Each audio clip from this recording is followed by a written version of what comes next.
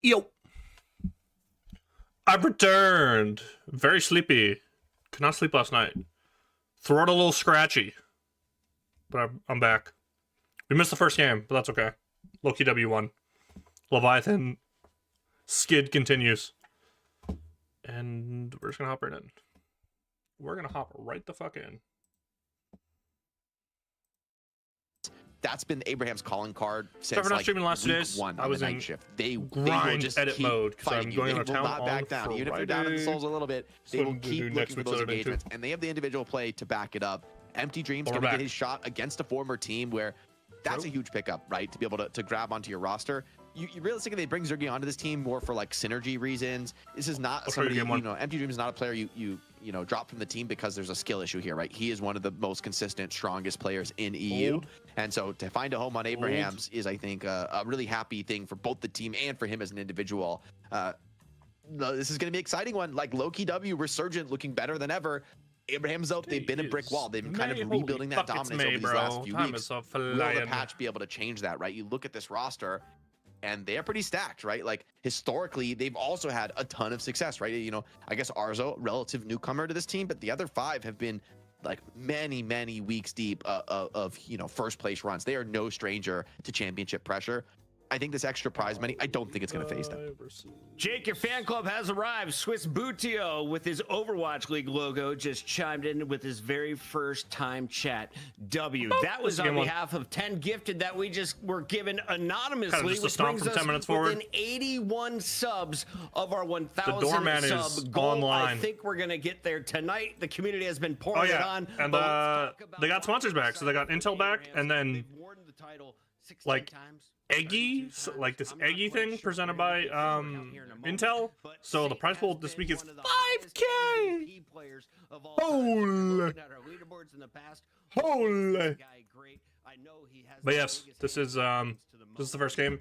So Doorman's like heavy climb to prio ever since the patch. Bro just does a lot of damage. Has tipped $100, I believe now. I did 30 with not a lot of money either. This is on 40K. Hoop might just be him, but opening rounds change really helped him. Just a lot of strong items that just he likes building. Spirit Burn, Balance are just strong items right now. 40 dudes is coming back. The new Reactive Barrier is really nice for playing into Mina and stuff because it procs on silences now. So even in NA, you're gonna see a lot of Doorman today. A lot of Doorman. How good is Kelvin's patch? I could swear he's insane. Big bag. Kelvin's pretty good. Pretty fucking good. He's like a good Dynamo match if you can't play Sinclair, so he's pretty good. He's just kind of hard to play in MM because synchronizing domes with noobs is kind of hard. But with the QOL change, you can always guarantee you get them in your dome. So who knows? I think he's pretty good though. But what makes this character fun to watch for you, and what makes him actually useful on a team? And like the impact Lash can have, I think the impact. Grinding? How many games, bro? You're going off. There's the tip coming on through. You can see on the screen. The bowling power he has as well, but I also really enjoy Jake's son Kaplan. Okay. Human ward in these games, and you don't really see a lot of heroes kind of fill that role. It gives you so much information. It's about how you use that information. Damn. And the ability to express. Did you notice any? I don't know if you would notice. Apparently, there was a lot of like weird MM changes that happened last week. So I was actually kind of okay with missing the last couple days. Like people were like D-ranking like crazy fast.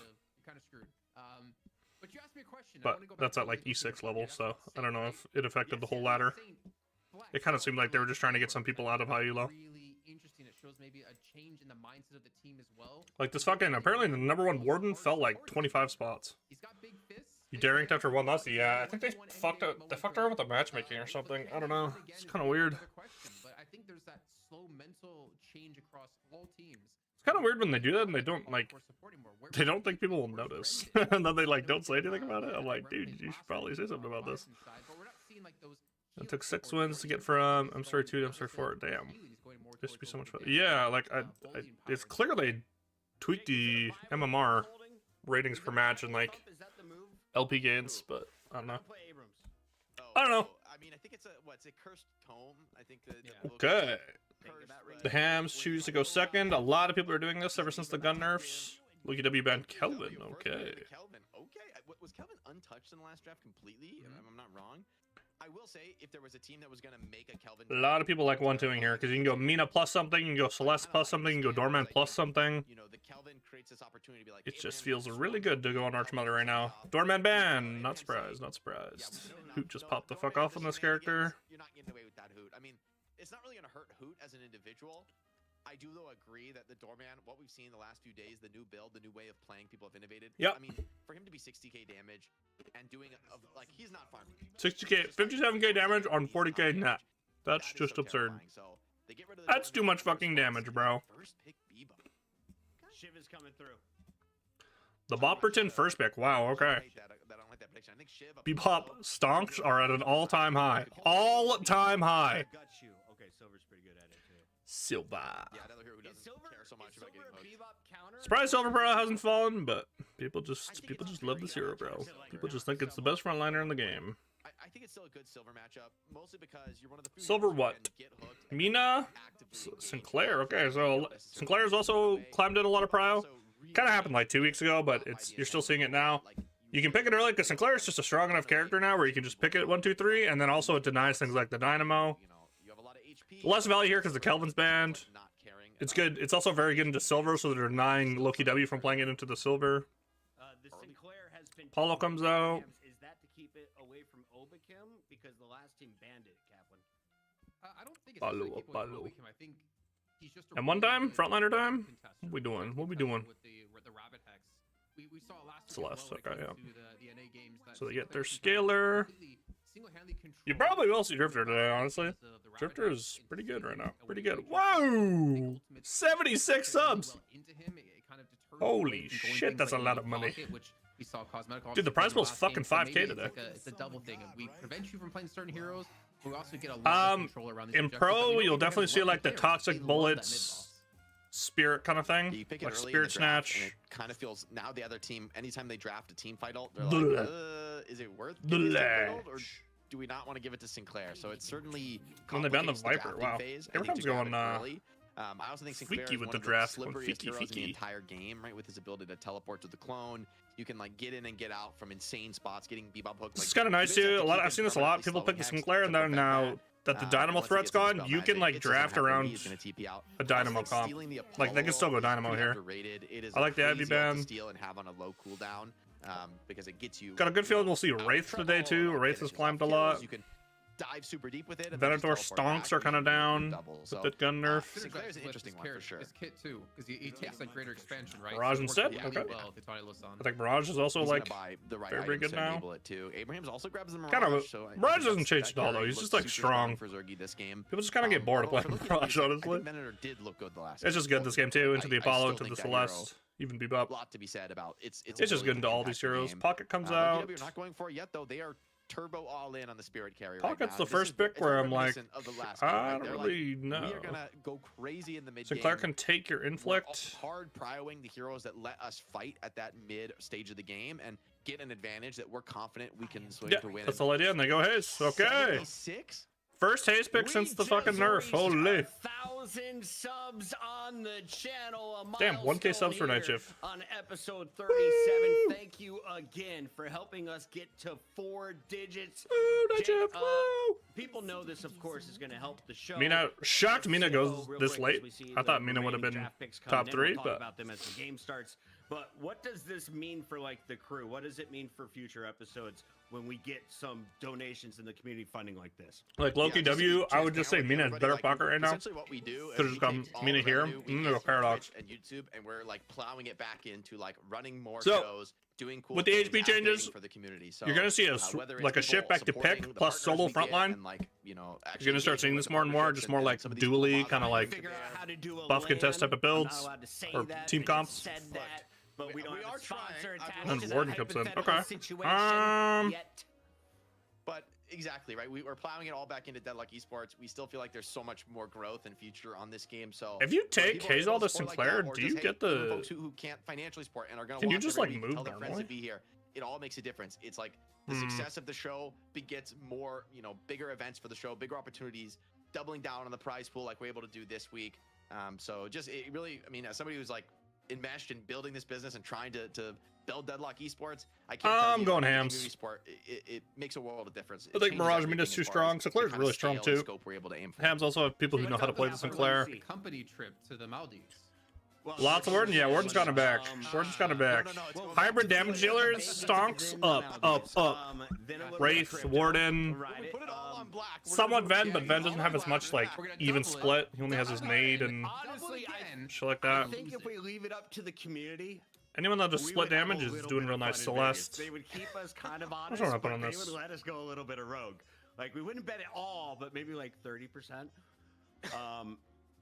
Think about it. Also, I was told it is let's do legal to 65. gamble overseas. So if there's any cruise ship that Ven does wants have true to damage, pick up it's true. players from Europe, pick up players He from does in North fact have the America, true damage. Do you imagine doing It's just when the game shifts back to pick and then like burst. Like look how much burst is in this game, right? Like Ven kind of struggles with that. Like if you're snowballed and you can get onto Ven, be nice. he really Return struggles. to get into this game. He just We've kind of got gets nuked, Lash out, we've especially got because he has less HP now. Sinclairs, we've got Silvers, Shifter split or Minas, M1 carry. Mirages, and The way it Paradoxes gets played going in up like pro against the is like Warden toxic crew. bullets Who's and then thicker? like Who's kind of gonna be spirit better in the early game?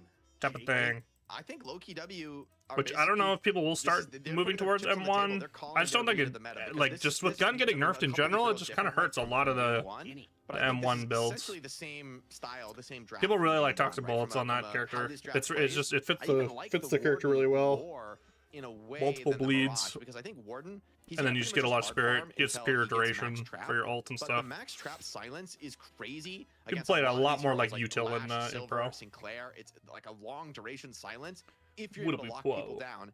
And the way they've been playing is like Bebop, Haze. These are heroes that are going to buy slowing hex. They're going to set up these initiations. Apollo 2.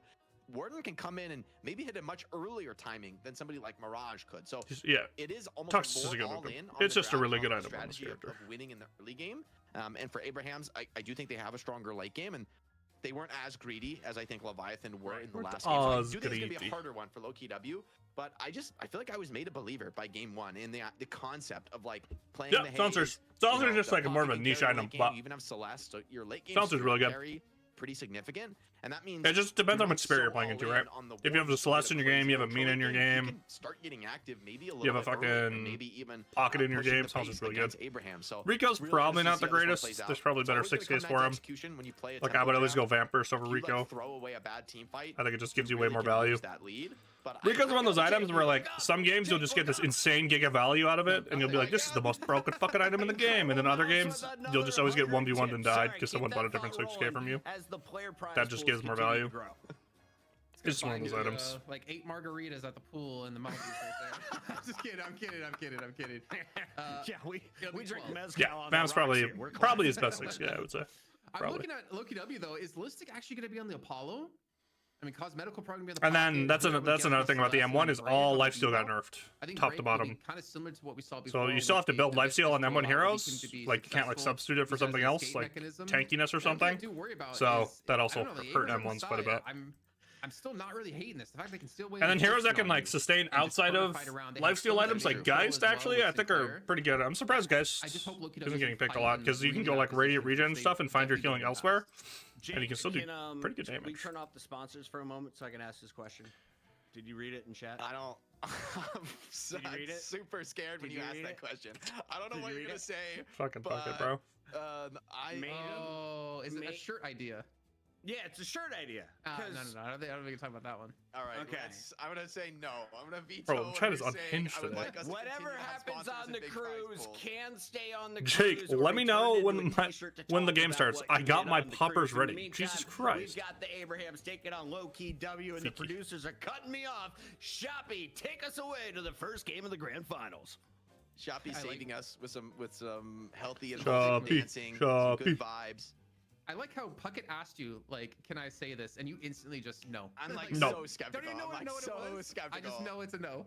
If you need to ask for permission, I feel like I'm scared. I'm scared, guys. I'm scared. I'm turbo focused on Another all Shoppy. lane. Holy shit, there's We're gonna Shoppies go. everywhere. We got two Shoppy hitting the Shoppies. dab on us. I mean, is it true Shoppy got trained in the dance? I'm not in 1080p. What the fuck? I need teddy bears from Star Wars. Ewoks, I think they're called. I can see it. I can see it. definitely a spicy one. Did I show my age there, Jake? You don't know who the Jabberwockies are. I have heard of the name. Jake doesn't know the Jabberwock? God, this guy's such a dancing zoomer. crew in like this MTV show way back in the day, and you would like dance battles, and like judges would choose who had like the best dance. It was like I don't know, like 8 or 10. We should have dance battles on this show. That's Warden Celeste, interesting lane into Lash Paradox, even more interesting lane. And then Apollo Bob into Sinclair, Mirage. These guys are gonna get poked to shreds. They just need to hit hooks with Apollo. On the cruise, you know, with like, Apollo follow-up. Like, Silver Mina into Haze. Punishment, you know, like a couple marks in you from the pool. 52,000. Holy fucking moly. Biggest prize pools in Strolly. I have one time. Love to see Intel coming back to support Night Shift. You love to see it. You love to see it. To be I fixed my locked webcam. in So on a bright. boat with many people. It's so fucking You bright. get to like go eat any time of the day. You wake up at 2 a.m. I could use some cookies and pizza. Guess what? There's I can cookies. do that at home, man. I'm an adult. I can eat whatever I want. There we go. I'm not That's 6, true. man. I don't have to wait for my mom to make dinner. But you don't have to go out and buy it. You can just like go get it. You know, it's like there. True. Damn, you got me on that one. I'm an adult. Like, crap, I didn't think of that. You got me You can there, eat man. whatever you want. This is revolutionary. What were we to play when I mean, the I don't have any servers died? cookies at home, but We were mid fucking DSL match when the servers I'll died. make you some I have some- cookies. I That have shit some triggered the gummy fuck out of worms me. Still. I could bust out a bag of those. Oh, wait, that could go crazy. Just have to remind myself not to eat the whole bag on air again because it tickled the back of my throat and I'm not gonna Made a lie, banger I'll intro go for the out. YouTube I video. went through that. Not all even the gonna event lie. I got in like 2 weeks, man. I was a fiend. I Yeah, we had could to not have replay. it in my house We wanna 'cause it was die. there Oh, yeah, too you were good, watching. man. I forgot about And that. Pre-workout? I'm not to be trusted. like that's a good course you pre-workout, can. honestly. Pre-workout more. gummies? Okay, Yeah. that goes kind of crazy. Get your blood sugar up. Get your blood sugar up. All right. I'm an adult. Somebody needs to clip it out for me. I need an to use that adult. for something. No, Get the Jason, fuck I'm an outta adult. I here. can have cookies and pizza whenever I want. I don't have to go to a cruise for it. You only on the ocean, only in international waters is it legal to in fact eat cookies and pizza. I mean, you really gotta watch yourself. Yeah, bro. Stay covered out there. I abandoned one of the URLs and they were gone forever, but now every time I get a new one with a new URL, I'm like, fuck. They literally just have like thousands of URLs and I just have to keep banning like the link in my ban terms over and over again. 290 coming in from your support of you guys at home. Oh, nice fucking hook, bro. Zarso does get hooked in initially, and it will actually be Listic on the Bebop. I thought it was going to be Vrake, actually, and Vrake's going to be over on the Apollo. This makes sense. I mean, Listic's like the Bebop man's. Yeah, and some aggressive trades. Food on Celeste. Really trying to put the screws to Listic. Obi Kim's going to be playing the Haze, so this is a PKs. It also means Apollo gets some pretty aggressive Tass trades. here, Very high Dreams health here, total. I makes think this is a everything else character make that sense. really likes to be dominant and aggressive in the lane, right? A high HP total is going to really assist with that. Let him put that HP to work, getting under the walker, popping those mystics. So I guess ours always like an M1 player. Don't expect there to be any crazy advantage in the early more I lane see him phase. I play. think teams at this level, they're just too careful, right? They're too good at playing defensively, holding the towers. Well, Sonya's like You're playing more probably flex gonna now. need to see Sonya used to ults be come their like online or M1 big person roams forever, before but more than he's maybe like- a he's pickoff playing here and everything there now. can certainly help. Obviously, finding first blood is always a nice little boost for teams. all right, Celeste Celesting, stealing every box in the entire game. Every time there's a new patch, I'm like trying to play Warden. Sorry, I'm distracted by Sana Sniper Empty.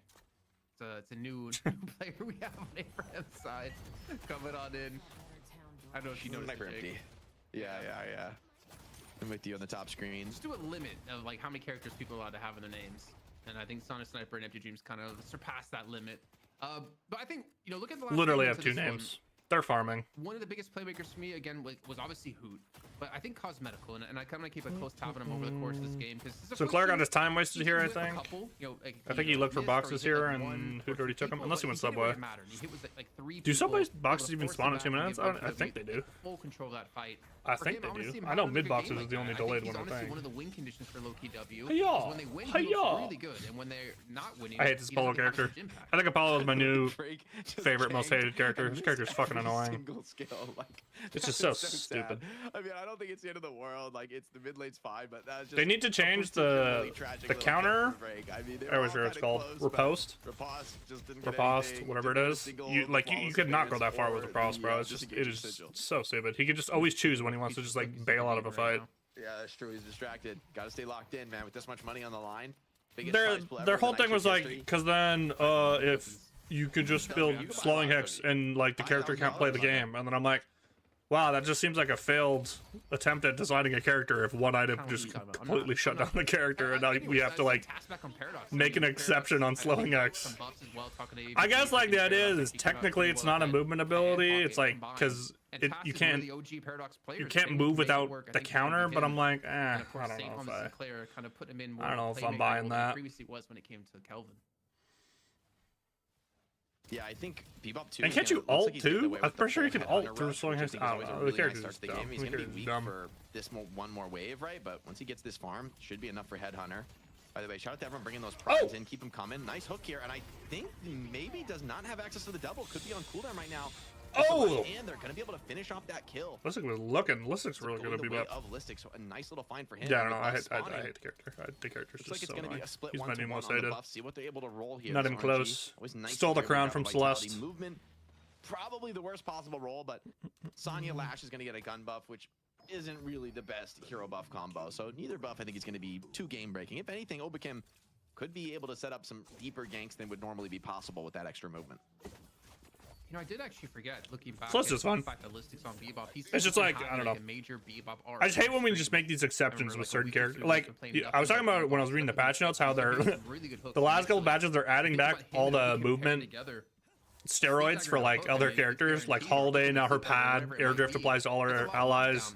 Paradox got her air distance drift back because we have this character in the game now that just like gets every movement advantage ever, and now we have to look at other characters again and be like, oh, we should probably give this back to this character. Does he have the skills to be able to slip away from this one? Looks like with the rake missing, it's like, yeah, that probably makes sense. That we should at least have characters that can somewhat match what this character is doing, or at least not just able to get that rake. Make sure she can free get away every time. Affliction is out. It's on together. It was interesting because they made that mistake with Mina, and then they made the mistake again on another character, and I'm like, okay. Mina, you can at least slowing X. With ultimate, doesn't really want to force. You have to get knocked down for fucking Celeste, and then by the time you get knocked down, she just has the spell, so it's like, that TP would have been enough to shut down Obakim. Okay. Maybe a tower dive to be coming in. Bro, Haze is going opening rounds. Okay, so this is, you're gonna see, this is gonna be the new #1 item this week, by the way. Literally every character in the fucking game is building opening rounds. Another hook this time onto Arzo. I think it's a stolen Tani Losan coming on through. Tani Losan hit 3. Sonya has gun buff here. Sonya's gonna be going the gun build too, by the way. So they're actually their damage balance is actually really good. The last gun build is just too good. Doorman, yeah, it's perfect for Doorman. It's literally perfect. It's part of why Doorman's pick rate is just like skyrocketing. Anything with low velocity, it's a huge dub for. Either one wants to make a mistake. Lash willing to take some trades, but Celeste is a pretty scary hero to trade with, right? With that Spirit Lifesteal. Off with the first kill can be quite threatening. Cold front rush from Mr. Hoot is going to be good. Boys finna get active. Well, picking up that finish kill, always a nice one to find on Mirage. Like and Curse from Silver, she's gonna be happy about that. First time I haven't seen a Silver go lock in a long time. I think people are kind of done with the locket thing now. It looks like the tower. How people are on return fire. Yeah, big push. Silver does deceptively high tower damage with this. Like. And then Battle Vest is climbing probably a ton too because of the amount of opening rounds. Just having like bullet resist is just super nice when everyone just has like more weapon damage. So a lot of people are going Battle Vest now. Get his ass! Get his ass! Oh, this is massive because I believe, okay, they don't defend the Guardian. Mirage is TPing off it, which I just think is more than enough. Mirage TPing in actually just to save Mina here and might be able to turn things. I mean, I guess it's fine. They're Lost Guardian. He can kind of just swing the side map. Why not? Gonna shut him down and surely dead to rights here. Dream's gonna pick up that finish. Duration extender. Interesting. Run down there, and even Obakim came into this. But we really don't want suppressor this game though. Gonna get run down. Really? To be able to move his way really? We don't want the suppressor, Arzo. Really? I think he may have done just that. Do you, King? With the center spawn on him, Obakim's actually sticking around here towards this left-hand side jungle. Gain some information. They maybe can pull off the kill here because they caught out by Together. Bolo's gonna connect. Oh, I miss watching PKs, bro. I miss watching this shit.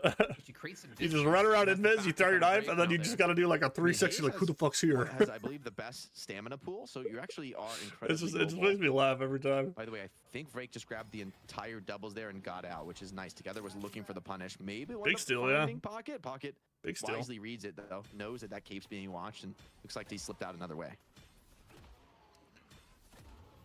Good invade, though, to take Silva listeners from in the Loki close W. quarters. You're together, who's just Wow, been he's just like around the map quite a bit.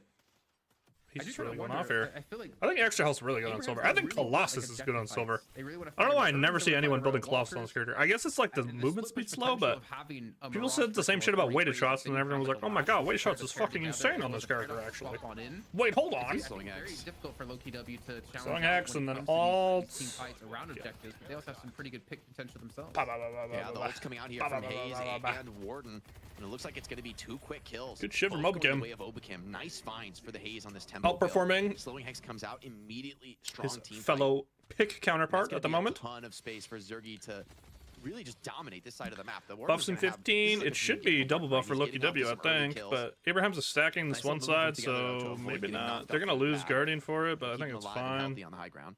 But with buff spawning, it's going to be looks like a bit of a brawl here on this left side. Dude, Lisic's just popping off today. Nowhere to really escape because your assistant's there on the buff anyways. Together gets spirit buff on in. silver. It's Okay, on the well, right that's hand not. side. It's going to be casting for together. Not So this great. time catches onto 2, though it might cost the life of Sonya's sniper down to 100 Ooh, Sonya lived. HP, using that ground strike just to get away. All right, Loki W, get pick up. The mini map, Loki Zergy gets a vitality buff. They has spawned on in. God, head and up, like. Vibrate. Okay, I think Headhunter is finally. I think its raid is finally over. If people are learning just to like rush Headhunter on gun debuff, I think its raid is finally over. Satan trouble ticking down, but Just Mirage dodging patch finds a after fight into this patch one, and maybe for nerfs. Cosmetical will get punished. Cosmetical is kind of getting fucking farmed right now. I'm not gonna lie. He's gonna get away from this one as well. Kill-wise, it's a winning trade for Abrahams, but it does give earn control into a lane where. As far as Warden Zergy is wasn't like dominating, hard it's pushing this very lane, scary so to this come is just pressure free the drop Warden, off. But especially with maybe vitality they buff, know so it's just free anyways. looks kind of like a free dunk to meet here, Jason. So I think in the end, it is actually a win for Loki Yeah, W. it's just free anyways. Yeah, It doesn't matter. I don't really think there's any contest. This is the new sponsor, Eggy something. So they turned the Erd into an egg. It's presented by Intel. I don't know what it In is. this right-hand lane, Loki has been fighting with a 5-man squad away from him. No one's really been able to. I like the heal contest being against by him. from No Mr. one's even Apollo. hit the 10K mark on Abraham's side, and I I like do it, I wonder like it. how are they going to leverage his soul lead into objectives or into advantageous fights? Are they going to keep letting him farm up? Are they going to force fights around like mid boss? Are they going to force that Walker to Look go at this on Celeste down? character, bro. I Just think runs there's like a lot of Guardians. choices Loki W can make here. Doesn't get this one though. Mirage actually able to push the Celeste off. You basically have to go max flask first on Warden to just he's farm just efficiently. It's letting basically Pocket take it. necessity, especially when you buy Quicksilver Reload and maybe Surge of Power. You just Great use of basically cape need, there. Just dive the guard, 1 HP Guardian, shoot it, go back to cape. That's when I expect Zergy to start showing a little bit more. All right, Loki W going for their double steals now because they got their double stolen. This is a incredibly aggressive move, and even though he's Rabbit Hex, he's still bullet dancing on Sage. Did not know that's how that interaction works. I guess that makes sense. Your ult just goes through Bunny. I guess I kind of did know that. Beam works like that too with Kelvin. Your beam keeps going even if you get bunnied. 12 minutes in. This is a phenomenal start out of Loki W. If they can keep this momentum up, Phenomenal. keep Abraham's honest. Boom, look at that. See how quickly this soul difference has grown in what, the last 2 minutes of time? Yeah, I mean, this is basically shades of last game, right? It feels like the same story. That's what they're talking about. Draft Loki W is like draft seem to be scrapping right now, so I'm glad they were down to fight even on that stack side. They want earn pickup, they want earn drop off, they want to be tempo kings. The fact that he's able to go with this aggressive gun build, like Abraham's constantly on the back foot. Like you've got to be pretty scared of like trading with this Bebop in the lane. And I mean, Lash is like throwing some harass out, but ultimately you're the guy standing here hitting creep. You see what? You're the stronger one in the lane. Not to mention Boots also by his side. I don't know if the message in son. I can see it due to your webcam. It's the only message I see. Really deep rundown. He's My gonna chat's get bugging. swapped in silence. The spell magic is gonna get him out, and I think Hood might be out. They maybe still look for the rundown, but Celeste is Oh, just Lamau. she's so mobile. My bad. They're not even gonna try and chase it. I mean, how do you even slow I didn't think about that. Or not slow hex, sorry, Rabbit Hex. You saw It was just showing this. Saint Poe They just in the last like 3 minutes they just spiked from the no earth. way to actually get locked down. As another bolt dance coming on through with the warp stone, trying to take down this Mina. Empty Dreams is really low on health. He does have backup there though, so I'm not 100% sure he's gonna be able to get this kill. If anything, I think Empty Dreams is gonna be able to escape this one. It's Yeah, they might- who needs to run. Might be able to turn it around on him, but he's healthy. He's Yeah, in busy like we out were of watching Warp what happened. It was Stone. Just getting away with that is it was just them nice. getting the Triple urn really lash more than came in. anything. And getting Warden's gonna kills. throw the ult out to get the extra Warden's resistance. dead. Needs the heal from the Ooh, creeps, 40 but seconds on actually Zergy. together is Ooh. here, and first time Zergy really show me over here. Show me over here. What's happening over here? Show me this. Show me this. For it. So a big mistake from the most farmed hero in the game right now. Bucket kites out. Nice find. Can LokiW find anything off that tempo advantage that a lot of heroes showed defensively? A lot of people here, bro. There's a lot of fucking people here. To look for a fight, but Mirage standing pretty tall here. Wow, no one dies on that side. That's kind of crazy. Actually baited Center's respawning on this left side. Warpstone under the walker trying to take down Empty Dreams. I think Zergy rotated Block it, dispel, K-Dash. What is Arzo cooking? Kind of unfortunate. Does this guy have the new tech? Am I just a noob? I think you really He's gonna go recharging rush. To not die while ahead, because not only are you not charging rush is good. You're also dead for a lot longer, and there's catches up. There's a lot of items I do not see a Mirage usually in here. Yeah, that definitely is going to hurt the game. I still think you're in the driver's seat. Is it true that right lane always wins? I don't think so. I don't even know what that really means. Success, finding the right kind of a team fight to start. Those Haze ultis I don't think really so. Scary. Like historically, this hasn't been the strongest ulti until the ultra late game. Your lane is like really making it work with this. It's like that 2v2 matchup that matters more than anything. Doesn't really matter what side. Like Toxic Bullet's gonna be the right wave. I've heard people talk about that stuff in quite a while.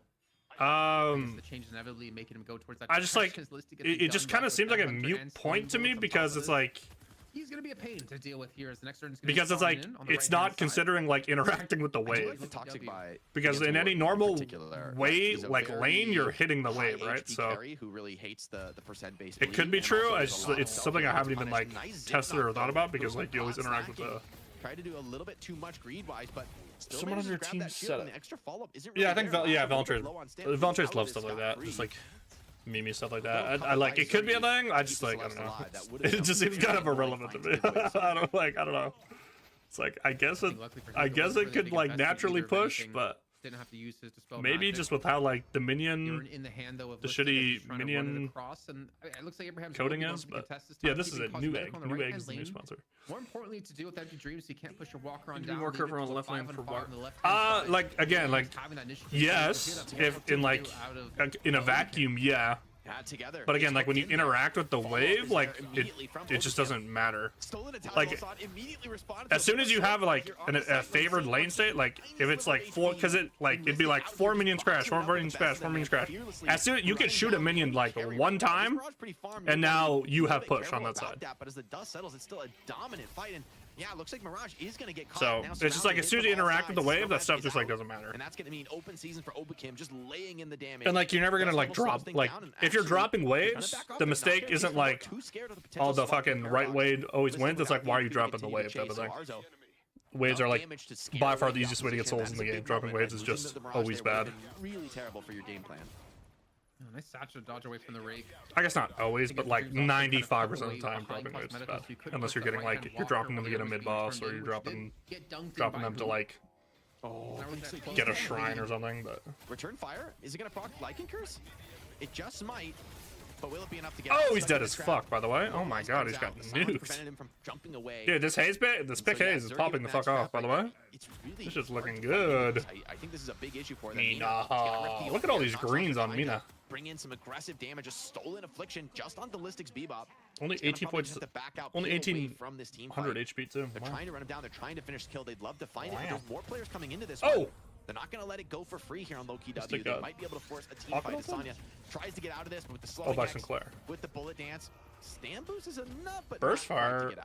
Dude, this build is. I like this. This guy's cooking with this build. I like this. Into curse. This is an OG pick haze build. Narza now down to about 700 HP. Who's trying not to give this one up, but Together's gonna be coming in back in from the zip line as well as Task rotating on forward here, and who's gonna have to. I think it was toxic bullets before recharging rush to get a spike. The max gen.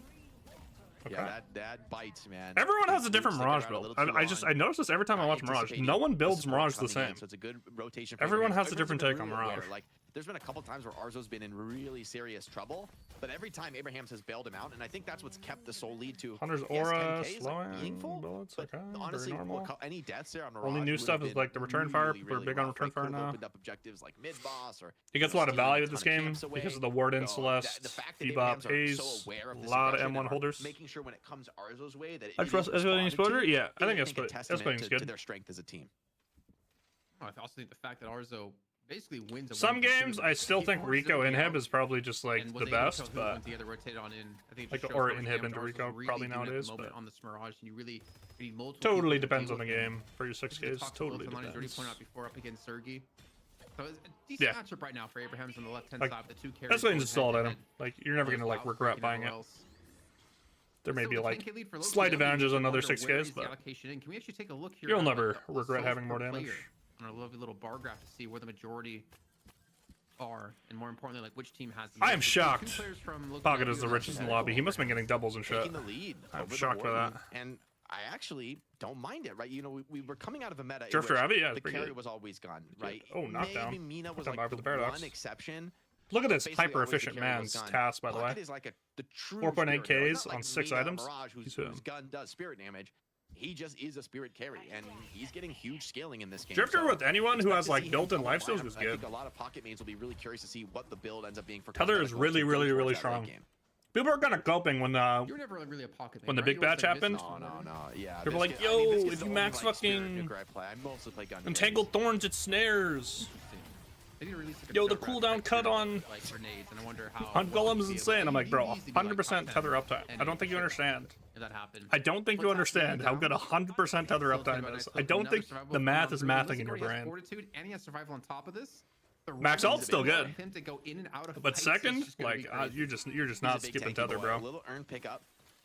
Looks to be grabbed for free here as the golden egg is going to go I on got you, the bro. back of Celeste, who's I one can of our take your best Shallower. earn running heroes, right, with that I got you. improved air movement, nice little the wall bounce. Look at this dude. Look at this dude. Yeah, this character's balanced. Yeah, this character's cool. A little awkward around the mid, but yeah, no, this character's super balanced. Yeah, we should really take away Viscous Ball Tech because it's super unhealthy for the game. Yeah. Yeah, Viscous Ball Tech's just so like it's just not fair, man. You know, it's just so unfair. Oh, he got the urn. What the heck? Oh, actually, you know what? People showed up, so he's just gonna wall bounce a couple more. Oh, and he got urn. Wow. Bro, it's so unfair. It's so, I get it's cool, but it's so unfair. Like, it's so unfair, man. Yes, he does take out cosmetical finds to finish. I don't know, man. Yes, you did shut down Zergi's ward. People complain about the Viscous Ball thing, and I'm like, bro, you're using your ultimate cooldown, though. Like, it costs something. Celeste just gets to just do that for free, bro. Oh, for sure. I think the response Mid-boss, man, like, was the Sonic Sniper still pushing Walker up. This is like Team Evil. Loki W's comp is just like Team Evil. They just have everything evil in the game. Good swap by Tass. Oh, big parries from Tass. Holy shit, Tass is him. He parried him again. Oh no, he got parried. Okay, that was huge from Tass though. That was a big swap. Tass did so well to mitigate that, but big swap. The one Rouge with Abraham's grab is already Loki W's waves are hot garbage right now, by the way. They need to get out like quick. Mina's already looking on left side. Inflict comes out. Did that Inflict just whiffed? Yeah, I think that Inflict just hard whiffed. Everyone's on the 40 dudes now. I think it's good in pick meta. I think it's good. You just want to stay on the map. Might even be able to grab one more walker, finish off the job that Sonya started earlier on. Honestly, for Abrahams, this is a fat fucking dub. Fat dub. Tass steals a rejuve. No one else dies. They got a walker. This is a fat dub for Abrahams, all things considered. On the left or the right hand side. I mean, Zergi is still formidable at 24,000. But we can make it Mina though. To be able to get a walker for himself. Hooked the first time. Not gonna quite connect though. Very hard to hit a Mina, obviously. Yeah, insane hook. He's out of there.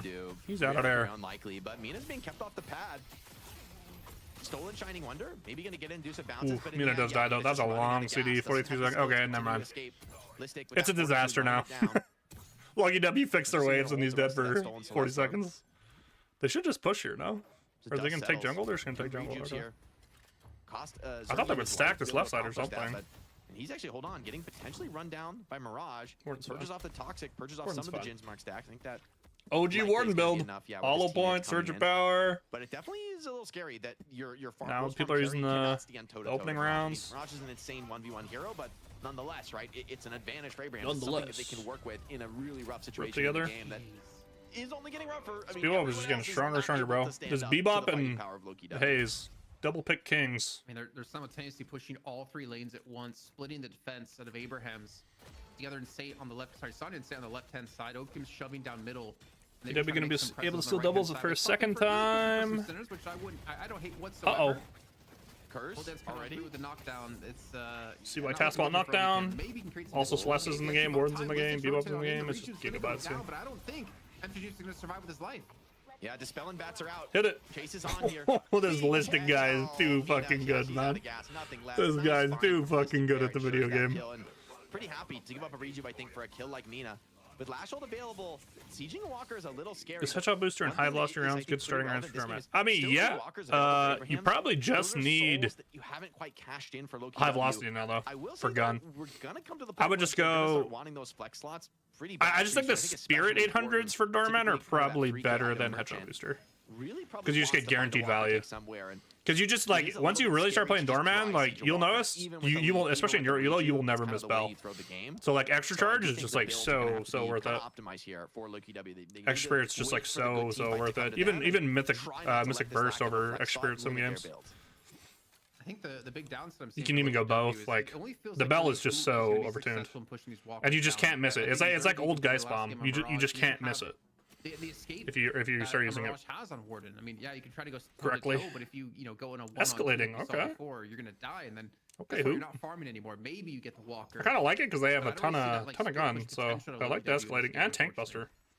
Hoot's always got unique builds. I love watching Hoot build. He's always got his own take on shit. All right, Loki W's gonna get pick up again. Pocket when he just capes away, he should be just fine. So.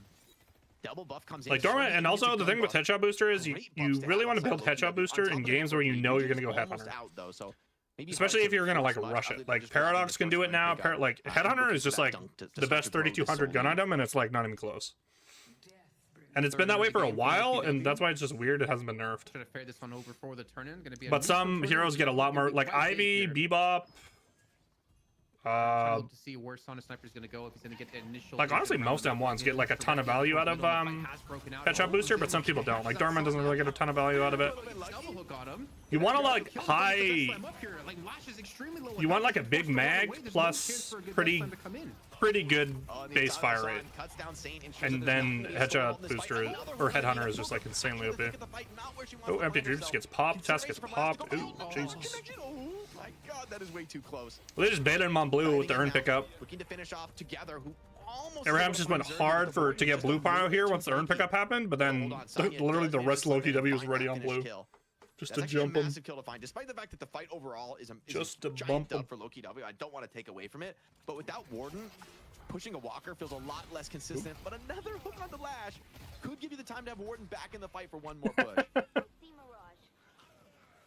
The universe, it's breaking. Don't go near it. I gotta say, don't go near that, whatever it is. The universe is collapsing. I am a little bit surprised that we haven't seen any Walkers taken just yet from Loki W, and with those Rico this game from Mirage, I think it's good. The lead has exploded to 25k now. Do I like the Rico? With one Walker in the mid lane going down, maybe that's all we're gonna see for now. But like they're just gonna like hook you, and then Warden's gonna run at you, so that's gonna run at you. You probably get value. Right now, 30k. It's probably good. Minutes in for Loki W, probably the biggest lead they've had against Abraham. Really Spirit Burn for the Pocket, also good. Yeah, the patience Unstop, for these Walkers has absolutely been rewarded. Like they haven't worried about it. They haven't tried to force a push. Why are we doing that? I don't even think he's for mid control, I guess. And I actually think it's worked out really well. Yeah, they don't actually have like really good mid secure except for the Apollo ult, so maybe just unstop for that. I don't mind that. Also bunnies for mid, like you can get bunnied super easily, so it just guarantees you getting your ult off. Buys you just enough time, movement speed, and healing to be able to slip Giga metal skin game for anyone that Abraham's this game. Giga game for it. Ultimate here, so in the end though, it's Obakim. Like, he's playing a tempo ways. He's kind of willing to throw that out speculatively. All the Zerlo Arzo is like he's staying wealthy, bro. The bigger problem is the Mina's kind of poor and the silver is in straight poverty. I mean, we talked about Abraham's before. You do not want your silver to be in straight poverty. For contests on this, but this lead of 30k, man. I mean, yeah, like ballistic. Okay. Get a rabbit hex off, but I also don't. I'm surprised more people didn't build ballistic on Paradox. It's just like objectively really good. Don't go near. It's gonna be there the rest of the game. I'm pretty sure. Yeah, you just don't force it though. Like anyone with like an AOE ability, it's just so good on. Force a fight on mid boss until Saint is dead. A lucky shot on the Bebop. Oh my God. You know, with this lead, we've peaked. Pretty scary, but I think the way Loki is playing, the gun Bebop has peaked. The fights, right? And I think it's worked out well for them. There's not gonna be like pretty much just silver building resist, right? Like you get a lot of lucky shot value. The way you lose this game. And Listic has also had Sonya's number in a crazy way. Oh, Listic hits another fucking hook. I have literally seen this guy miss one hook this game. Oh, he hit him again just cause. Doesn't come out in time though. The explosion just comes in out of nowhere. Third of the HP. Sinclair huge. I actually only hit 2. It looked huge. I thought he hit everyone. He only hit 2. Oh, Listic, what are we doing, bro? Kill from Sonya steps up. A bad rotation from Listic. Took a aggressive path there and gets cut down. Still an affliction on 3. Mid's up here, by the way. Neither of these teams want to fight Mario. They just leave. They'll take a 1-for-1 at this phase of the game. I think that's absolutely fine. It had to have been intentional because I think the Rabbit Hex came in to force out or prevent any counter spells from being used for that affliction. Like Cosmetical being the richest on the side of Loki W is not great. It's not great. Counterspell after the Rabbit Hex. We're approaching like 30-35 minutes, and then like debuff can come in, and the pocket's not gonna feel as good. But still, train 1-for-1. I think it prevents Abrahams from going. And he went unstop, so he can't double out with Refresher either. That might be the play for Abrahams if they continue to fall further and further behind 31k now. You might just have to go for a Hail Mary. He'll eventually be able to get it, but this is the lash build now. This is the gun lash build. Everyone builds this. It's just too good. Gets unstopped for mid control. Cosmetical at 40,000. Has he even died this game? I wouldn't be He surprised. gets guaranteed death slam throws if the bunnies go out on mid. Stable on pocket. I really feel like this team, they're playing for the pocket as kind of the ultimate. Good as ass. Good as ass. That's a dead Celeste, brother. That is a dead Celeste. Nice potential catch onto Celeste. Some concussive shots slowing her down. Mirage getting a couple procs on her, and Sonya even Hoot can't get out of that one. Hoot does go down. I think it. A secured buff grabbed by Give it to Silver. I mean, I guess, right? I mean, I guess. Much harder to burst together down, which has kind of been the way some of these Silver's ever to deliver this urn, this is big value. Liking curse off. She gets a lot of buffs here. Favored urn turn in. This is a nice little comeback moment for Abraham. Yeah. This is gonna. Like I'm saying, bro, they're in this. Arzo's still farming well. Like they're in this game. It's definitely gonna help. This game is not over. Though I thought we were gonna see maybe Lokutobi go for the contest. Much better, like getting a blue control this time. Remember, had Suge? They just put the Mina there, who could just clear it and get out. I thought he was if anyone actually shows up, where are you going, bro? Okay, together, free out the turn. Oh, they got the intel symbol on the comeback right now. Look at that, gold graph. Look at that, coming back. Still, they're coming back. The Tyler-Son's pretty meaningful burst, especially if you're afflicted, right? It really gives. That was a lot of buffs for sign to just go crazy for Mr. Together. A lot of buffs. A lot of buffs. Should give a lot. Can we get rid of the gold graph and put him back? Move! A little bit more consistent. Hey, I want to go there. And even just getting the damage down in the first place to pop that Lycan transformation. Thanks. And with 40k Mirage on fire, like with Arzo's stability in the early game, it feels like it is paying dividends now to keep you. Okay, Arzo needs inhib by this point, though. If he doesn't have inhib, could have I'm a gotten little out of concerned. control, and it didn't, largely thanks to the stability of this Mirage's game. Like, gonna be a delayed Yeshef for the Mina. Kind of spooky in a game like this. Just sort of stand here with the bebop, but take him while your team fights. Like he you can get like invis knifed. Max Gen Smart procs. I feel like he has the space as well to play from the back end. Good warp zone from Obicam. They had no idea where he went. They thought he went subway. Nelson coming on out here out of Empty Dreams. Yeah. Oh, he almost got hooked and died right there. He almost proved my point immediately. Still died though.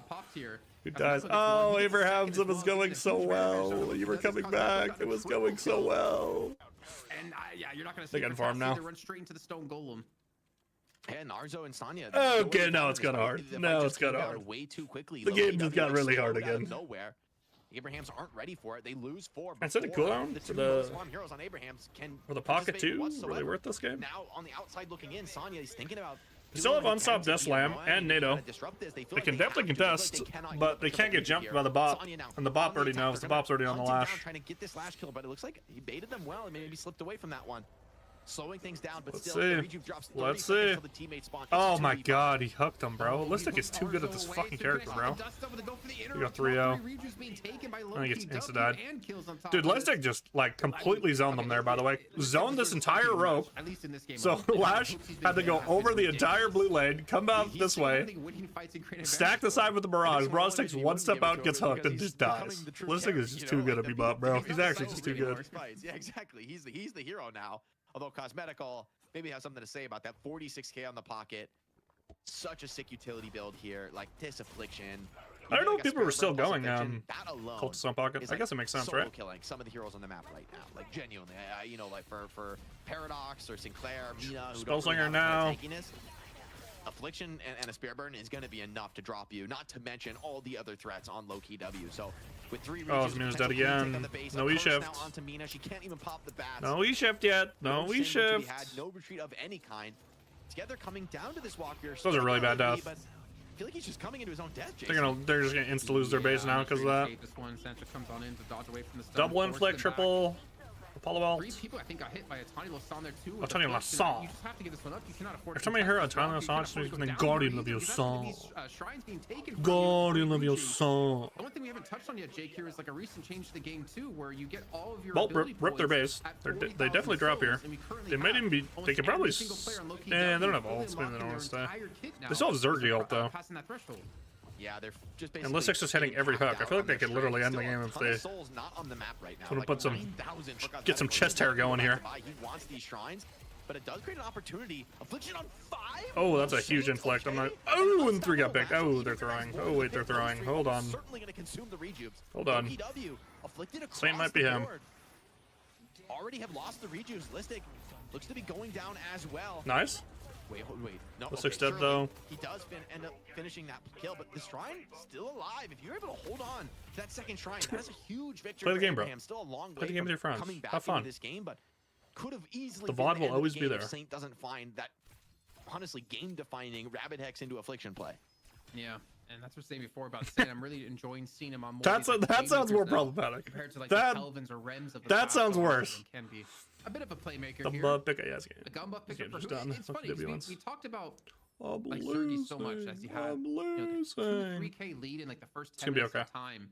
But honestly, most of the talk This has is been on the- Mystic this and is Cosmetical now. Your Cosmetical page on player is 51,000 souls. spreading their wings. Mystic at 40K with these hooks It's have their been moment. just decimating Abraham. Hear a bullet dance. Yeah, he might be going down for this actually. Oh, but got the you can see, swat. Diaz behind him. Oh, hoot whiffing ball Miss is Shining not Wonder. good. Maybe that's a Lysic's go still sign here. dead, by the way. They're playing really Come forward. together, but he doesn't want to go too deep. Knows there's a huge Cosmetical damage up against dies, this. it's Cosmetical on really surge bad. of HP.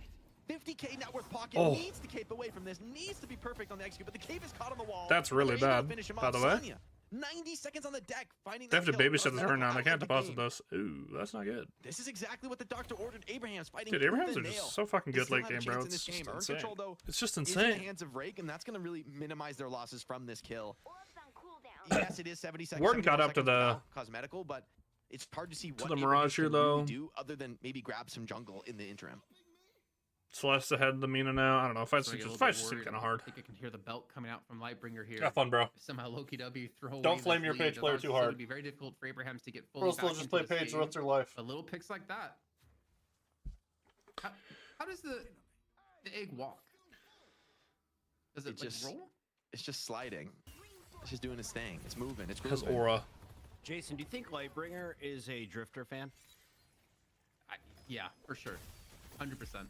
This man does not own a light in his room. The only thing that lights up his room is his monitor.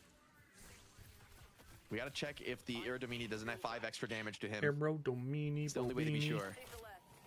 That's a deep cut. It's a deep cut for any Oh, Is he good Deadlock counterspell. Night Holy enjoyers. fuck. Bro lived. Oh my god. I remember there used to be some small interactions with that in like a game called League of Legends. There was like one hero who wore sunglasses and this other hero who did like light damage, and that hero that had wore sunglasses took less damage than other heroes. What the fuck Because is he wore Jason talking sunglasses. about? I mean, that just makes sense. It's just like it wouldn't make What sense is if it Jason didn't talking work about? that way. Science. What is this guy talking All right, about? this is a scary moment actually for Loki. What W, hero right? wears You sunglasses? probably Vayne? thought you won the game, right? Coming into What that is this guy phase. You yapping probably- about? Like the comms probably started to get crazy. You started, oh, we're up 1-0, guy, we're doing so, and now you got to earn that. You got, there's going to be one more team fight. Yes, you have a big soul advantage, but at this level of play, man, He's you a big can fucking fight your warden, by back the from way. this. This guy's large. I will That's say Colossus. crazy The bro is just tankiness right now large. from Zergy. He's almost 6K with that Colossus. Phase Same also for the has Bebop. Curse, There are some so- big dudes on the map here. And they're going to send it for the Yes, Erdog. very They're Kong just Indomitable. calling the Yes. block. You are just not here in time. Abraham Yes. not ready for that hold. Yes. Such a good game for it. Wait, hold on. This could actually be turning into a fight. No A swap bunnies. attempted. It pulls Listic in. No silence First as from well. Mina. The Paradox finds that one. It's an Listic, afflict what are we onto doing? 3. Abraham's wanting Get to his fight. ass. They found the first pick, but the counter kills are coming Get in his already. Taz ass. is down. Together, Nope, soon Theodore to dead. follow. Yes, hits the deck right after him. Zergy now taking Oh, it's like over. an old GG. Stolen Warden being given 0 respect here. And you can see why, man. Zergy is healthy. He is stacked up Everyone's on this keep Warden. getting kills, It's still though, 2 like- for 2, though, which as things get chaotic, I don't mind your chances on Abraham's. Loki W, they do not want to give away a big fight with potentially a lot on the line. had to invest so much though just to get that initial kill on Ballistic. And I think that's what Blood Tribute is maybe so fucking good worries on me. Warden. Doing that, getting one It's just Ballistic, like built and for yeah, this Ballistic character. does some good damage, but so does Break, so does Obikim, so does everyone else in the Every time team, it's and strong, I think Warden will just be strong. funny enough, actually, I think look at W maybe get a little bit lucky. Saint wasn't in position for an Affliction there. He actually instead went for the Warden ultimate, as you pointed out, that last stand. I think an Affliction could have easily given Abraham's advantage in that fight, but with mid boss now up, both teams are extremely hesitant to go for it. If anything, Hoot's going for a 1v1 up against Empty Dreams on the right-hand side. They do both just back away. Mr. Dreams. And it's confirmed the light is still there in mid lane. The Shining Wonder is not giving up. A singularity. You need your sunglasses. Yeah. You need your League of Legends sunglasses here if you wanna survive that one. Mid boss spawns. I don't think this is the type of thing. I don't think either team wants to flip. Abrahams knows that they cannot go down in that pit without, you know, some kind of opening kills. They will just be open season for Loki W to feast on them. And Loki just so we can perma-ult, I guess? With the soul advantage they have, they kind of want like Transcendent before Echoes are, it does. But That's Abraham's shown there's he still doesn't have inhib this game either. As on this Paradox, always has the potential to kind of I guess you don't need inhib this game. I feel like inhib's just good this though, Arzo no? has gone a lot of damage on this build. I think he recognizes he There's needs so much burst to bring the damage. damage. He doesn't have the luxury of buying, you know, tons of survivability items. He just Even needs to play Silencer, really like I feel cleanly, like not Silencer get would be in caught, this game. I don't know. and still be able to actually okay. carry. When you're a little bit I'm gonna go ahead and say carry, Arzo knows more about that's the Mirage right than I do. strategy. You have to go I'm gonna just go ahead and say that. Survivability, you know, safety items are just a luxury you can't Unstop, afford in this dude. game. Everyone just builds unstop now. It's literally just unstop I meta. want to assume was for Dust Devil. Yeah, I think it actually, of the items, it's nice because it gives some survivability, but also some aggression potential, right? So it's not like a purely defensive item. Sometimes we've seen before, you can use it to like lock people down and, you know, set up for easier kills for your teammates. Indomitable on pocket though is going to really be a great insurance policy this game. It means a lot of those catches from Paradox, like, Flash, and unstop though anymore. I mean, the fact that like a few seconds of unstoppable on really pocket is more than enough to get you out over of a refresher, really. And I think we've seen how hesitant both teams are, realizing the next fight's probably going to determine how this game finishes off. Together. Coming on in. Together. Oh, what a miss! Connected, unfortunately, but Together gets poked on in back towards Listic, and Together's just going to be out of position now. How did that miss, by the way? Obikim dies. Listic's dead, dude. They're trolling. And Listic is just trying to run, trying to get away from this one, but I don't think you can escape the Lash Man. Affliction's 2 for Warden 2, time. to be had, but Zergy now Welcome to the Warden show. Game, beaming down the damage. Take a seat. Lash ends up getting cleaned. Welcome to the Warden show. And it looks like as things settle, Empty Dreams on Affliction, 1 HP, has to go back to the base. No ability to continue on this fight. It's only the 2 members, Arzo and Taz, standing tall, and even they cannot pass the test. Pocket, too strong. Taz even gets cleaned up as well. And with mid-boss spawned up, Mina desperately tries to look for some sort of a fight. That looked really good, and then it went really bad. Aren't gonna bite. They're gonna maybe try to get they instant killed Obikim and Listic, and then Warden just I think it's risky to arrive. I think you probably should take mid-boss, but maybe they can do both simultaneously. They can do both. Zergy heads back towards the pit. They can do both. Drake knows he's incredible. If they kill this Mina, they can end the game, by the way. Whiffed. Third bat from Mina, though, is going to ensure she gets out of this one. Got to do the mid before players spawn, but yeah, even with that faster spawn timer, it's not going to be close. It's still doesn't a free triple even rejuve. matter. Get the urn, get the urn. Celeste, go get urn. Celeste, relatively clear yep. path to finishing off this game. Yeah, Look at Debbie looking way cleaner today. Way cleaner. 21,000 souls. Looking good. Big number at 42 Zergy's finally settling in, I think. That is a pretty damn big number. I mean, look at everyone Loki W. They have Ooh, new frenzy. More souls. Ooh. It's taking a bit of time. What's the kill difference? I'm gonna. Yeah, are they just out farming, or is it all kills that adds up to that difference? I think it's denying a lot of jungle because they've been on the aggression. I'm pretty sure they've got every single urn now. I think Abraham's got one comeback urn. I mean, I think they do have more kills as well. I think they've got like almost all the urns. I think they gave away one, if I'm remembering correctly. Yeah, the comeback urn that they didn't bother. They didn't contest. It was like too dangerous to contest. I will say this is going to be a scary mode because yes, you got 5-man afflicted before, but I feel like that's going to be top of mind for Loki W. They're coming into this. That's his curse now. That curse is goodbye. Do not group for the stolen affliction, guys. Just let him get 1 or 2. We got rejuves to spare for whoever does get afflicted. I wonder if they're gonna have to change to make curse go through Indomitable at some point. I wonder. I just wonder. Seems like they're using Hoot as well to kind of bait them out, trying to force the fight, get someone low. Obviously, the sustainability he has with Celeste makes him very, very able to do something like this. And they're trying to group up, actually taking down the patron down to a quarter of HP. They can hear the last come on in. They backed away to get away from the death slam. Here, the game will start. is, by the way, not even in the enemy base. He's just like making sure. Not even in the enemy base. First kill already comes in. That slash onto the deck. It's Sonya over. out of this fight completely. They just can't do anything. Declare coming in, trying to find an ult skill, It's but just done. can't Yeah, quite it's get just it. done. Pocket ensuring that he doesn't give away that ever valuable infliction as the patron starts to drop. The invuln does come in. Defenders are there, but look at him. He's so desperate. He's looking for this pocket. He knows it's probably the only tool that'll be good enough. And Cosmetical's just kiting away from him. They know it's the only way they can win the game. Beautiful control from Loki W. And still with the triple rejuve. Yes. Already 3 opponents hitting the deck. And finally, Cosmetical joins the fight. A little strategic GG. know where their bread is buttered. And some strong fight back. These guys kind of good. But ultimately, it's the These story Loki of W all of guys our kind of good. match, right? Loki W, mid-game tempo off the back of They the should swap back to buff and drawers. They should. having huge influence on the outcome of the game. Some I don't think they will though, massive because it's and then Cosmetical technically once Lightbringer again, soon. carrying the But day on pocket. So technically, you can maybe ban some of the heroes out, but you obviously haven't addressed the core issue. Loki W, their strat, their read on this meta earns them a dominant game 1. Jake, can I just say how awesome it is to have you on the cast? Like, how many commentators would have been focused on the objective and the big old health bar on the screen? Jake calling out the details that only the top level players are going to notice. Noobs like me didn't even think that was going to be important. Let's take a look here at our numbers. Low-key W up 1-0, but who led the way? As we take a look at some of the highlights, I feel like Listic on the Bebop was involved quite a bit throughout this game. And then Zergy at the end game, he must have taken away with the M1 roll. Hot soup this week. Yeah, I think I do believe. Listic in particular had probably the highest skill participation across the board for Loki W. The amount of hooks he was hitting gave him such a big lead in this game here, and even Zergy, as you mentioned as well. He actually got involved, fairly early on in some of these positions when it came to the double centers. Eventually got caught out one time on the right-hand side, slightly being baited in by Obi-Kim, but just to continue to farm up. He forced out items, I think in particular, like metal skins on certain heroes in the enemy side, him and Obi-Kim together, that allowed him to continue to excel even further. But yeah, the MVP play, if you're looking beyond the Bebop, I think what Jake pointed out at the very end of that game was it had to have been Cosmetical to just, what's the best way to beat Sinclair? Time posted. We're playing tomorrow. Not give an opportunity to steal away 8 p.m. EST. Be there.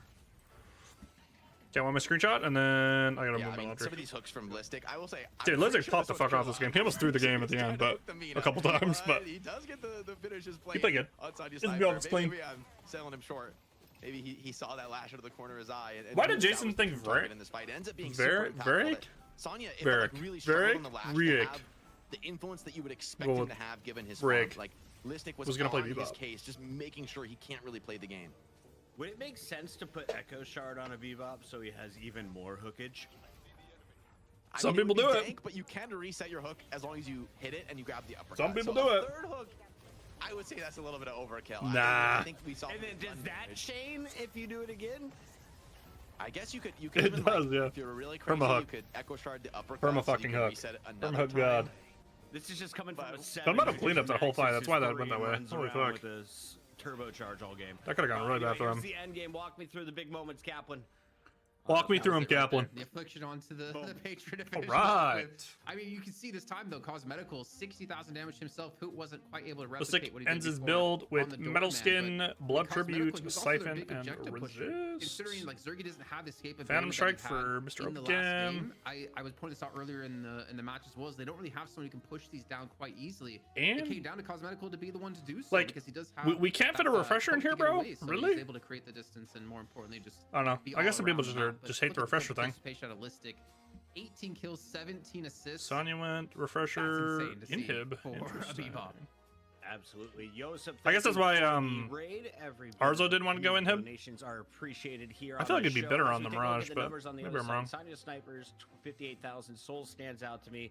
Jake, we're seeing Indomitables. Indomitables. Curses back on pick heroes. Where did they end up lower than expected? 2 curses this game. Yeah, I feel like. I just think that the strategy didn't quite come together. Pop the fuck off, by the way. 2-0-34. Like we saw in general the same thing we saw from game 1 is like look 36 KP out of 48 kills. I think Okay, there was bro. that mid-late game fight that was pretty telling where like Arzo and Sonya did really well. They were still pretty farmed, and then we see a fight where neither of them is exactly. Looks like had even more KP actually. Holy fuck! And the other one 4 more. just get crumpled. You know, they die in seconds. Wait, no, and one Arzo last. and I'm Sonya gonna show do. up to the fight and like Oh, everyone's I'm gonna dead. There's nothing left for them to really do in that moment. So.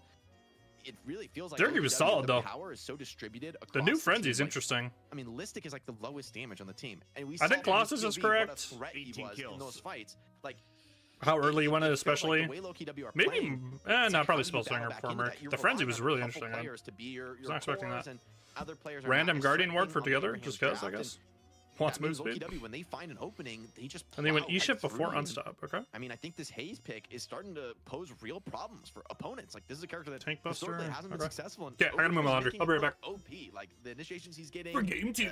the fights he's able to start, the value he's able to get without having a crazy soul count, all incredibly impressive here on the Haze, and he scales into the late game too. So it's, you know, it's damned if you do, damned if you don't. Bro, the Phantom Strike on him too. I thought I saw it, but I wasn't sure who had it, because I'm pretty sure he Phantom Strike Sonya out of the air once when they were in the base and forced him into the ground so he couldn't go for a Death Slam. Makes sense. And you can use those actives while you're in Bullet Dance, so you just stick on people forever, right?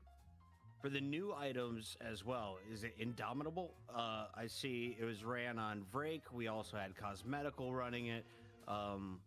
Who else? There was two. Looks like Arzo grabbed it too. I think it's a good item. Is it worthwhile? What is the thought? I'd never get to tier 4 to spend that money anyway. So it is an ultra late luxury item. It's an item you buy to like cover you from getting initiated on in the ultra late game. But obviously, first you have to be a big enough threat that the enemy always is trying to go for you. So like Cosmetical in this game, right? I actually think this fits really well in this style of heroes, or even for Arzo. He goes it where it's like, look, I have crazy damage. I expect the enemy team to try to catch me off, that I'm their target. It's an item that really makes that much harder to do. Like, you're going to get a chance to react every time. That little bit of unstoppable you get when the enemy tries to CC you, purges off everything. It's like an opportunity to pop your skills and get away. Does the hook count as a stun? Like, yes, almost certainly it does, because it does proc reactive. So I would assume it functions exactly the same way. So does it cleanse the hook then, because you become unstoppable basically, or do you still get? Yeah, I'm pretty sure it does hook. It does block the hook. I would be shocked if it didn't. Somebody who uses the unlimited hook combo, let us know. Does it block the hook? Chat, you guys are awesome. Thank you for being a part of the first third of the show. We're not at the halfway mark. That's coming up because Kaplan, there's still 2 more games of this best of 3, right? It could be. I don't know. With the way Low-Key W are playing, I think this one might be done in 2. They looked unstoppable. Completely. No chance. With that said, let's send it to break. Thank you all for being here. Shout out to the players. Shout out to Shopify. And, of course, Newegg and Intel. We are setting records tonight, not only in prize money, but also community donations. We'll be right back.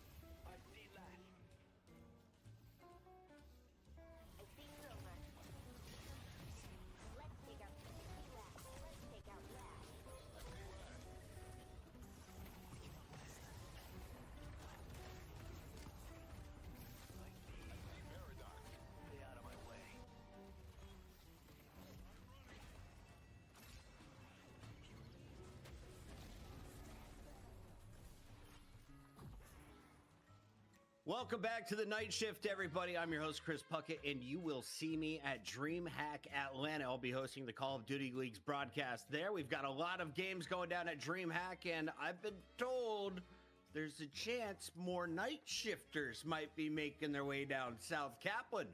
Are you going to come to America? Maybe. There might be a chance. There might be a world where myself, maybe Jake, maybe Dan, and maybe ZP might be at DreamHack Atlanta coming up here in just like a week and a half time, and maybe you at home could meet us in person. Just major. At the Intel booth. Yeah, we're bringing it all together. Jake tattoo? You're giving tattoos, right? Please don't get a tattoo of my name or my likeness, guys. I don't want that. As a tattoo enjoyer, Jake Overwatch. Just spend your money in some other right way, across my neck. Get something better. Maybe on I'll your get back night so you shift can't really tattoos. see it. Like, I got one back here. I can never see that logo unless I bring it up to a camera. It's impossible. What is it? Anyway, He's got the back to you MLG guys. one. That's a classic. That's an OG MLG tat on Puckett. But yeah, I mean, we're Puck's excited. got We're an gonna be MLG there at DreamHack tat? Atlanta. You can check us out in the Intel booth. We're not be able to. So, pull what's off happening in the chat? true Deadlock land. Obviously, you know, we're trying to build towards that. Another But at least have some fun, gigabomb. meet some people. So if you're in Atlanta, if you're around the area, check out DreamHack, guys. They're always a fun event to be at. Like Puckett said, there's a Call of Duty land. I think there's like 177. I thought it was like. mistaken, so I think it's gonna be. They're crazy. They're always epic gaming events. God damn. And the last event had the sickest Dota 2 merch of all time. We were in Birmingham, UK, and they had the Pudge the Butcher shop, just gift shop, and all of the stuff was Dodged it again. horrific and zombie-like, and I feel like Graves would love that shit. Anyway, newegg.com/IEM is the place to go to check out that link. You help click on that. That helps us give the sponsors notification. Are these that you guys correct? actually Fuck, watching I the messed show up. and you like them, and you're going to help us get more money in the future. But more importantly, you could see Kaplan return from Italy. Are they gonna bring it up? Are you guys gonna? No. You guys are talking about like merch and stuff at DreamHack. I'm gonna be walking around with like a Chipotle burrito in one hand, like some Mountain Dew Baja America Fresh. Down. Do I gotta refresh for my emotes? For my wonderful emotes? What I've missed, man. It's been a while since I've been back to the. How much ranch I love dressing? that Baja Ranch dressing Fresh on jumps everything. in there. Yeah, shout out to all the people who went to Taco Bell on Cinco de Mayo. I saw you. Let's talk about what's going down, though, in this matchup, Jake, because this is going to be our EU final. It's a best of 3. They'll get there sooner or and later. It is the biggest money They got a show to do, I guess. for the EU players in Crazy. quite a while. So 177. if you are Abrahams, you're That's a a returning fucked amount of champ. money, You bro. just cashed the check Some people last really just got it like that. What's going through your mind? What's the comms going into the draft? Oh, Thank you for the 177 gifted subs. Cried like a Dude. child is lighting up the donations. Can we find the notes, guys? Can we go into the notes for these big subs? I feel like they deserve some shout outs. This is crazy. W is in the chat, man. Insane support. Insane support. And Wait. hit our sub goal. You know what that means? 1,200. That means we have to We release get to the feed Abrams ZP. skin. You know what? I think we need to commission another scan. I feel like we should ask the fans. CP, where you like, at? We have one in progress. We have a, okay. Oh, it's already in progress. Oh, nice. Can we give a hint? Maybe Is it's up that to the you. Say Puckett yes or no. pocket where we put my face on Honestly, the it's a pocket? skin that may make people go feral. That's all I'm gonna say. Okay. Silver confirmed. So it's Calico. No. Could be silver. Of course it's could be silver. alts, There's a could lot be of animal Billy. people and Deadlock. Well, the amount of Abu's in here? Come on, Silver. Come Moen on. Krill Come could on. go feral. Don't fucking play. But we True. have a Don't Moen play Krill. with We have me. a Moncro scan. Obviously, Moncro came Why first. not get more though? Because Iconic. Maybe we should have a second one. Yeah, Rema, true is fandom Rema of a rat? Moncro. Is he a Doesn't matter. bat? What is It's gotta get what shot. is Is, Rema? yeah, Rema Rema's a could cute go little feral. guy. Yeah. You won't like him when he's angry. Could he go feral? I don't know. Well, we always got more in the works. I mean, the incredible modding work from Ozzy is always awesome to showcase on the I feel show. bad for all these We've been modders. building Like, Golden it's just Egg gonna for be Newegg. gone You at know, some point. Our But classic moments on the I broadcast. mean, I guess they Always cool appreciate the to be able work to when they bring can to get it, bear, right? but we want to do more mods, man. And honestly, with subs like this is exactly the kind of thing as the CFO I'm gonna plow more resources into, man. More cool mods, more cool skins, More cool bigger mods. events, better prize pools. That's what this support all is going right back CEO into. Jake. So, crying like a child, man. Big Crazy CEO to get guy. support Crazy today, like, 341 Big guy. days from him. Or him or her. Like, yeah, they are perma VIP money, man. do Like, you? The background just that's changed way and like for it. fucked with my Make sure brain. you're not over supporting. Keep yourself in check. It's not worth the call outs, but we do appreciate you helping Have it on us that get auto to update. I was like, holy fuck. 1,200 subs here on Someone was Twitch.tv. hacking my we see you over computers. on YouTube as well. Thank you for all the support. Keeps all We caps. had Fuck. Do they not have ass 11 coming in anymore? with $100, and Bro. somebody said, "Damn, Abraham's ready to cash out for $100, Kaplan." Do you see that coming? They want that second place prize so bad. The $5,000 prize pool. Nah, I love that. Bro, I'm 0 for 1 on Gambas. I hope What's not. going on with my I wanna see Gambas who's lately? take it to 'em. Like, I want to see a good contestant, see like a third map in the series and see what we could come into, because I think we were discussing the break what should be the game plan of Abraham's, and I think ZP and Jake, you guys were talking about The hams. Cosmeticals hero pool. Maybe need to focus that in the draft here. Target the affliction. Maybe just get rid of the pocket. Is that enough, or do you have to actually go for the Mina as well? Jake, what else is in Cosmeticals pool in your eyes? Yeah, that could be a way of attacking this. I think the pocket has been a big part of the success in the last 2 games. However, like, we saw the doorman in game 1, and Hoot just took things over with that. And like, I think, yeah, that was your first ban. I don't think you want to let the doorman through. Like, you know, you it's not like you have bans to spare here for Abrahams to like deal with all these threats. So it has to be more than one hero. Like, maybe there's a change to target cosmetical, could be nice. The way the vibe check on today's games though is that Loki W are like here with the vengeance. They are gunning for that top prize. It's a perfect moment for this team to hit their stride. And Abraham says the bebop is the true issue. I don't completely hate it. They could still first pick the doorman themselves. Yeah. If I were Loki W, I would ban it away though. I think the doorman is actually too crazy. I think you don't want to let it be in the game, at least if it's on the opposition. Jake, we got a quick response from It the feels chat. like doesn't have- oh, yeah, no, Asked it's them, right here. what skin do we need? They said Who are we gonna we need a draft? This is my Viper title, with so a might as well show you. bigger belly. Her Airbus has been hitbox dropped is from too FPS small. Lounge. That's why they're not Do you Night Shift agree? this week. And they picked up Poppers. The Poppers apparently is going very. I watched some of the scrims. The scrims are going very well with Poppers, so they're probably going to stay with Poppers. It makes your model bigger and easier to hit when you play. Apparently, this is a long-term change. Sorry to distract They think in the short term it's great, but in the long term, FPS Lounge is not looking to. Who plays that? What the fuck happened to my Twitch? He's not looking to rock with Airbus apparently. We're It gonna was see what a they, we're gonna see team what they can do against Doorman. I do dispute think thing. For Apparently.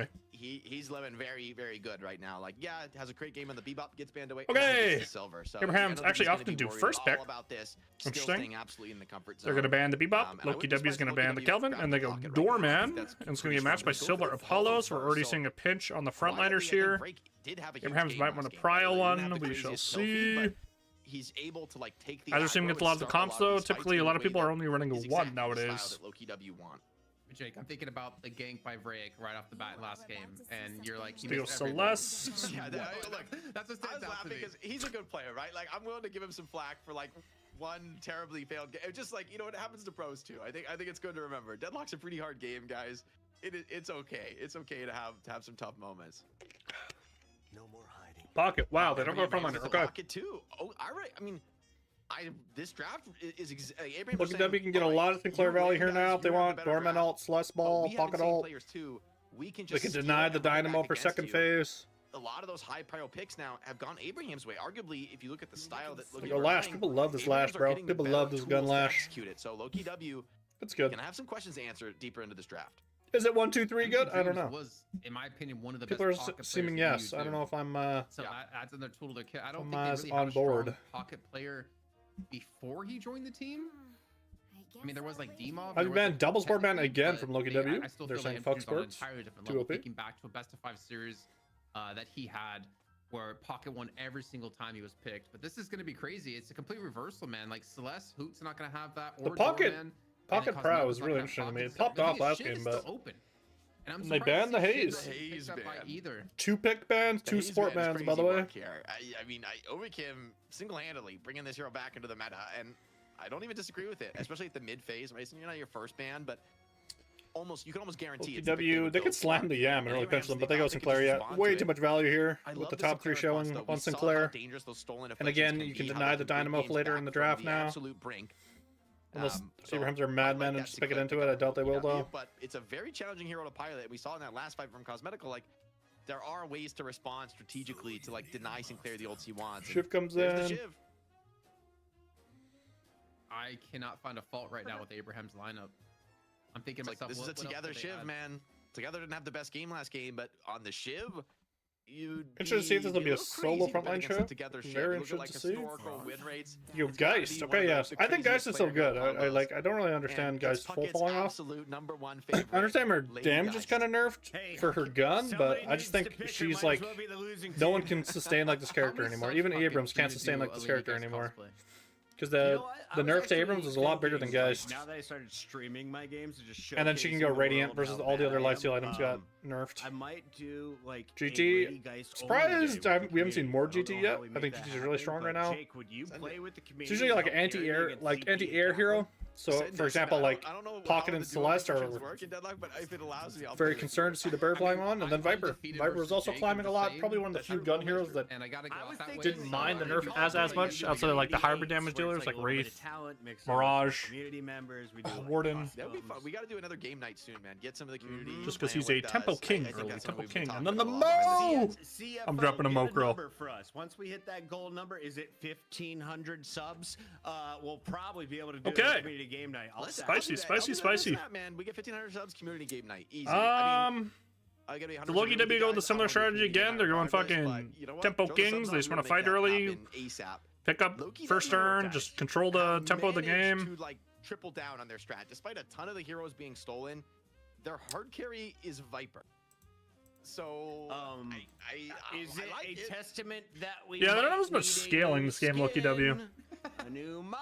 All right, you know what? Viper being the next game would actually go kind of crazy. I'm kind of here for that. So you know what? Why not? It fits too perfectly. No, but you can't do Viper because the Sinclair can just go so giga here, but model yet. Like it's not a finalized model. Oh, true. That is true. Viper has like a scuffed model, so the Mo just seems good though. We could do like a lash. Like Mo has a lot of value in this game, bro. There's a lot of like immobile chuds into like Viper with the GT. And then you're a dick if you break them. Sinclair's like mobile, but like he's very easy to punish once his I can tell you, I don't think we're gonna do anything once his assistance down. When it comes to their box maxing. Like this is gonna be a Phantom Strike Mo. You need to think about it that way. This is like a Warp Zone Phantom Strike angle even. Just to counter the GT flight and stuff. So he can get on the Sinclair. Even the Viper. The best hands. I'm going Hams again. He's one of the best. I believe in the Hams. I think 3 games are coming. Shiv and Mo weren't played at all today, so. They also have a lot more like early to mid game fighters this game. Like they got Shiv, they got Pocket, they have Doorman. Something a little bit new. Mo obviously like they can actually like duel this game, and unlike last game where they were just kind of for Loki W, I was actually talking about this in the break. They're kind of getting rolled. GT fits really well with their style.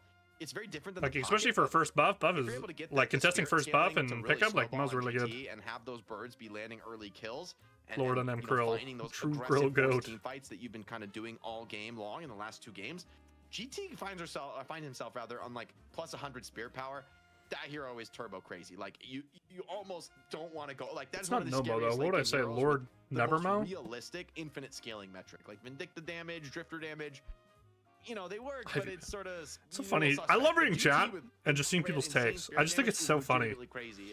Some people just like think Ivy's bad. But Abraham's their mid game, the early mid game is insane.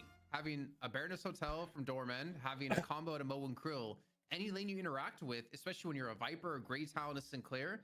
Dynamo unpicked, unbanned again. You see the power of Sinclair once again. Add an Apollo there if you kill within that combo window. Dynamo is very, very strong, but when people can just play Sinclair, it's just like it's just not as good. Can match up against them, honestly. Or if you have a lot of damage, Dynamo struggles too. Yeah, I think a lot is going to ride on the Lash ults.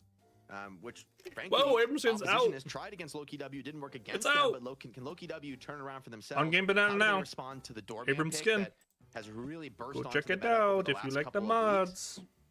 It's up to game 2 to see how it all plays out. Loki W playing with a bit of house cash though. They dude, I had an Amber Alert. Fucking. They can lose one and then have a different approach. Have on my priority into the game on my phone this morning. It scared the shit out of me. Given Abraham's pedigree as a team. Maurice, the original skin. The original NightShift skin. With how much they've adapted already in the okay, we're gonna do Mo Shiv into Silver GT. You can maybe Shiv could kind of get poked out in this lane. We'll see though. A series off them is a very different ask. He can also he can match Puck pretty good. As you pointed out, Puck. They're gonna have push though, so I think the That might be okay, actually.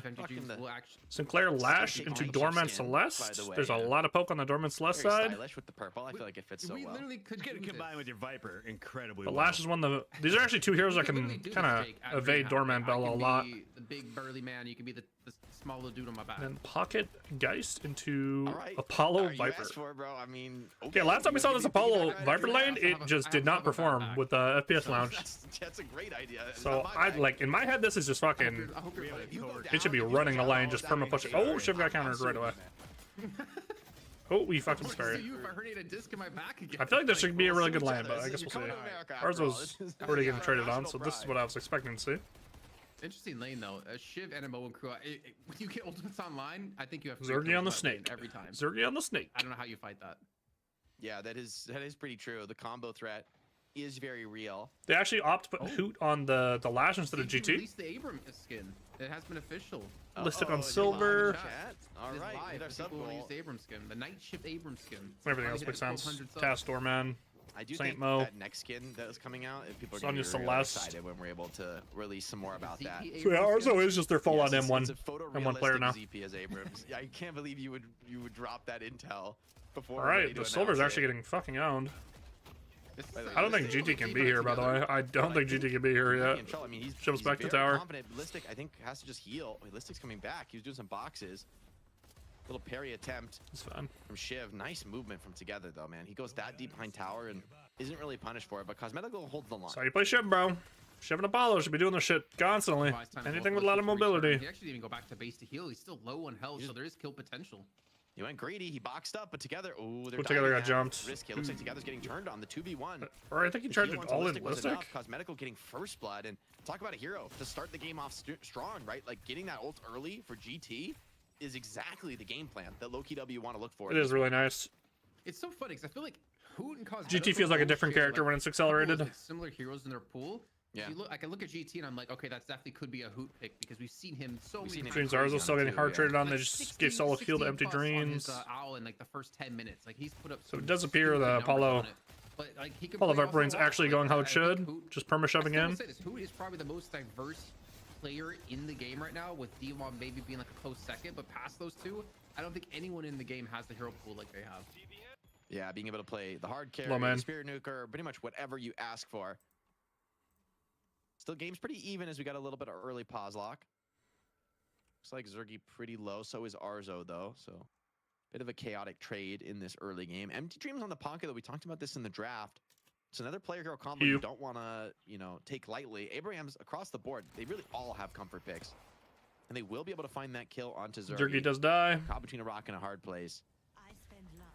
See if GT goes for the reset or just grabs some boxes and comes back to lane. Looks like she is going to get the full heal. Let Pocket get some of that. Shiv's moving over to this blue lane. I don't think this is going to be anything, though. Affliction online a little earlier. Going to be a lot of important. he's contesting camp, in this game.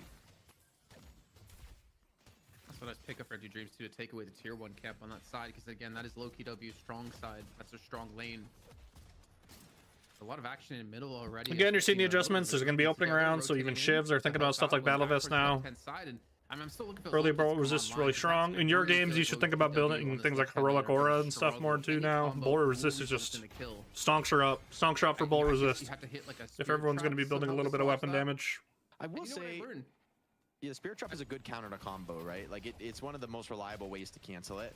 So I think that's going to help the matchup a lot. I also think Shiv isn't necessarily the best hero to follow up on combo. Like, yes, you have to execute, but I feel like the best heroes are ones that have like crazy gun DPS and can just stand there and hit 100% headshots. I mean, Well, Shiv is not really that. multiple knives I'm not into looking for dash that and to 100 combo. I'm looking execute for after they like try to get away. looking I don't know, for man. HP because of I feel like that. Shiv's pretty good in the And all combo. you do is just dash Just through them, combo and execute, and finish. they're dead.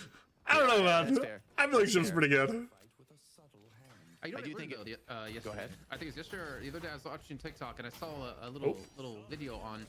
I knew you could shoot the spirit snares, like the traps from GT with his charge shot and like proc him, but I didn't know you could do that in the air. So if you throw a trap in the air, you can actually like hit a Vindicta who's flying. Wait, that's crazy. That's some next level tech. Affliction, one man on Zergy. He's getting some real hate into this one. Real Gonna hate. make a little bit of space, opportunity to snatch away some of these creeps. Because Medical, it's though, goes dove. down. A big dive comes in here. This is the weakness of That's a very GT. nice You are find, always, stopping always, Snowball. always going to get pushed into Really unless hero you're wants matched to with get her something off with the line, wants to get an after insane it amount of very poke like early. Nice little Mirage. power parry from the Mo. And with Sonya rotating in, Silver, one of the worst heroes at clearing creep waves in the entire game at this phase, needs the support to come in, but Hoot is here, bailing out the lane and protecting the Guardian for now. I think this is just like together Shiv shining though. I feel like they could have really, like a worse Shiv player would just get like get poked down in this lane, but we saw the movement alone in I think together's just him. See him rotating this lane to help out, even going in behind the tower here, trying to catch someone on the retreat, maybe together to hyperline and get the kill. Go! But I don't know if honestly Saint can survive this with a 3-man. Guardian Leviosa! Tylosan hits. Is there enough follow-up? Geist does not have the swap online, and Tylosan finds the kill. Well played. Does give it right back. Trying to pick up Dorman the gets gun buff. And with Viper in the hotel, Sinclair got vitality. Is it going to be enough to block the full damage? Yes, it is, but carded into the wall. Ebola comes out. It slows things down. Ow. But ultimately, there's not going to be that follow-up to finish. Taz rotates in with the gun buff, showing why this Doorman is such a top prio pick. And already a few thousand soul lead has opened up for Abrahams in the early game, a telling sign of how much this draft adaptation has helped them. You know, ZP, if you're here, can I shoot you a random question? Sure, what's up? ZP is here, okay. Gun rush for the Doorman. We saw like Viper being banned before against Loki W. Is Zergi's Viper more of like a last resort pick, or is this something he's actually actively practicing? I'm assuming you might know because you've been talking to Lightbringer. I don't have any Zergy specific info there, nor have I seen like Zergy stream that much in the last week. I mean, you go like super historically, it's not something that Zergy has played a ton in Deadlock, and maybe the first time he's played it in like a competitive match. Like I don't ever remember seeing Zergy playing it in comp. Today. But that's kind of why I'm asking, is because like I feel like he's only shown it today, and he normally would like go play Wraith, but like Mirage was open as well, so I don't know. Viper's valuation has gone up a lot in comp over the last 2 weeks, so that being the case, it makes sense that Zergy would start. It just fits the comp. They're just going full on like early tempo. Stolen combo in mid, it gets the kill onto Saint. Overkin Dead finds Apollo. on Loki W, trying to fight back, but Empty Dreams onto a 4 streak here in the side lane, putting in some big damage. Zergy wants to fight right back, but Pocket playing around the cover well. Excuse me. Even going to be picked up here. So Empty Dreams, even with some strong kills, is gone for a very greedy build. So, you know, we've seen the Pocket late game be pretty much crazy. Itchy throat too. 2 out of 2 games so far today, and it looks like it's not going to stop in the hands of Empty Dreams. I guess it comes down to like Saint versus Obikim. Can Obikim have the same level of impact with like the early stolen afflictions that Saint had in the prior game? And then Cult Spy coming in for Arzo. I don't hate it because they hard out scale. That affliction. So just accelerating your scaling. The game. Connection maybe onto that Mo and Krill as Saint looks to. Accelerating your farming is probably pretty good this game. It's so important to be able to find. Oh, and he finds it. Plus 10. The first owl of the game is unironically the most important, because every time you get that spirit power scaling right, it makes the next one easier to get. So the patience to really wait until he can find that finished kill. Jake spitting. Really smart to this one. Here comes the stolen combo once again. Stay down. Countering the Mo. And I think the Obikim is really understanding this well. Like late game, sure, the Stolen Affliction is always going to be what you're looking for. But at this moment, counter combo, I mean, very early debuff. One of the best things you can do against a Mo who's burrowing, right? Hard stunning him, getting him out of the ground, making him much more vulnerable to your teammates. And you do, by the way, keep that permanent health on Sinclair. Again, it's just a duel, right? Combo. Dorman slow. Actually, that he can get the passive from Geist, I always forget what her drain stacks are called, or those fucking knife things. That's what it's called. Shiv knives, like, bro wants to fight, so he wants to cleanse some debuffs. It works that way. I know for sure it works on Mo. I believe I've checked that, at least in recent patches. I think it's really nice because Sinclair's a hero who doesn't have good max HP. So where Mo right, that's coming up. That's coming up. Gonna kind of chop him up with, you know, big shred and big damage. Sinclair's a hero who kind of a weird like, hey, setup here. 200 extra HP is pretty meaningful when you just need like half a second more to be able to teleport away. I think this wave's actually going to be pretty good for Loki W actually, because they're going to be able to double push. This wave's going to crash like here. Looking to take this middle tower. The first urn spawned in just under 30 seconds of time. Team together are going to be. She's going to bird though. To join in with the team. There's really nothing that Loki W can do about this one as the combos didn't come on. Nice cancel from the bird.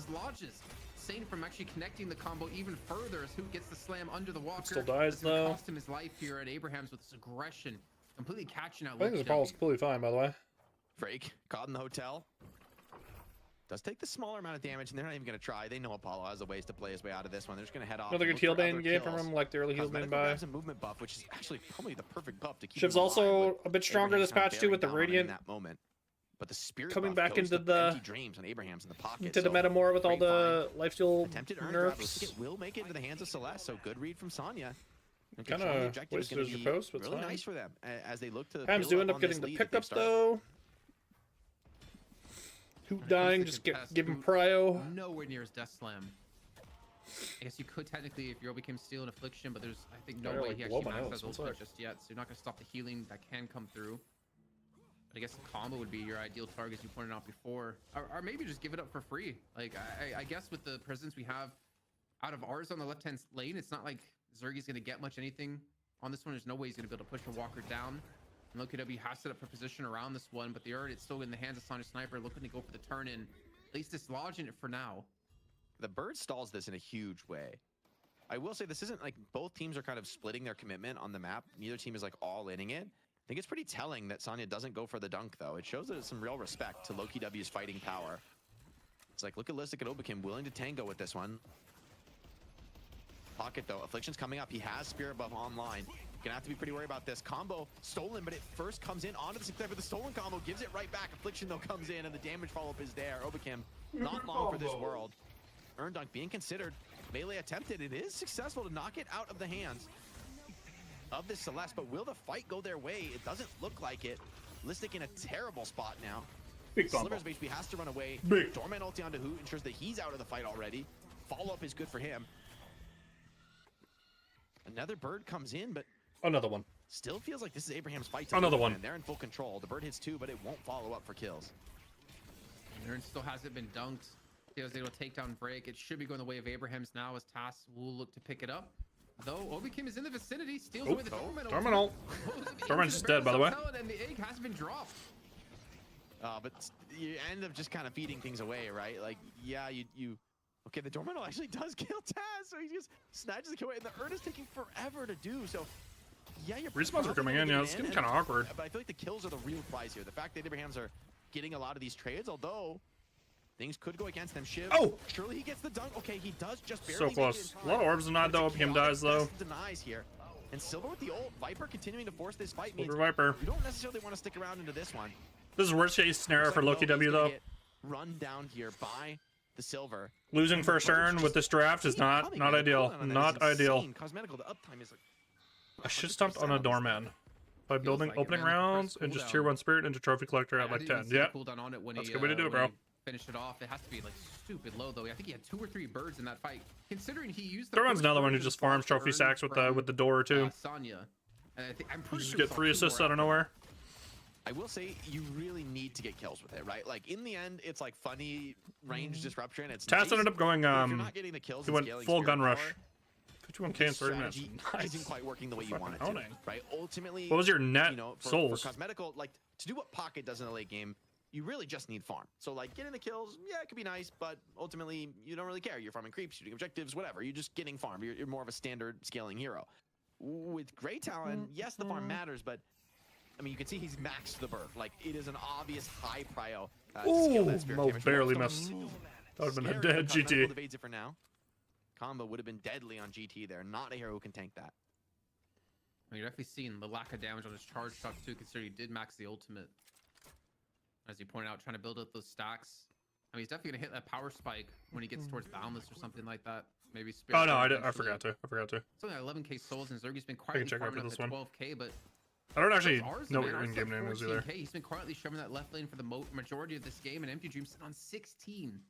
I don't think Empty Dreams has died this match. Taz went this gun rush. Yeah, opening rounds, recharge Mystic. On the Doorman, it's like souls aren't crazy, but I think what we've learned about the Doorman here is like you don't really need to farm. Like you are a massive threat in these fights, whether it's like the utility impact, the nuking, the raw gun damage. Like the gun hits pretty hard with this build. Like you don't necessarily need major items more to be an effective fighting force. God, how many owls has Cosmetical thrown? Another reactive bind? Dude, this reactive item... Dude, Climate's kelping with the reactive thing. Reactive's just so much better now. And Sonya was like, no. The fact it works on silences is so strong. He was just kind of, you know, keeping him in check. Keeping the pressure on. And that's exactly what Abraham's doing. As you can see, very heavily invaded on the enemy side of the map. The next turn's going to spawn in here in just a few seconds. And I believe Abraham's going to get both buffs. Click versus 43 for more? Okay. For together. Who's just trying to get away. It's always a good benchmark, like, with heroes like Doorman or people who do, like, a lot of poke. Because having more player damage than souls is like the pressure here. Bola, just big W, big dub. Keeps players alive. Repulse slows things down. Is Now this they're a looking for dead some Mo? catches here. GT Is Bird this gonna Mo be coming dead? into this one. The curse hits a He Tyler sells Stone. combo. Big Oh my damage being done. god, he got Michael finds the finish on the Saint. Here comes the Death Slam the from Guardian above, Leviosa going to sword the and the fight. bird Not where just this hero got wants to find deleted. himself, but he doors back to safety for now. GG's doing Cross the okay. Empty Dreams is going to be able to clean up a Walker uncontested. Yeah, But this free could walk be for just the Empty cost of doing Dreams. business. Loki W getting one killed, some spirits. Loki W got the pickup off of this though. This is big for them. They really needed this turn. For this. They will get an advantage Before the which kills is came in nice, too, but so it was a comeback. really would have loved to find Really maybe good, an really extra kill. good. Actually, it probably still wouldn't come back. Thing is, like, who can even Bradley. send to fight Empty Dreams anymore? He's on 20k. He got a solo walker to himself. He just jumped up another 4,000 The egg. souls. I don't think anyone can fight Empty Dreams. The egg.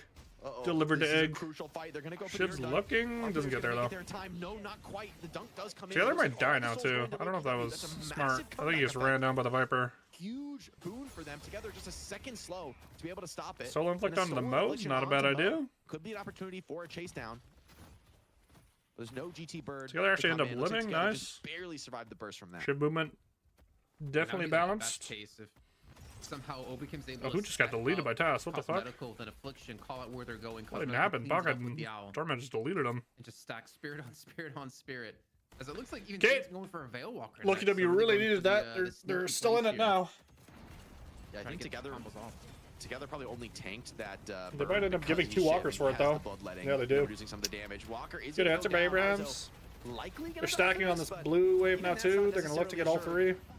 Zergy gonna force the fight. Knows he needs to get a little bit more done, but maybe he's gonna get turned on. Remember, there's a very far Viper and pocket here, Subway. even with the gun buff as well. And yeah, That lizard's Zergy's just a gone, turn brother. down That run. lizard is The slide gone. mobility is going to get him out of trouble, but it's definitely pretty telling about the state of this game that when Pocket shows up, you just have to run for the hills. Like Loki W are somewhere that I feel like they haven't been all day today, which is on the outside looking in, Pocket trying to highest recover a income game again where in the Pocket lobby. is head and shoulders above the opposition. I mean, he basically Both has a Cult 60 Aspires item richest, by the over way. the top player on the opposition. Damn. And he's going Transcendent cooldown too. Yeah, So the affliction more uptime is cultists. crazy. That, but also more Warp Stone uptime, more Cold Front, more cultists. Like, he's Probably the to me, best. to snowball ahead. Probably His the best pairing is CD probably just using way early stronger than game, people think, right? by the He way. loves buying Cultist active Transcendent. items. He loves It's having his probably just ulti up giga and being able strong. to, like, kind of fearlessly throw it on one person. Most of your damage comes from Especially in a your game like skills. this where you're gonna hard out Crazy fight scale, pattern like for just Pocket. You can see why he's stack the prioritized souls, it bro. Stack the relatively souls. early in the build. It's his first tier 4 item. Oh god, the gang How do you squad. think Wait, this about is crazy. Yeah. Tormentings. Combos with the door. Zergy had no way of knowing this was coming. Oh, That it's is so over there. disgusting, They're man. gone. It's Like, actually what do just you do so about fucking that? I feel like disgusting, your first ban bro. Doorman next game is what you do about that. Zergy's just like, what do I do, What are they man? What am I supposed to do, bro? They banned That Kelvin, was which so they banned last game too. disgusting. I just think it was short-sighted. I think they should have seen that the doorman snipe was coming in. You're seeing my Dorman probably was climbing once Maybe again. just a little bit too much disrespect. They thought they could get Yeah, bro, away with the, it and somehow still get The the Mo doorman Dorman spot. synergy has been a thing ever since Dorman came out. Yeah, but It's a pretty 14K funny. Lead 18 minutes in for Abrahams. And they keep pulling People off do it plays with like that, what Abrams do you too. do? You The just like combo's deliver already him somewhere and halfway give him a off free cooldown charge. now. Especially if he has I think Phantom Abrams Strike. had the better late game too. It's Loki pretty W still disgusting. went all in with a very early game draft, and they're behind. So this is pretty much the nightmare scenario. Like you can kind of just sit back, and Abrahams played this one nice and Yep. slow. And I think in a best of 3, it also Double has, like, a nice cultist little mental buys. You have a advantage to be able to Celeste. just Like, chill you in the are driver's seat big and fucking just chilling let right Loki now. W kinda Abrahams are sweat big, and big let them chilling. kinda feel the pressure of the series, let it build. That is like a momentum changer for the overall series. And $5,000 on the line, man. I'm wondering you if better believe Wraith or something would have actually changed the outcome of this 2,500, game. 2,600 on the line. You better believe that Abrahams are really thinking about the long term into this one. Oh, man, Obikimi's looking for it. Can't chat using your phone. I mean, That's the weird. Baroness Hotel still has it up for quite a long time to use, but it Don't you doesn't love look to be Twitch, bro? looking Twitch right here. is Break actually might be the one getting Such called a out. well-designed, thoroughly bug-free Big catch website. on Oh, Arzo. this guy's dead. But hold on, here comes the gang squad. The Cosmetical absolutely swarmed. Everybody pops out through the door. Little clown car action there on the great. Valantrae's practicing the doorman. You're a king. Absolute On king. the other side of the map, though, Arzo's getting Imagine ganked, so Dynamo he hit from all Valantrae's. sides, and Just yeah, fucking 3v1. He is not going to last too long. send goat through the door. Just do exactly what they just did. Surely he's dead. Yeah, he is going to get cleaned up. It's so disgusting, Kind man. of takes a while, and the rotations are coming in. Empty Dreams is here, wants to be able to claim Oh! a bit of, some comeback into this one. Dude, this Apollo here is not okay, bro. But these resources. He's come in not gonna die, by the way. Maybe they're gonna be enough to get the kill. He's kind of running low on He's not skills gonna here. die, Maybe by the way. rundown's coming in. Just one more knife from Ship. What the would be fuck? Okay, he enough. finally died. Thank God. And Sanya just gets it done himself. His repost was up in 3 seconds though. If he could have reposted towards Walker, he would have lived. Massive kill down for 54 Dude, Empty Dreams is dead for a fucking eon. Bozo will follow down. Is hit by the affliction, so he's basically been forced out of the fight. Bro, continues to push in towards oh, looks like dead. Oh wow, they actually traded back really well though. Getting 2 more kills on this. Yeah, that's big. The fact that you don't Abraham's get her in now. You get a very important kill onto Empty Dreams. It's a nice one. Oh my How god. will the fight continue to progress? Cosmetical still fighting this Just one. ran this guy. Pretty significant amount of spirit power. You gotta. I'm glad people are just aren't hard off Locket. I don't think there's still some characters Locket is just too good on. Celeste, I think you can still go on Silver too. By the way, I feel like people are coping that you can't go on Silver anymore. I know Return Fire is a lot better. I just think with Gun being worse, I don't know how good it really is. Like I think it's strong. I just don't think it's like OP. The urn out of the hands of Moncrilla, but for now he's just sitting back playing this one nice and slow. Yeah, they don't have to force. Like they can just chill. I don't know why they don't have to force this. They're he's actually probably the best case to be the urn. They're chilling. They're chilling. For to be on him, not have to worry about the combo necessarily. Do not have to. Oh, door time. Oh no, they're setting him up with the door. The thing is, he's gonna drop the urn. They're looking. Oh, this door shit is so fucking silly, bro. Okay, they're just going for the gank kill. They didn't expect Gizmo showing on the map with the urn, and now Cosmetical combo. The follow-up should be there. Oh, you traded the lead. That shit is so stupid, man. Stolen affliction onto Taz. Gonna limit his potential. However, bro, wait till he gets Phantom Strike. You don't even know yet. This Mo's going Phantom Strike 100% this game. The GT in the game, it's and a Viper. Just wait, bro. He's gonna be like, you're gonna see him peer around a corner, and then whoever he grabs is just fucking dead, man. Or he just gets sent through a door, and that guy just fucking dies. It's just not fair. But I will give him credit to be able to turn that around into a kill. This is disgusting. Was being comboed on. Actually disgusting. But at the end of the day, Abraham still walk out more than happy, getting the urn turned in, getting a kill, or getting a couple combos kills, on cooldown, and they're still sporting a 23k lead. Abraham's this game is so fucking wraps. By the way, this game's just already over. The game in which 2 Walker advantage. They hard up scale 2 cultists. This game's just done. I mean, they went the GT's not gonna be able to play the game. I don't think Abrahams are under any. As soon as this comp got behind, the GT's just gonna like giga struggle. Same with the Viper. I don't know if I like the Viper pick, bro. There's too much like pick. I feel like Viper can just get hate crimes so easy in this game. They're trying to play off these door combo plays. That's been a work. The Dormant can even go knockdown. Like knockdown has giga value this game. Like I don't know. Diving onto pocket, but seems ill-advised this point in the map, right? You want to punish him when he's too deep, but chasing after the pocket is a recipe for disaster. Look at that door raid you pointed out earlier on in the challenger match. The whole map, man. Look at Debbie's just stacking, looking for literally anything. They're so desperate right now. Like you send him in after somebody. Oh, look who it is. Affliction comes through, but looks I got cursed by the trap though. Stolen affliction. It's actually onto 2 this time. Double affliction. Pocket cells inflict here though. Yeah, they just back out. They're fine. Does mean that Sonya is in. Kind of left Arzo out to dry, but he gets out. Doesn't seem to be too much of a problem. Bertie. Empty Dreams re-aggressing the old-fashioned way. When actually, wait, he does find the affliction? They're fine. I don't know what happened, man. I've seen 3 Yeah, but Buckle looks really strong. People are doing the cultist shit again. And then you are early transcendent, so you just have ult up perma. We can cut 2 as well. It looks pretty fucking good. Yeah, that shuts down the lash. It's gonna be rough now. Without lash, that might just like the last 2 games, the Pocket's been the richest in the lobby. Both games. Of anything that allows for a contest. GT doesn't even quite have ult. Pocket's just looking good. It is meaningful too. I wonder if there's many counter spells on the side of Abraham's to maybe dodge it out. Again. They just want to force the fight though. Like they have enough. I wonder if they're gonna nerf Radiant Regen. After all, they're a team that loves these chaotic mid-boss fights. Drake. This Pocket is good. I just think early game skirmishes is like what the meta is now. It's like pick again. So I think Pocket just like fits into that really well. Obican put in the Baroness. Pocket loves to scrim early to mid game. And then if you get ahead, you're valuable later because your influx will do a lot of fucking damage. Just baiting the fight in and absolutely dominating it when Loki W come to contest. They got the big player out of it. No Rapid Hex anymore. No Stolen Affliction. They have to worry about Hoop. But if Loki W keep walking in 1 by 1, Abraham's going to keep getting kill by kill. Listic's going to fall. The bird might come in, but it's not going to do anything here. And Abraham's have all 6 players alive to take this has been GG forever, bro. This shit's been GG forever. Zergy boosting on in. I still don't think they can really contest this. Maybe a big death time comes on through, but Wingardium Leviosa. Two grabbed all They got all three. GG. GG. LokiW dropping like flies. It's only Break left standing, but even he's not Bye. this world. I got fucking 6 wipes. Holy shit. Even Empty Dreams Holy shit, this game's over, man. Clean triple rejuve. This Holy fuck. I really feel like we're just going to game 3 already. I think this is kind of the last gasp from LokiW. Spirits up. Still, Together's a nowhere. Together is in fact a nowhere.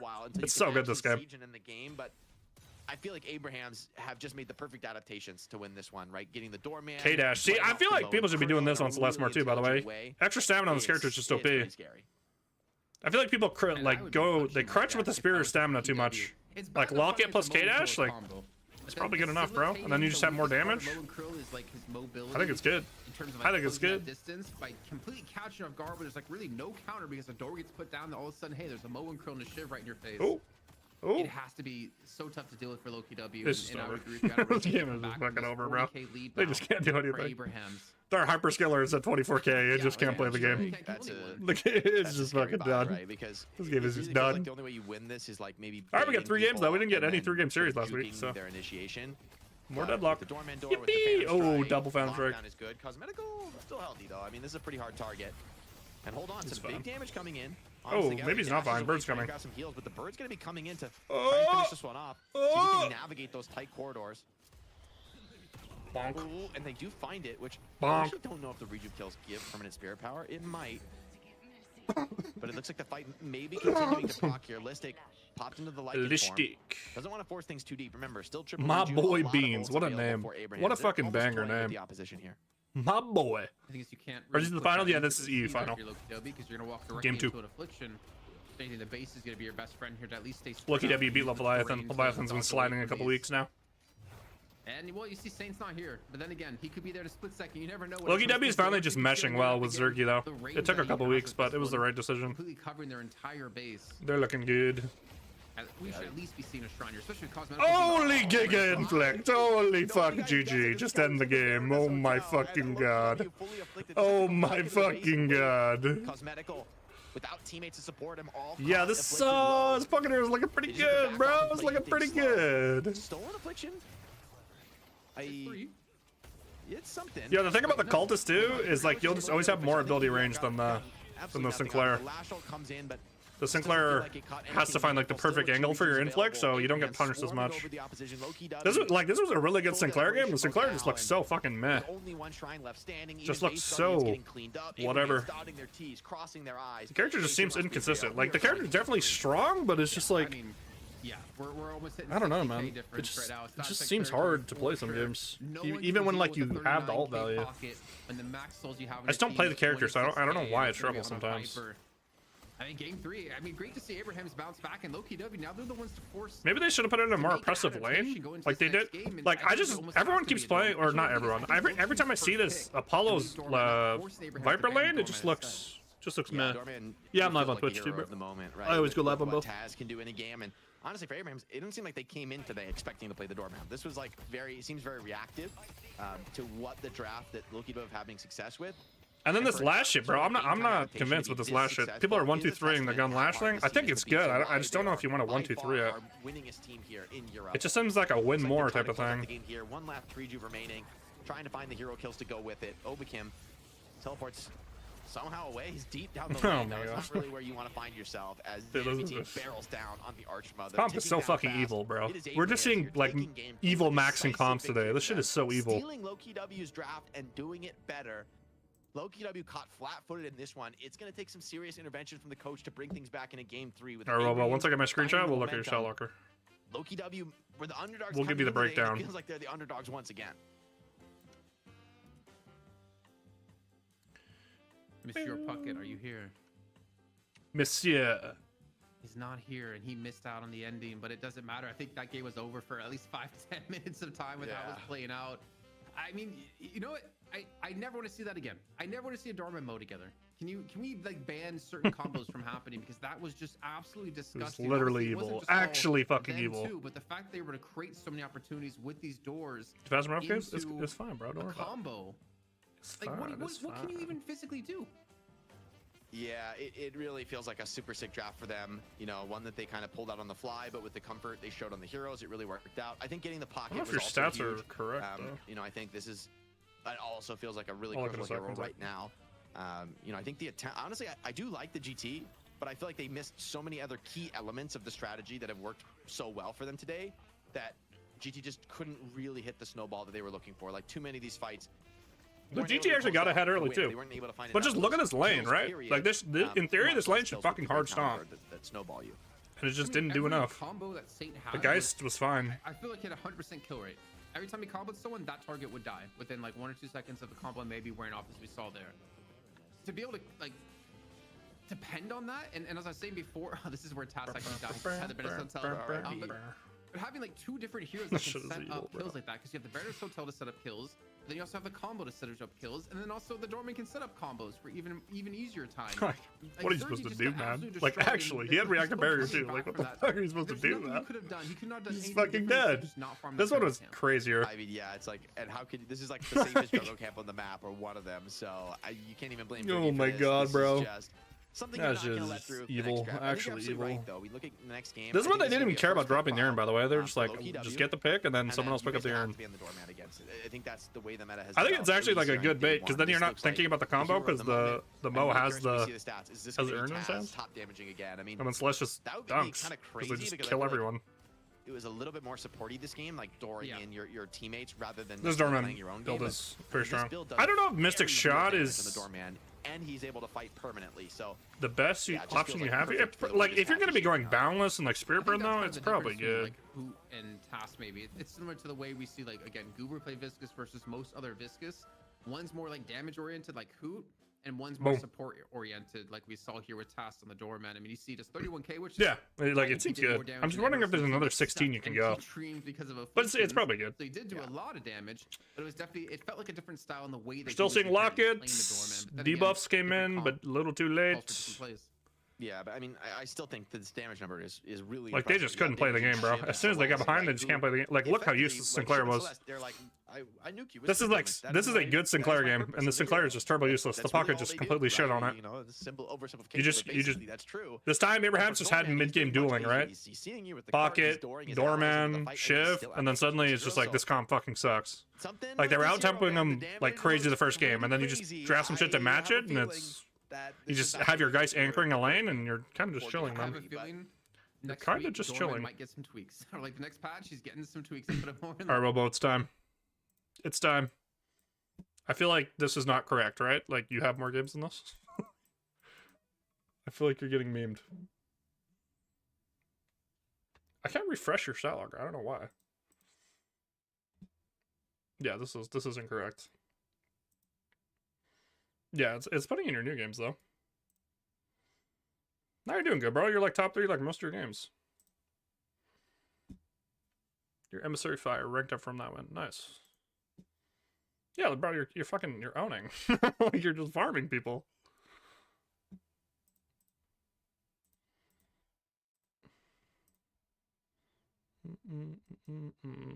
Yeah, you're farming, bro. They didn't even touch your tower.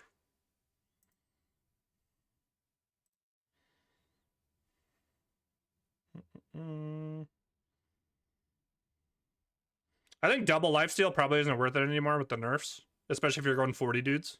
That's something I would say. I think Vamp is probably enough. I think Leech is just... It's just kind of mad now.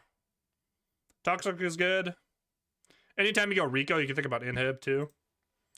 Especially in a game like this, like Kelvin, Shiv, Infernus. Like Inhib would have gone crazy this game.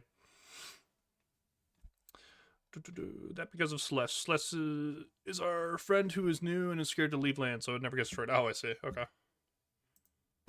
What are you guys like a 5 stack? Like how many people are playing in these games? Rough silver game? That's okay. Silver's hard. Silver's hard to play.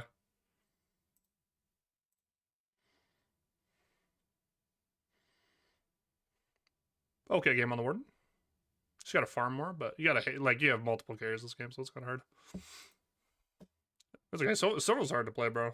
Silver's pros only character. Not even, but it takes time to learn. Yeah, you're doing good, bro. You're climbing good. Like, I'm assuming your stats are just bugged here. Like, you're winning most of your games. This is all just incorrect. Oh, there we go.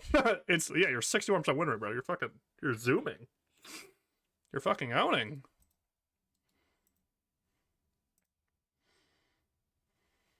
Oh my god, this Viper went off. Split shot's underrated for a lot of people too. Like, especially if your aim isn't like crazy good. Like, split shot's just a good item, especially in low reload.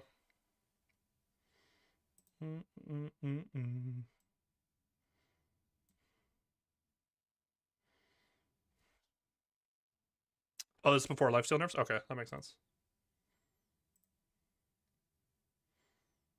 Oh yeah, this is May 5th. Okay. Wait, no, this game wasn't. This game wasn't. I'm sure.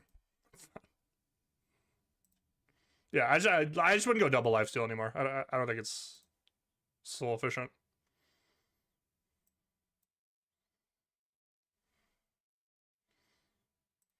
I also think burst fire is good, but I think there are options that are really nice. Something to consider nowadays is heroic, even on like when you're building M1.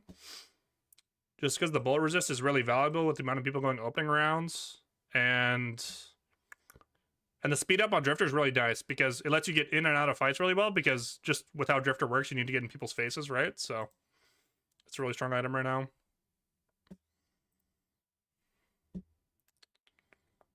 Yeah, but you're owning. Like, you have 61% win rate. You'll be fucking Oracle in no time. Like, you're just zooming. Especially if you're playing with a 5-stack.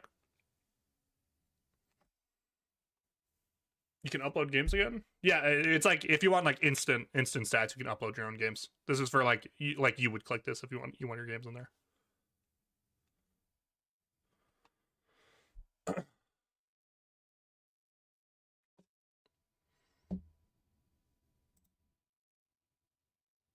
He ints a lot. Who ints a lot? Who are we talking about?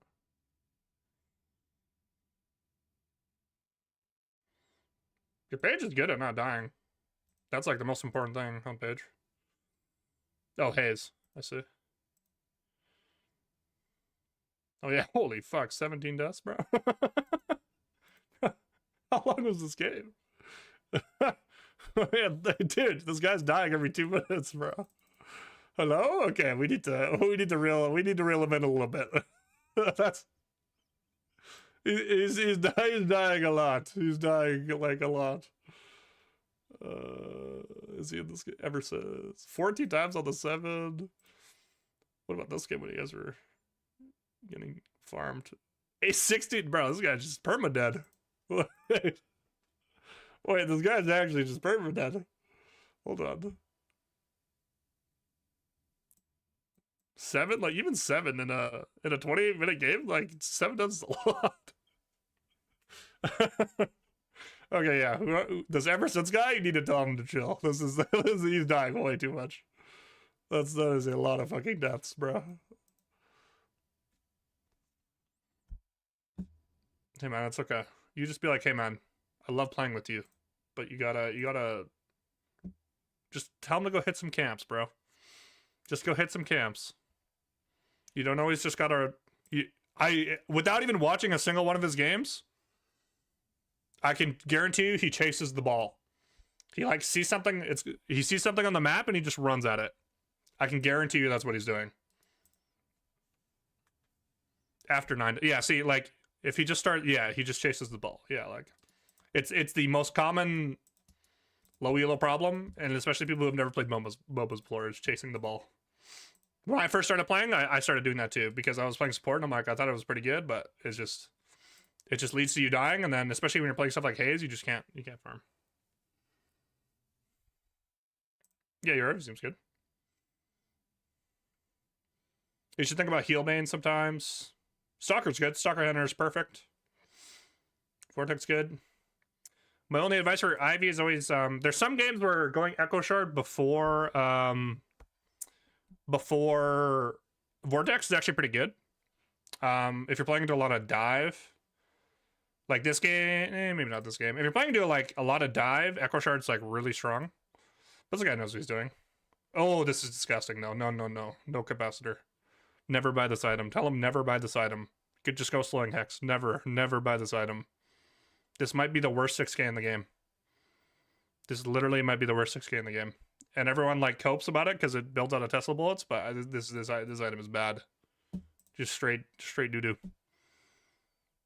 Slowing hex is just so much more value, and you're going to be building vortex anyway, so you get the cost cut. If you want to go gun, you go headhunter. If you're going to be building more gun, tip mag, but if you're just going to go for the spike, stalker. And then you want to go into like debuff type of 6Ks, like inhib, siphon bullets. I'm blanking on items. Let me look at items. One sec.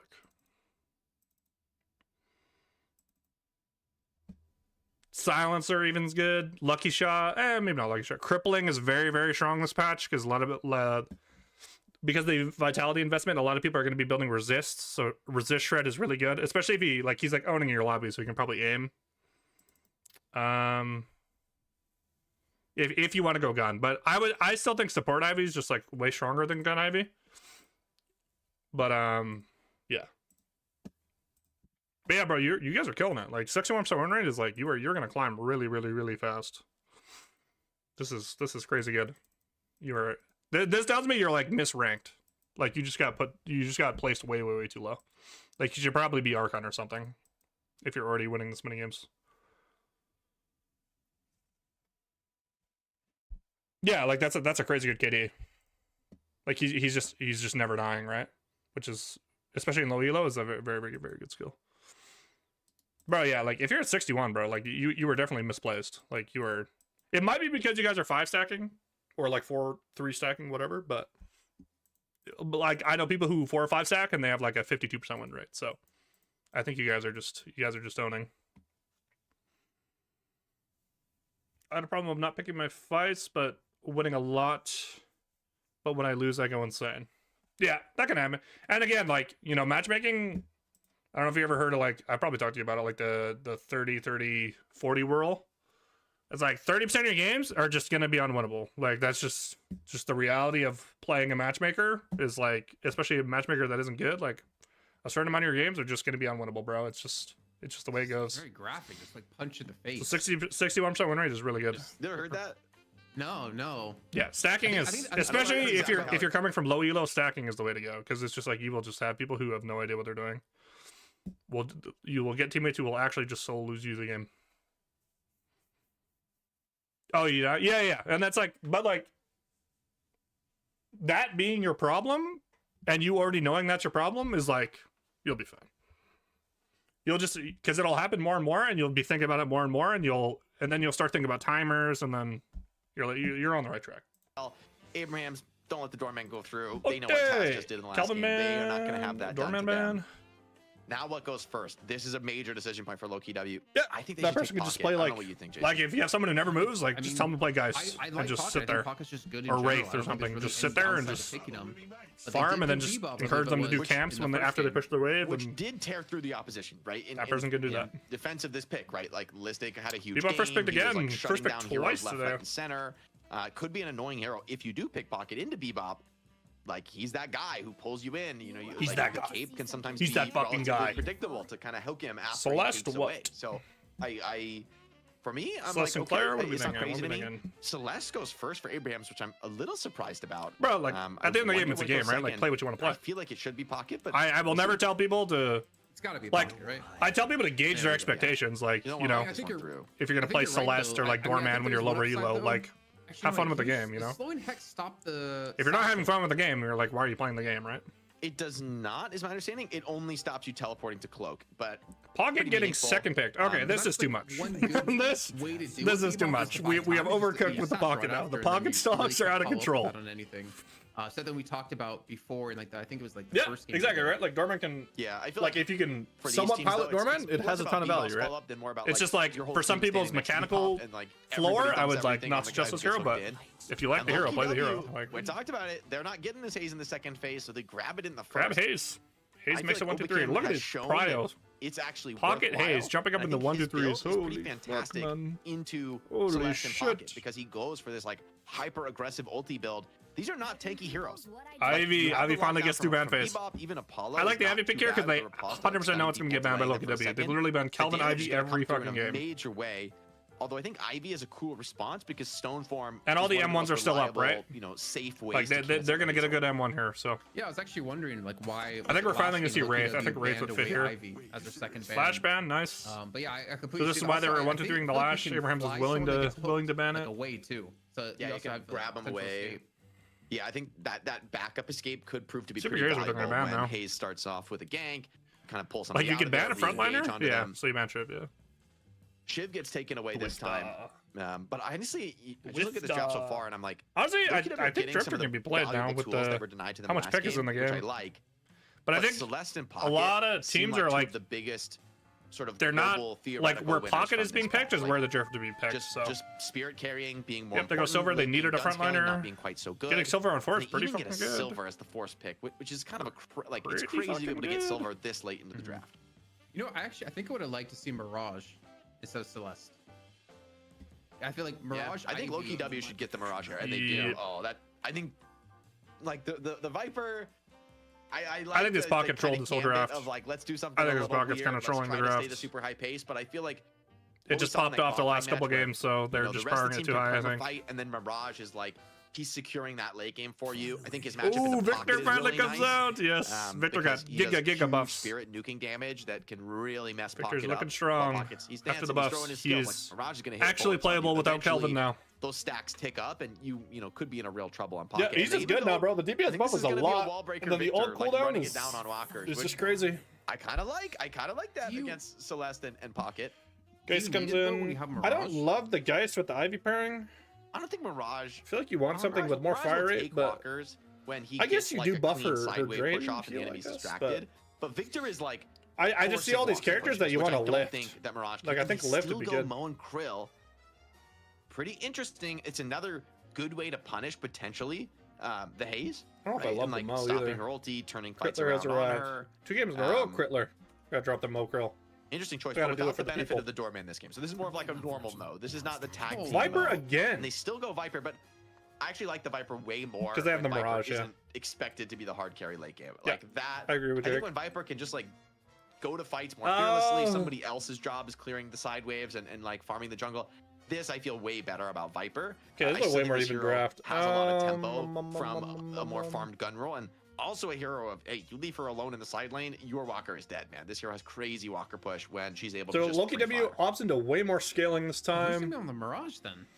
but Abraham's got to It's match Zergy him with the Mirage. I Ivy. think surely it's Zergy and the Mirage. I don't think Geist. Zergy plays Viper this game. Like, They had your Celeste hard as carry is well. on Mirage, and I think that's going to be Zergy. And Viper is going to be a much more of a fighting, active role. I think at the least Pocket, given how they've like played the so Pocket, far. kind of I just think trolled this draft. I Viper's probably think. the second side laner, but usually one Like, of the look at side the shit laners they gonna gave fight more away. than the other, and I think pretty Going clearly the Viper Pocket. in my eyes this game. And who's cosmetical on? I'm like so Wouldn't be confused. surprised if Like, They he's gave it the Viper. I Apollo. think he They might- gave it the Mirage. New Like, I Oikos don't know. Pro. I feel good about Loki W winning this. I'm not gonna lie. Yeah, I agree. It's a little bit hard to call. I guess those are I'm the two who are kind of up in the air. thinking- Assuming I'm doing Mystic plays the 6,500 Bebop again, too much. that he played so well. The odds are I feel getting like better, Oakham though. has to be the I'm Haze. I don't think you have your whole team going grinding 9K. Haze. This is like one guy is specializing in Big kind 9K. of a strat. And then Vrake, you know, he's been on Apollo all day. Should be a no-brainer. Oh, it's gonna be interesting to see, man. We're going into a Game 3. game 3 over here in in our night shift. After 37 of them, we have $2.5 grand for each region, totaling 5K, all coming in from $2.5 Shopify, Intel, and Newegg. 5K prize So pool. excited to Holy see Intel moly. Newegg I'm join never us. even It's been a while giga since we've had subs today. Intel on the show here, Jake. 117 mention, gifted from that one guy. Like, DreamHack Jesus Atlanta coming up Christ. next weekend. There's a chance you can meet It's such a myself, weird you can number. meet Jake, I wonder if you dude can just meet like Dan, you maxed can out his meet credit card or and something. maybe Puckett can stop by as well Shit's when we're at crazy. the Intel booth. And maybe, just maybe, we'll have some night shift Maybe, merch. So just I'm not gonna maybe. commit to it. Yeah, we're getting the event set up, but if you guys are in the area, if you're going to go to DreamHack Atlanta, come say hi. We'd love to see you guys in the Intel booth. Shout out I Intel. love that they're showing up to other Getting Valve us out lands. I think there it's a really good idea. Get us the opportunity to do some cool stuff. It's going to be more of like All a right, Viper fan-centric Bebo. I event have not seen style this lane rather before. than, you know, into Ivy Celeste, and then Pocket the typical Wednesday night Geist but still, into gonna be a lot of fun. Haze Always Mirage. fun, A lot of poke to on hang this out side. gaming The Pocket's events gonna and get people meet the poked out community, pretty so hard. Definitely looking forward to that one, Jason. And also looking Paulo forward Victor into the to Mo Game 3. Silver. Who's gonna be our EU Victor just hard champion? running at people. This is one of the best weeks we've seen from Loki W, but Yeah, needs Victor to can be do this better shit if now. they want to take home the cash. And it's a bit of a burger box in the side lane. It might be EU, but the burgers are on the grill. See, they're Together, getting it's kind of smoked in that early trade. Giga chunked. It's a hoop bot, by the way, and a Listic Victor. Ooh, So even I mean, some changes you're back. coming in. Okay. And Cosmetical Mobile is Mirage, back. Okay. okay, I have no idea what to think now. I mean, Cosmetical's sick in the late game. You know, I gotta add Maybe you, B. Sergey's That's a good practiced more email. Viper and he's gonna play more tempo. Well, I guess I wouldn't. hold. I do trust Cosmetical actually to be able to handle the high farm role, right? He did that on Pocket. Different type of character on Mirage, but in some ways not too Oh, I'm not much different, sending. right? Fuck. And some people in chat were saying that Zergy I also has been insta playing sign a lot of Viper when it comes to I don't know scrims. with So Twitch. Is it gonna pop up on this bring up screen? that question earlier on. I'm good. It's something they've been practicing. And I mean, I assumed you're not going to just bring it out randomly with 2,500 bucks in the line here in this best of 3. Yeah, like who on Bebop? I mean, TB has we been saw added. Listic. I don't know how you top Listic's performance, but we can't forget about the fact that the first time we saw Hoot was playing with Mydong, like way back in the day in Fight Night, and he had some of the craziest hooks we saw. I mean, Wait, it's who just we're hopes talking we've about, ever right? seen. Like, I trust this guy, whatever he picks. I don't care what it is. I feel like this guy's going to be able to play it. I mean, that's been the flexibility. Well, the Victor that's been got his farmed. history. Listic They does not overcooked. have the They Victor, absolutely though. I mean, rolled and then a hero overcooked. that It's a classic. Pre-ultimate, right, is not actually that tanky, right? Is like deceptively easy to turn things around on and kill him off. But he's also a hero who really wants to snowball the farm. So those early kills add up against him. It's a really nice find for Together and Saint. They were getting kind of bullied on the early trades. Now they find a kill for themselves. Shout out Froggy. 20 viewer raid. Welcome, Froggy viewers. W Froggy. Movement God Froggy. I see the enemy. I'm still Movement so map maker confused slightly Froggy? about the Ivy though. I understand its premise. I understand what it's supposed to do in this comp, and I understand what it can do in this comp.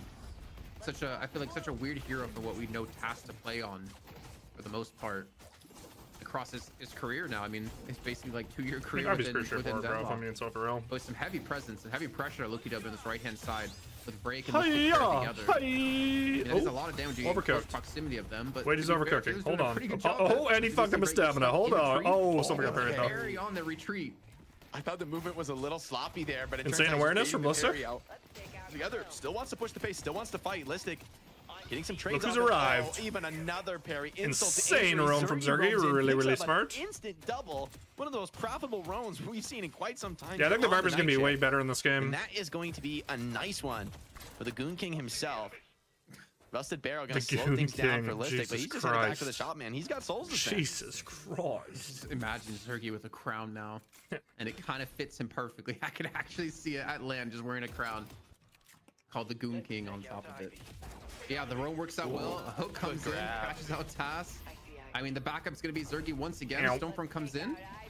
Lethal Venom comes on in, but I think a little bit too much HP for Tass to even imagine converting that into a Who kill. is Even also a Rusted ball Bear- I think knower, Rusted gonna Bear's rush the actually head pretty hunter. good pickup here for Ball Tass, knower. considering what he's against. It works Yeah, so well on Obicam, Cosmetical, Hoot, Zergy, Listic, like all around really good item. I thought we'd see more battle Bought a bus lot today with the like, opening more rounds. than we've seen in some of the Giga recent Prowls, but- past. Some trades coming in.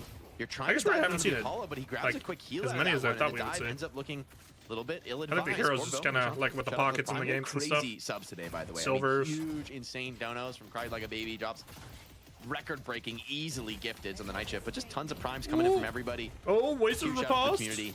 More attempts coming in, man. Together, playing with this HP, absolutely using it. And with him and Mo together, man, these are two guys pretty tough to hold off when they really want to dive you under tower. Especially when those ultimates come online again, like the Bola. Buffs up in after a combo. 25. I'm so sorry if you can hear it panting right now. My dog is right next to me, just panting into the microphone. But like a Bola after a combo, you're just really not escaping if you don't have the damage for the upfront burst. But I feel like you kind of do in Should this be lane. double buff for Honestly, Loki that's one of W the biggest here. threats about a Mo and Crow when you play them in the laning phase. When Gonna that be a combo comes contest here, online, you though. know they're gonna be looking for kills. Oh, And those man. kills come. They I feel come like fast. Abraham's needs to be more Yeah, locked in double here. cryo here. They could have showed up Loki 4 W as they for look to 2 grab the here. Double earn. A nice sleep sets up things really cleanly from Obicam. Celeste gets the buff. Gun buff is grabbed from Sonya. Alright, they do come in late, but Zergy's here now. Celeste is just gonna die. The buff's just gone. Almost no HP, and Zergy cleans I it feel up. like Ham's Doing a kinda dropped nice the juke ball from Sonya. there. It's not enough. Obicam though goes down. I in the couldn't. trade. It felt like they already had the They're way trying to dive in. pushed, Victor and then doesn't quite have they the kind of just soul showed up or late. that rejuvenation to come back up. Mo trying to stick They on didn't him have and first finish off move, this but they kill. could have You might be matched. able They to could have like find the 4 for victory 3 again matched. in the early game.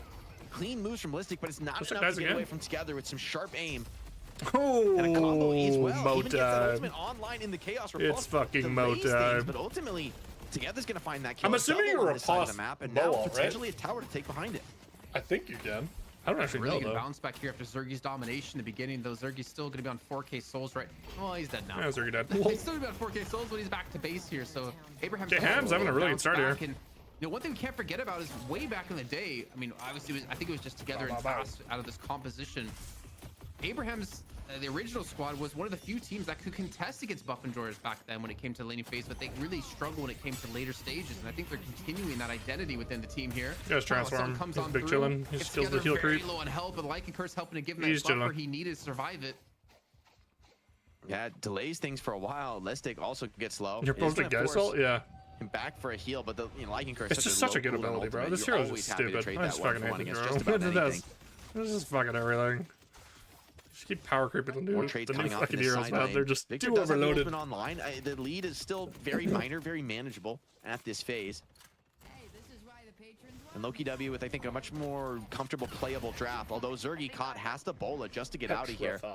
Silver, terrifying hero when she shows up on the roams, man. These bolas are incredible. Can't quite get the damage in, even with a little bit of CC. Zergy slips away to safety. Loki W are being the aggressor this time across the map. Left and right lane both shoved in towards the Guardian. Come back up here. They were down like Let's 3K. open a potential rotate on It out a Zergy to little actually bit. look for a kill like we saw prior. Oh, Zipknock. Listic finally Is has he gonna dive that? finally Sure, has that's a ult. little bit crazy. Oh, he thinks he wants to get the second one. That would be so devious, but Listic too smart for that one. They just have to give this Price, tower. though, is going to be the Guardian. Full HP Silver. You don't want to tango with that. Victor, even with the ulti, feels like Should throwing get good traded money on this after left bad. side though. Trade attempted to come in, but Pocket has something to think about it. Empty Dream still fighting this one. Gets a nice big burst onto Obakim. Still relatively healthy though on Hayes. Might still look for more. Geist was swapped though also. The Suke Potential was threat. the Suke's buff just on tier 2? Mo's coming in from behind. You got to watch out. I just feel like pockets are way more See this one have more coming. presence in lane Mo now. slips in the sleep though. Wow. Make sure instant, just 180. Locks that guy down. Ensures Obakim can play this Like fight he's comfortably. chunked, but like he's able to trade. I'd imagine if you don't hit that sleep dagger, you're looking Oh, at we it DC'd. GG. almost like Dreams? guaranteed. A little Check DC, right little now. pause lock. Let me check right now. I'm pretty sure it was tier 2 Wouldn't be Suke's. EU without pauses and without disconnects. True. EU Classic. This game's been chaotic, man. It's like everybody slow down. Let's grab a water, chill, enjoy yourself. Like life is short. Take Man, some time for yourself, chat. I'm just thinking about the NA portion of the show because we have Burb the Clock finally making it back through, getting through the qualifier. BWC's I believe back. FPS They're Lounge, so they dropped fucking Erebus, back. so they decided to sit out playing in the qualifier match this week. But to see Burb the Clock in first time in a very long time is gonna be great to see. And then also defending their Sasha title James was scaling. in Oh shit. crazy I didn't know that. I one-sided thought it was just flat series last damage. week. Yeah, it's a good point, man. NA has incredible I'm just stakes. coping. We're not even halfway through the show just yet.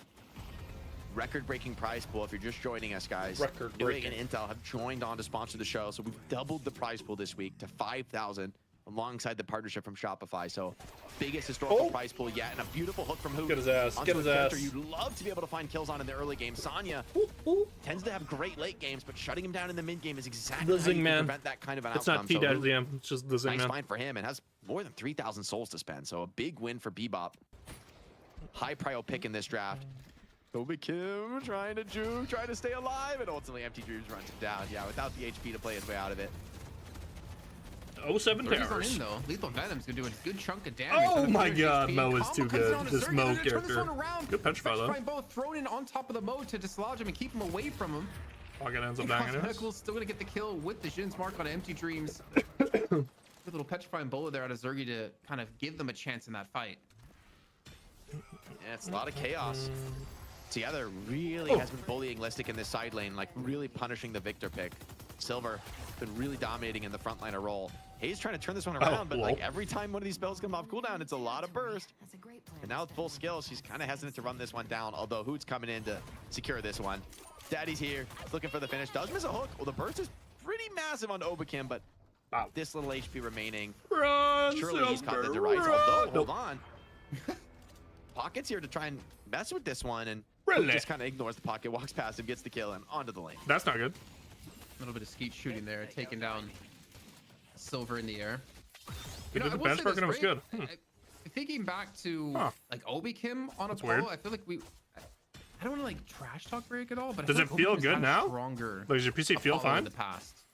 Well, that's just due to opponents. Maybe like, have you tried Deadlock and shit? Like, still really fine? Providing for the team. But I've just not seen that same level of impact on Apollo in these games. I don't know if that's just maybe the role. Special King, cosmetical? Yeah, it does feel like, I mean, it feels like with this draft from Low-Key W, you know, the Apollo ends up holding a lot of aggro and being responsible for a lot of that, like, first off initiation. With players like Obakim actually following up and dealing the damage. So I feel like they're kind of, you know, readjusting maybe the priorities as well. Wait, Zergy finds Arzo? How does that happen? Guy's not getting the swamp. Wait, are we trading this urn? No, I feel like this is troll, no? The curse Wait, I think this is bad from Low-Key W. Being run, it's not going to be contested. They're getting ran at too. But the fight is going to be contested on this side of the map. Okay, Victor's here. Deep. Can't I think Ivy's just going to YOLO send it. Zergy together. Needs to find the proc on no, his he just wall bounces out. Okay. Just maybe like damn, I'm surprised Low-Key W got there there in time. Holy shit. Combo is in on Ballistic alongside your friend does your PC on the other side of the map. Looks like that might create. Yeah, I would just like play the game and shit and see if it feels fine. But Dreams evades the laser. Some of the souls nothing wrong. That's from Hoop. ideal, but that. And hold on, I'm always suspicious when they say that now. After I got fucking skamazed. Definitely a possibility to find this one, but with Mo coming, I shouldn't even say scam. Do give me a refund, but wasted my time. Ooh. It feels like almost every time we go together, he's just killing. Kill. He's just killing. I feel like together is either turbo feeding on Silver or just running the game. There's just like no in between. Every time I see this guy, he's either just running the lobby or just 10K sold in 11 minutes. It's not quite. It's 8K, but still pretty meaningful. Empty Dreams has this Colt Sack online, so he's gonna snowball some of the farming. Although Vrake would love to be able to run this down, that would be an impact kill to find at this moment. Doesn't want to take the pad. Knows he would just get knocked down and die from it. Does Empty Dreams actually live? There's no fucking way. Breaks on the case. There's no way this guy lives. Oh my god, he's hiding by the fort now. Disengaging Sigil does close out, and then Together goes down too. Hold on. Yeah, you're like the two. I think the character kind of just like that. So far in the trade. I feel like it's just one of those characters. Could be a Walker on the right. I think Shiv's like that too. Taking advantage of the skirmish on the left. Just like if you get behind, the hero just feels so bad. Just commit for this. Yeah, with Mo. Shiv though, like you can just kind of stack green, so I don't feel it like as much. But Silver just like I feel like if you get behind, it just feels so fucking bad. Stopping this Walker from going down. Oh, maybe the Geist doesn't commit for it. Geist tries to get out. I think pairing with shit like Bebop is really smart. Worst case scenario, just so you can get it ahead. And not getting the Walker. He goes for the greedy play, arguably to leave. I think going for the Walker. Oh, hold on, he's trying to loop back in, maybe? Bro! Away for now. He has swap. Bro, everyone's fucking showing off their schmoob in this game. Oh my god. He's got to be careful. Doesn't want to give a swap back, and actually, ours was died on side twice. Full swap, it wouldn't be enough. So better player than me, I would have gone for it. Lycan Curse pop, but too though. Hunter's Aura. Yeah, Zergy, go ahead, shoot it. Go ahead, shoot me. Get away. The slows are just go ahead and shoot me, lizard lady. See what the fuck happens. Stalled over there. You would have delayed. I don't know, man. It looks kind of mid, if I'm being honest. Could have maybe gotten the mid Walker instead. But like Zergy's playing, and Zergy is not like a Viper player, so. Holds on to the I guess he plays it, but like I wouldn't consider it one of his better heroes. Being wasted. Together. The whole idea is it should be one of the few gun heroes that still scales, but you have like presence early, but I just haven't seen it look like good in a lane, so I don't know, man. I'm not very convinced by it. Yeah, the haze is looking really good, but Obi-Kim's just insane on haze, so that could just be it too. But the pick haze looked really strong. Ballistic holds onto it, which will be quite nice. Looked good in game one, it's looking good again. Talking about Victor as like this wall breaker hero, throwing him at walkers, but actually can also still. I know you like playing pick A's. You should probably try it. Like it looks pretty fucking good. Right-hand side. We're gonna have to figure out. We're gonna have to play something pick. Like you could just put Go on like a goat on like Mo and stuff, but Mo and we're gonna have to practice pick at some point. It's just seeming like it's better. Ooh, the sleep misses out of the air, grabs the combo to cosmetical. Is the damage fall to there? Beautiful. The fucking Mo delivery systems these past two games. We're just IVing it in. Just a sliver of HP, but looks like he's out of this one, and 2 quick kills on the punish. It's a good thought from Abrahams, but it does not come together. Rip cosmetical. 07 brother. From range. That makes it almost worth it now. That cosmetical kill so valuable. Yeah, you can play Mo, yeah. I want to ask you a question, but I want to finish this one before. Something I don't know yet is Paradox. I don't have a read on this character. They buffed it 3 times. I feel like it should be strong, but I just haven't seen it look like insanely good. He's just gonna go for the full-on dive here, but with now Listic on the Victor, able to join. Like I don't know where to put it in like the tier of pick characters right now. I feel like it should be strong, but it just doesn't. Just doesn't pop off. From the Victor is pretty rough on Mo and Krill. He's gonna get slowly run down and bled out. Doesn't have the slowing bolts actually, which is the. Oh, he's going the gun Victor. Okay, this is actually based. I saw Aiden playing this. This is. I think this is actually just the Victor build. Of suffering. Look at that maxed ultimate metal skin. Like this Victor is a tank. Like the last few trades, early game Listic got punished. He really didn't get the start you would want on Victor, and these couple fights going his way. Warpstone on the Apollo. Back into okay. the game, onto a kill streak now. I actually hate you, bro. What's scarier to you? A doorman with a Mo who just like comes out of the closet and grabs you, or a flying Mo and Krill with an Ivy? Easily the doorman. Man, Break doesn't have warp. Doesn't have warp. And also takes 2/3 of your HP off. Right, follows up on the kill. Doorman also brings the clown car. Ivy brings one person. Doorman brings Victor's just annoying, bro. He's just a fucking time bomb. Door, which is crazy. Hook on together, but it looks like the Ivy save. I'm trying to convince Climb to play it, bro. It just looks. I think its assertive is good now. Like you don't even need the. I don't think you need the Kelvin with it now. I think it's just like good by itself. The whole cooldown change is just so good, man. Hold on to that ultimate, live another day. Plus the DPS. Sleep on together, punishes the kite out, but he wakes up. Another pocket game, bro. I'm telling you. This pocket hero is strong in mid game. Yeah, this is looking. Richest in the lobby again, by the way. The souls don't really. This cultist item is looking pretty fucking good. I'm not gonna lie. It looks pretty fucking good. The right-hand side goes down. This guy's just always rich. and Saint coming to fruition here. Okay, Loki W have the urn. They're gonna have to babysit it though. And we're still. I mean, we still have an urn in play in the hands of, I believe that's Together to pick it up. Actually, no, where did it go? Looks like he's being held hostage. Yeah, I don't know anyone that actually likes playing against They're Victor. gonna go for the dunk. This would be a moment to kind of bring the comeback in. There's a couple players not. I feel like you shit on it so hard and then it just comes back. Hook on Sonya, pulls him in, bullet answer from Obikin, following up with a lot of damage. Tylo-san, can it get a good connection? Only He whiffed. He only hit one. That was a bad inflict. One of the weakest targets for that skill. Abraham's players dropping low, but the first kill is onto Obikin. Bebop went too deep. He's dead. Looks to get active, looks to bring his net worth to bear in this fight. Victor still has ult. Normally aggressive, but this time Victor's just zoning like 3 people. 2 for 2, I should say, rather, so far in the fight. So still a lot to play for. Listic with that reanimation online. Can still fight this one out. Abraham. Resurrect. Everybody's here now. The entire lobby brawling this one out. Oh, Mo was in. Oh, Mirage. Medical's down from the combo as well. Listic, Zergy, and Vrake have to hold their nerve here and try and fight this one out.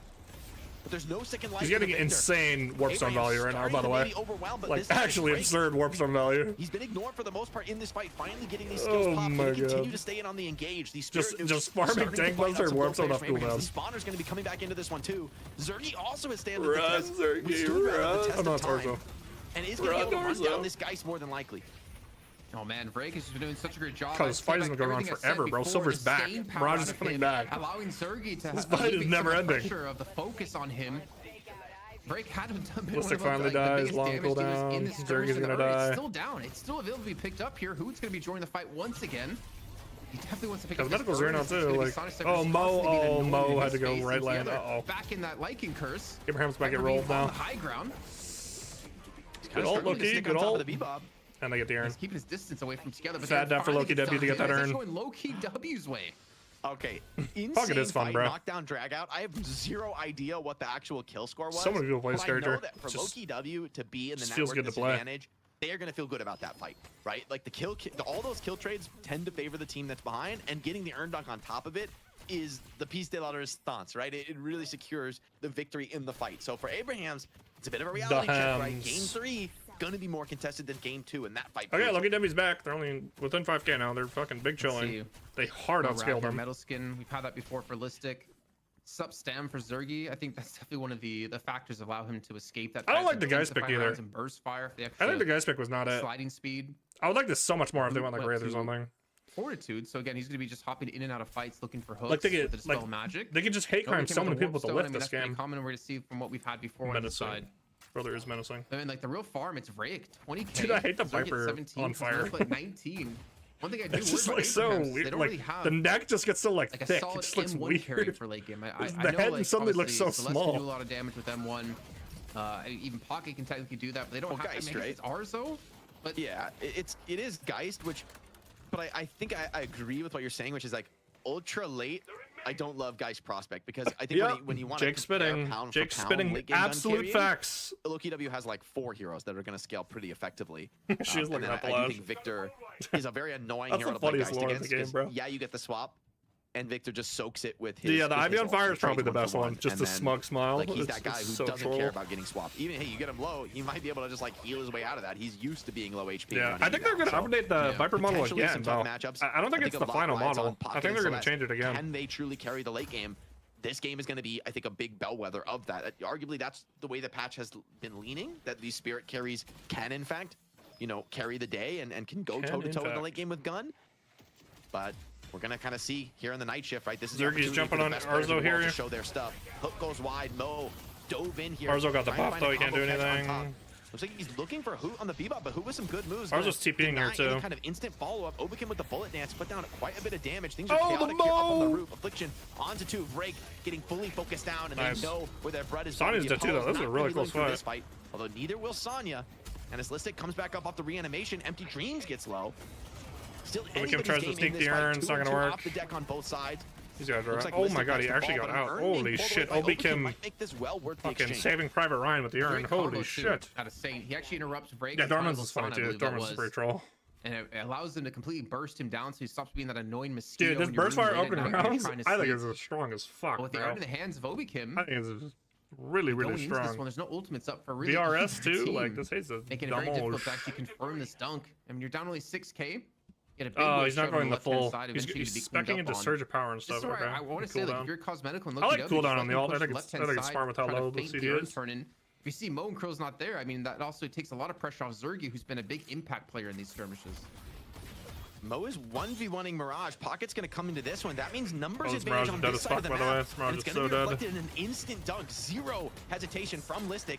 10 seconds on the ultimate is going to back up the fight for now. Wait for that next skill to come online. Kim got nuked. Being for the most part evaded by Abrahams, as they might be able to pick up the kills into this one.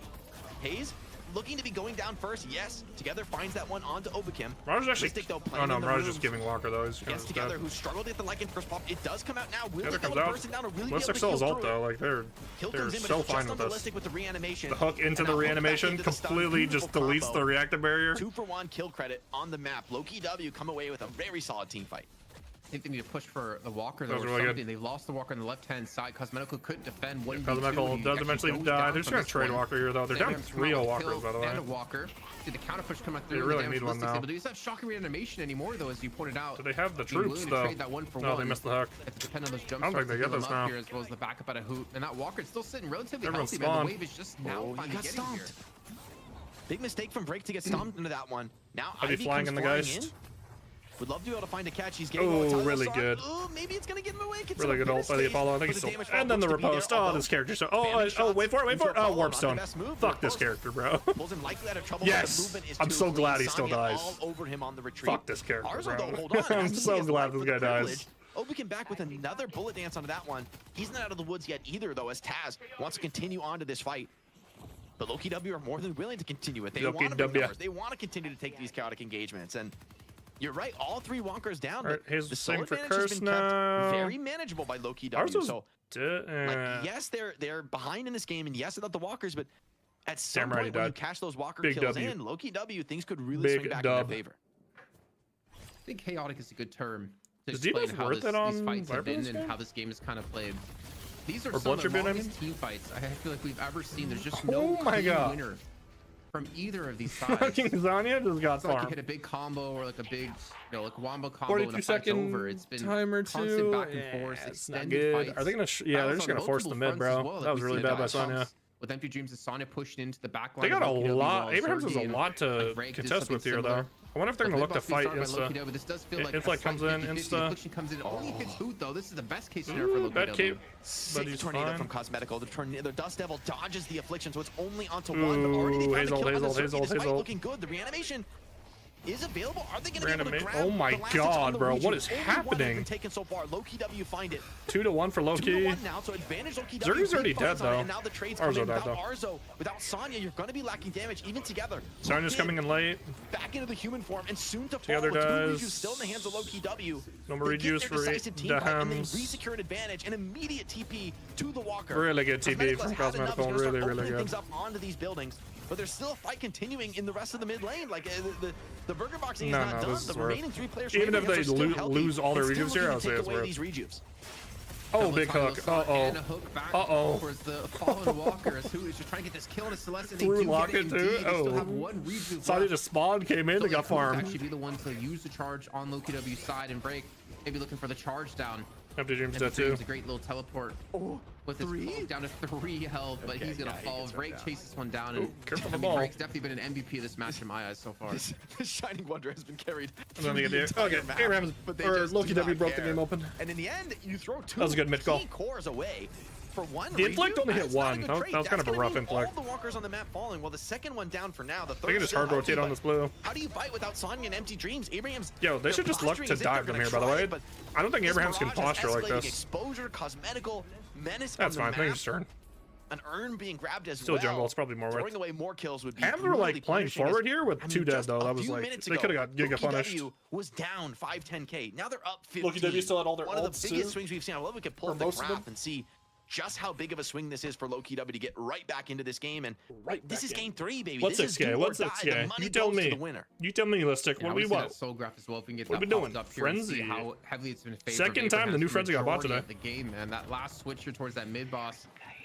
Loki have to be careful not to throw this one away. They have the urn in hand on Hoot. If they can get this one done, Oh, they that's a extend the lead dead even fucking further. silver, They by the cannot way. lose That is anyone a together. dead Overextended, fucking silver. Caught up by the petrifying bullet and lockdown. But her 3 pausing, mana affliction bro. connects as the urn gets We're dunked. pausing, bro. Everybody chill. Everybody chill. Talk about what you're going to do next. Yes, inflict hits What 3. are you Okay, gonna do Saint next, actually though? did Because decent. affliction onto 3, 1 redo. Got to do the math here. I feel like either Zergy or Obakim is dying, and I think if you're Zergy, you want to die first. You want to consume the reju. This is peak pause lock. I'm gonna call it peak pause lock. The question for me though is, hold on, we need to get a check on. Can we get a together POV check? If he dies before getting the Lycan curse off, they will get obliterated in this fight. Mark my words. He kind of got out though. He's at the top of the stairs. He's right there, like on top of the staircase. So it looks like Is he out? trying Maybe to he's out. escape this fight. He has metal But he skin. doesn't even have any damage dealt. He has the metal skin popped. The reactive has been consumed. I think he's dead. I think he's getting run down here. And if he doesn't get Lycan curse off, huge part of the strat is going to fail. Here comes Zergy diving in on top of him. Metal skin. No, we got the Lycan now. Oh, Zergy might be trolling. Zergy troll. Metal skin. Hold on together. Turns that around. Zergy Listic overheats ult it. got popped And the too. Regi was already consumed from Obakim. Now with the player advantage, a combo on the cosmetical. Oh, he only your hits key one. damage dealer in the Mirage combo, but he's staying alive. Looks like he's healing through it. Abrahams, though, with the player advantage. No ultis available for Loki W. They want to get more than just those first kills. They're down 20K. They need to get more here. But will they be able to find it? Still Loki W It fighting does. strong. Listic, even without Loki the W just animation, has so playing much aggro, consistent it has that DPS, extra bro. spirit damage per bullet Like on they the just ultimate. have these And longer Hook's a menace fights on the are debuff. just You gonna cannot always stand go their against way. This guy who Hook just barely goes wide. Listic's You out of the think they fight now back off to though. lick their wounds, but no, Abrahams continue to No push ult this. inside They Abrahams. I need feel to like find I'm these surprised they're finishing running this kills. forward. Hook onto Empty Dreams, hold on, potentially pulling him into a Ooh, trouble curse. spot. A big curse on the GG. Arzo. That's the late game Big carry. fucking curse. Gone in a second. Dead Overconfident for against 55, by the Overkill. way. And potentially a Taking the rundown purchase found now. onto the The pocket. silver should be dead. They get the bomb onto him. Bomb. The sleep, I think Pocket it's 1 not HP. good, but they might still find Haze the is going connection. deep. Yeah, Yep. still being run down. Pad into the bullet dance. Victor. Potentially a counter kill to be Victor found on the dies. Mystic. It's Silver dies, something, though. but still costs your life on together. I don't even know what's happening anymore, Jake. I'm losing all track of time and how these fights broke out. This started with like a pause at the urn turn in. Remember who dunked the urn? We had a 3-mana Loki affliction W's on still scaling now. W, but they still come out as the victors. That was a perfect in this example fight, why the getting guys 3 just kills like themselves. just can't really do They've anything in this extended game. the lead now up to 21K. What has been happening in these last moments, man? A Ricochet picked up for cosmetical. He's definitely hit a point where he's come online here with like Soul Shredder builds escalating. Ricochet even Fortitude to get back in the fight. Because honestly, I think Fortitude is probably one of the best buys you can pick up in this game, considering how extended these fights are, man. You hop out of the fight if you can escape it, and you can rejoin it without having to go back to base to heal. Like, these fights are not over cleanly at all. Yeah, the fact that Saint found the combo onto Oh, Cosmetical my and they Apollo, couldn't bro. finish him off, Holy extremely shit. telling about the state of the game. Look at right? Victor like, too, that's bro. The moment Victor where does damage, if you bro. finish that Mirage, you burst him down, okay, huge The damage pocket's straight off getting the map, value you again. could probably just run the table. But you fail that kill, things get turned around on you. Mirage So now maybe it was worth resets, picking, comes but back in, I don't and know. that's the type of fight Mirage loves, where he's kind of poking, I didn't prodding, know. poking, You prodding. gave up the Apollo By for it, way, right? So Drake kind of heard you talking smack on the Apollo. Top I damage swear, on the server right I now. wasn't trying to break, bro. I swear. 38K. Oh, Frenzy bought up. Spirit Rend. Makes total sense on this hero. And with the buffs to Frenzy, I feel like that really fits this hero's game plan. He's Where gonna are be, the like, Frenzy buffs do not actual disrespect buffs? The carry damage threat This is from the old Listic, Frenzy. especially after the ult is Still popped. saw He's it, got they that did now. spirit damage. You get Frenzy online. They're carrying in Sonya Sniper, bringing in the Celeste Umbrella bioweapon. Curse It's on the comes two, but the in. curse is gonna I slow don't know if things you want down. to curse Provide a little Celeste bit though, of all opportunity for Loki characters. W to get into this fight. Oh, big Shining hook Wonder though. thrown, but it Big looks like hook. it missed the hook. from Hoot ensures it. The bullet dance It's really like 2. punishing anyone who dares step up into this fight, but a Trevor's 4 got the affliction unstop might now. just be enough. As Hylos on an Empty Dreams. You don't give a fuck about this Mo now. And he gets finished by Hoot's laser. Trying to do enough damage. Another hook incoming, by the way. Another hook incoming. Wipe Abraham's off the face of the earth here. The other sitting on top of the buildings like a reject Spider-Man. Will at least get the information out there. But his team won't survive. He saw his Empty Dreams lose Saint. And together just trying to hide. Fucking hiding, bro. He's invisible. I mean, it's good if he lives, but it's like, what are you going to do here? And also, what would you even do if you were there to defend the base? Daredevils. Loki W is low across the board, so they could go for shrines. Is he just playing for flank? That being said, I guess what is Amy team really going to do? Well, they don't have down, a bro. playmaker. They have some heroes that clear waves. But yeah, you just disrespect that. You grab one shrine. I think this is the perfect move from Loki W. One shrine. Bro, is a what is huge Together thing to doing? find. Yeah, I guess. Like, what is he actually doing? Dead, 6v1. So him living through it is actually nice, but he's not gonna be able to stop a quick raid on the doubles on their way what out. What is he doing? Okay, he finally gets out. Okay, map. well, So he didn't die, so I guess it's decisive good. lead being picked up now by Loki W. They're gonna get full buffs. They should be able to grab this urn pickup. Will be an advantaged urn, so the dunk could get pretty difficult. Zergy mobility buff, though. That is actually probably one of the best mobility buff users in the game is Viper. He's going to have like 12 stam or something obscene on the Viper. With sub stam picked up too, you just feel like a god. Yeah, he baslucky is never going to I like the Spirit cooldown because you can go Transcended here and just like permeate his Warpstone. This is a rough game to be Sonya Sniper. Like, good luck going in on, well, on anybody, on Arzo, right? Like these heroes that want to get in, have a big moment on the Spirit carry. Those curses come in when you're trying to make your play, and you're just dead. They're just looking with the Mo. If he gets in and he doesn't get the affliction off ASAP, you're gonna get cursed and you're just gonna die without using your affliction. That's I think the one thing that Loki W is worried about is the affliction. And you saw, as you pointed out, like 4 people got hit. They were low at the end of the fight when they're going in for the shrines. If they can eliminate the chance for an affliction to go off, then they just win the game. They win the $2,500, man. Actually, it's over $2,500. This is like, how do they win fights now? Cosmetical's huge. 26. Of course, remember, +6 we had that one guy who online. gave $100 in second place prize. I just don't know how honestly, they play fights. $2,500 on the line. You do not want to be thinking about that second place. You want to be fully focused. Speaking of fully focused, together, absolutely obliterated from all sides. Looks like back-to-back curses in the fight. Huge damage coming in from all sides, and Silver is not the tank she once was in this game. Urn being absolutely run down, and you can contest this, but do you really want that smoke? Yep. They just can't show up. The answer is no. They're going to look to just do what they can, deny some of the soul. I would just go mid now. I mean, Abraham's knows Silver's dead for 50. Just go mid. Obakim does too. He's looking to end this one here and now, but the bullet dance Pure doesn't look like it cosmetical? caught anybody. Bro, just go fucking mid. Just go mid. You don't go for it. Guys, what the fuck are we doing? Just go mid. Boss force the fight here. Why not? You only have to worry about the affliction.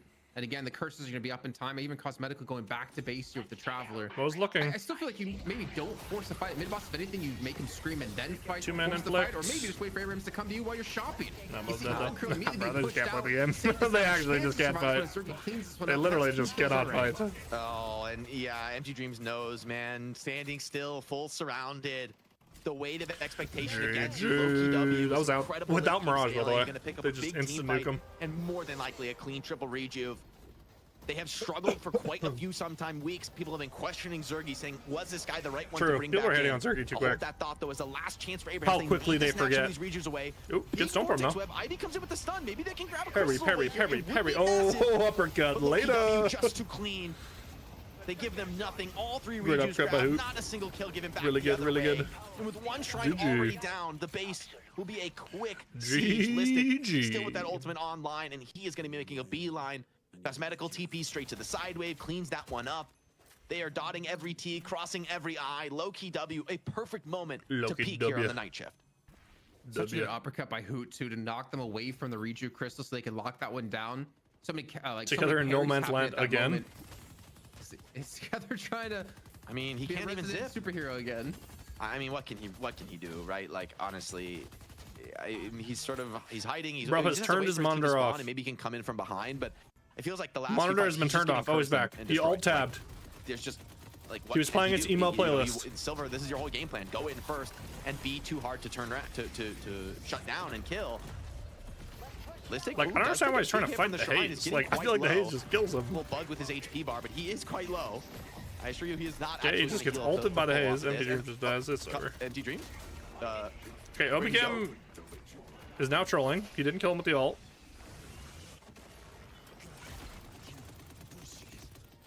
It's just a slow siege now. second layer patron, but without pocket, how do you fight this one? You gotta redo is consumed. I guess it's worth. But will the kills come back in? Abrahams need their players alive if they want to fight this one out. Here comes Ivy, comes in with the vortex web, the stone form.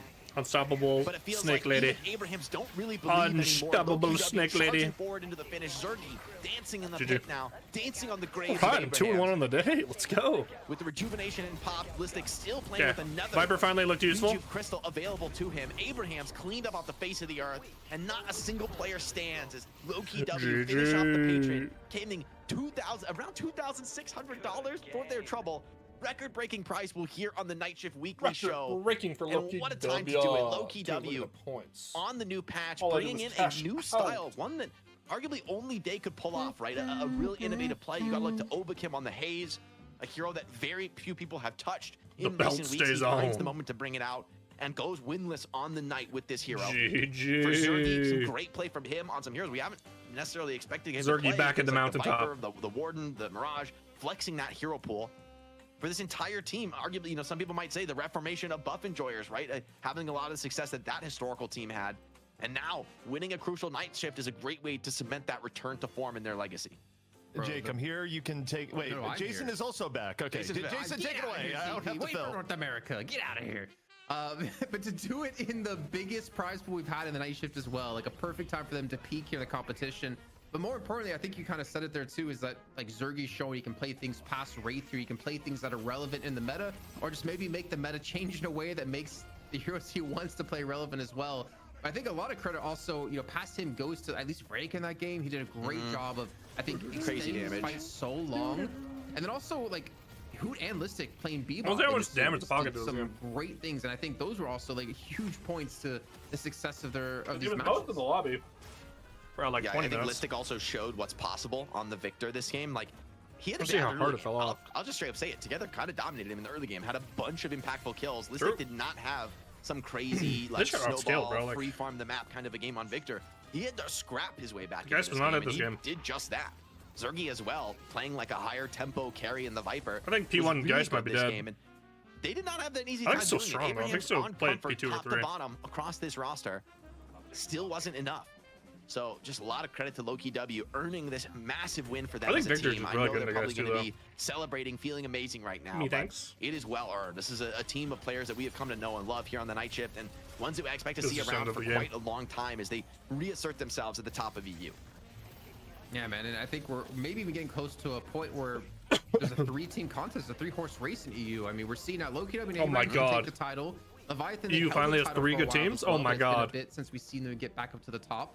I wonder if we can see them come back next week and show that they could challenge the top race here, and then we can just have that 3-way race, and that would be honestly a sight for Sorais, considering NA has just been the region to watch for me. Considering so good there, but taking a look at the match stats here, Break 53. Yeah, that's Apollo. So we picked the pocket, did good, but then we gave them the Apollo, and the Apollo just ran the lobby. Wow. They give him the anti-caster curse. He just turned up in a crazy way. Like that one fight that went like 3 minutes or something crazy with both teams on like 3 players remaining, like trying to clutch it out. I think even though the Apollo was not it. I don't think it was that. That feels like the turning point of the game, right? That feels like the moment that swings the advantage back, where Abrahams are starting to pull ahead. Actually did more damage than not as dominant as game 2, but it looks like they're you know, it just seemed like fights were impossible for. And then it all turns around and the game snowballs against them. So there's a curse in the game. The Victor can just glue to her. Rebound because.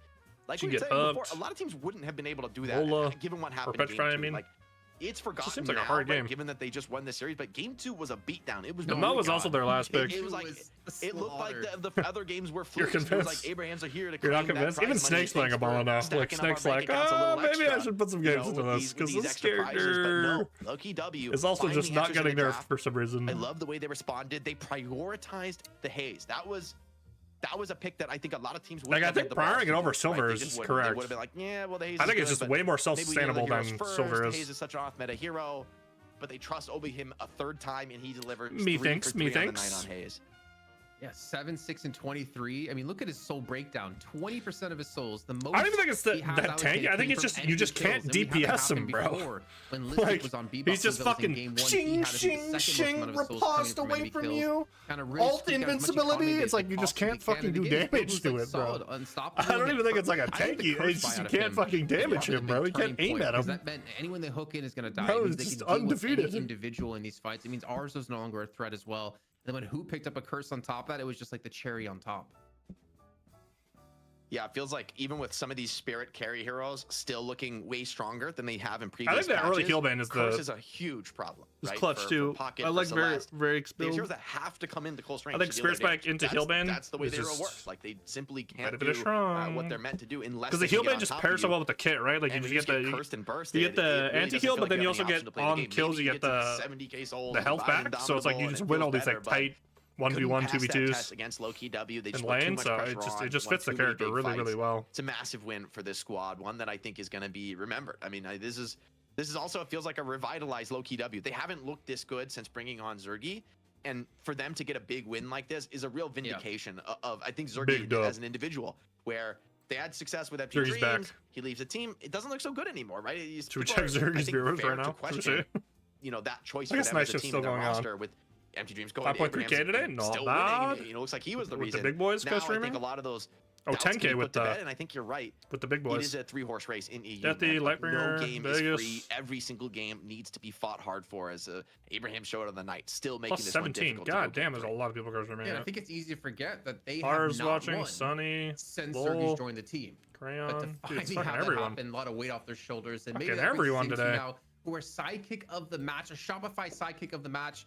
And Jake, it looks like we kind of agreed over in Discord. We both put it towards Obikim, man. Like his haze across not only this series, but even the first series of the night. He was able to really put in a lot of work and show that haze is extremely viable. Cool, and this makes me wonder now, when's Penny gonna be making his return? Because he was the original OG haze. Yeah, this tempo haze looks absolutely back, and with the coordination of a top team, right, following up on these, you know, you're fully invisible, you find a sleep dagger, you start with the bullet dance.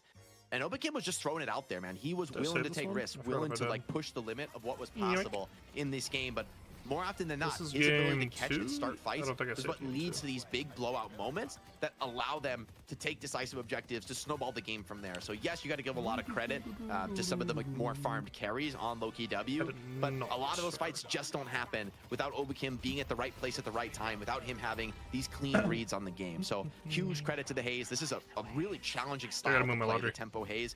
Not easy, right? It takes a really intelligent player to know exactly where the limit is. And hey, Obikim, think about his history as a player. You got to absolutely credit him as being one of the smartest, most aware players in Deadlock. Yeah, I think also what you said I wanted to go into more, knowing your limits, but also like knowing your limits based on your comp and the enemy comp. Because he was a lot more aggressive and was a lot more willing to dive in extra deep when he had Viscous played on his team, right? Yeah. He was able to get cubed up and rescue beamed away. He's able to show more restraint here, but also know when to be aggressive, knowing they can confirm these kills and kind of set his team up. Even chase him down like you see there with a little bit of overkill with the bullet dance onto Empty Dreams. That's an Empty Dreams pocket, man. There's no such thing as overkill. Like, yeah, bro, I think the silver hero is overrated. I don't understand, especially like first picking it. I don't. Wow, history. Is that real? The last 3 weeks we've had. I would rather have a Shiv 10 times out of 10 over a silver. EU, man, both EU and NA have been insanely competitive. Honestly, it's beyond. I don't understand the silver. I think when you pair the silver with certain things, it's really strong, especially if you can get it ahead in the lane. But it's been a while since we've had. Like, I'd rather just pick an Apollo who's just gonna auto win me a lane. The game is just except the Apollo Viper lanes were looking bad, so I don't know what the fuck's going on with that. The esports players really getting their time in the sun. We're super proud to be able to offer our highest prize pools ever this week and going ahead.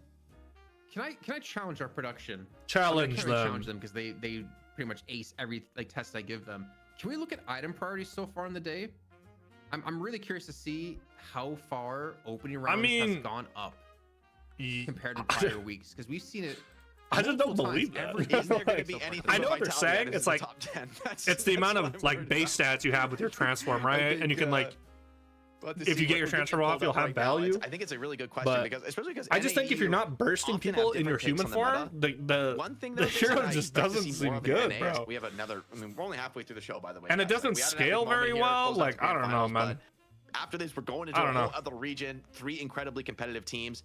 I am number one silver hater though. I am literally number one silver hater. Opening rounds, Rockets up 20 spots to the third place. Mover. Reactive barrier went up. I think it's good sometimes, but like this first picking it and shit, like I'm like I don't know what we're doing with that. I didn't see it either, but now that I see it, I'm like, okay. I don't even know if it should be 1, 2, 3. Honestly, I think it should be like second half of draft. But I think maybe the nerfs to Resto Lock it might have been enough to knock it off. And Reactive is like opening rounds all the way up to 3. Not only does it have a potential upgrade to the late game, so it has potential value even if you don't actually upgrade it. Warp's climbing now too. People are finally tuned in on Warp. Also, one of the key competitors extra regions really interesting. Was Resto. Reactive too. Reactive feels like the better fucking climate, bro. Players, yeah. Especially with a lot of these lockdowns. Dude, this item's fucking killed. Reactive fucking sucks, bro. Dude, it doesn't even give you stam anymore. Dude, this item's killed. I'm like, okay, dude. Spell Magic loses 2 slots, bro. But sure. Still right up there man. The top. But I mean, it is very rare we see. I just kept saying it. I'm like, dude, it pops off silences. I don't think you understand how I'm saying this. Big item this patch. The fact that you get a barrier when you get silenced is so good. One of your games when you're playing your pubs or you're well, it's fucking infinite shift moving.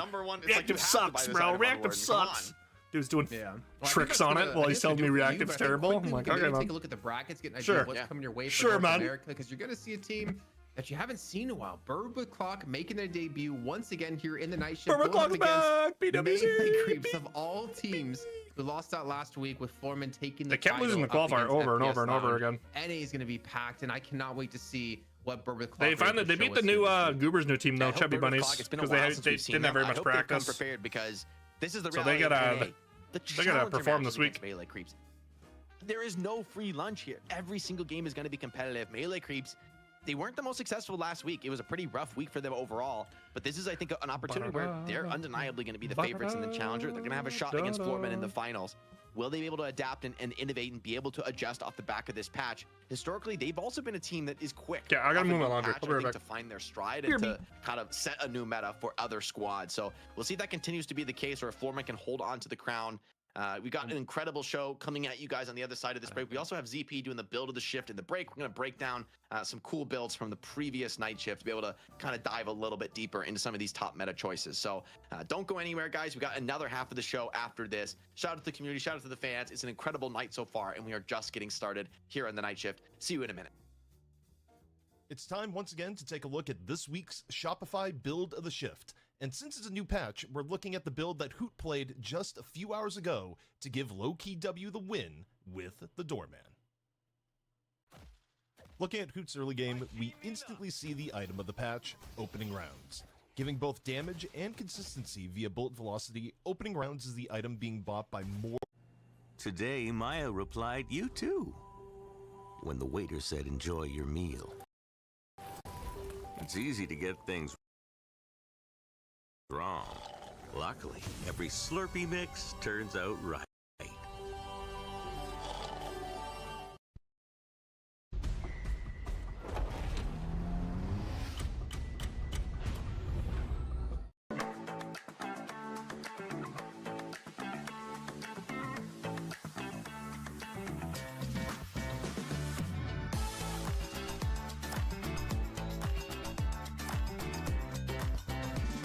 Side of things, Hoot brought Door up to level 2, which gives extra survivability for both initiation and escape using Doorway.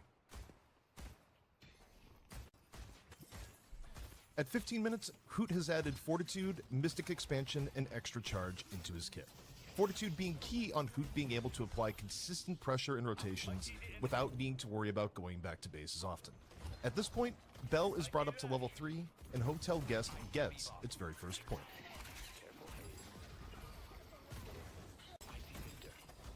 Moving ahead to 20 minutes, we see the build shift into much more of a spirit-focused late game. Extra Charge being upgraded into Rapid Recharge, Burst being upgraded into Tank Buster, and Improved Spirit all being picked up. All with the purpose of making Bell damage that much more significant, while also adding range to the Doorway. Doorway at this point is also brought up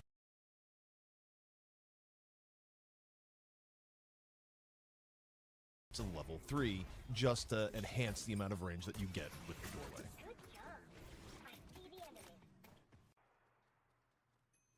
Finally, taking a look at the endgame, we see Hoot cap off his build with Boundless Spirit, Spirit Burn, and Warpstone. Boundless Spirit and Spirit Burn just adding even more damage to what's already a very Bell-centered build, and Warpstone for its general utility and ability to make landing Hotel Guest even easier.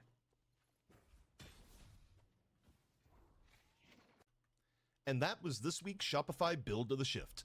If you want to play the Doorman like Hoot, simply copy the build ID you see on your screen now, or search Deadlock NightShift on the in-game build browser.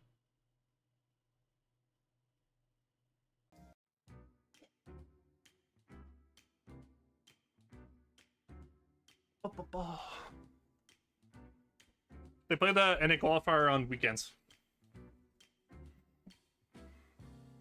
Like Saturday or Sunday. Sometimes they'll do it Monday, but most of the time on the weekend.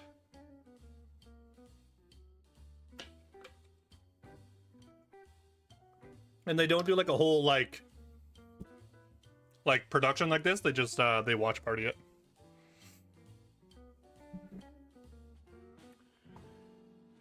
Boop, boop, boop. Yeah, we can see new look bunny with clock finally. They have not been able to make it.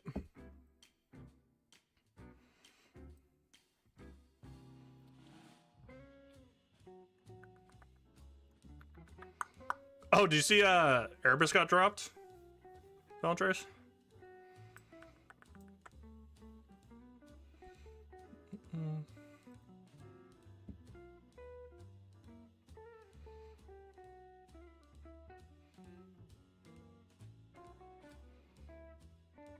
What to watch? What to watch? Erebus got dropped off FPSL. That's why they're not competing, and they didn't even play in the qualifiers this week.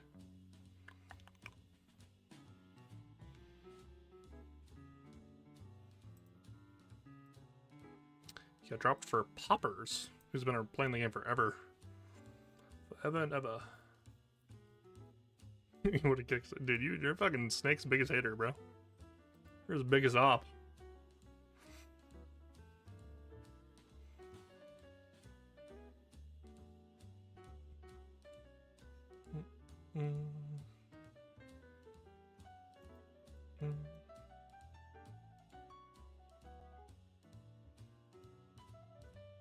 He was selling games? I mean, I guess. His hero pool is a problem. I won't say it's not.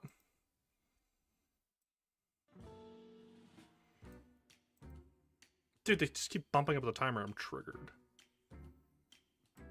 Okay, pirate me in a new video.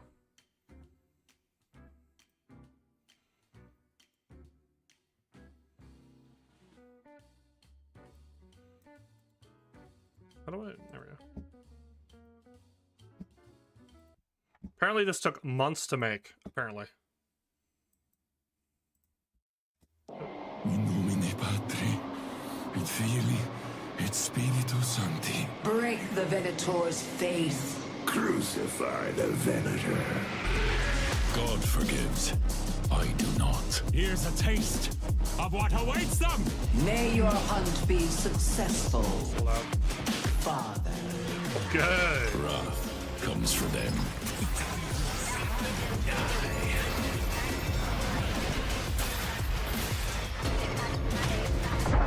Oh my god. Judgment comes. Every time I see music videos like this, I'm like, Evil dies. is this today. Actual gameplay, or is this like custom around me? Oh, shotgun incoming. Oh my god.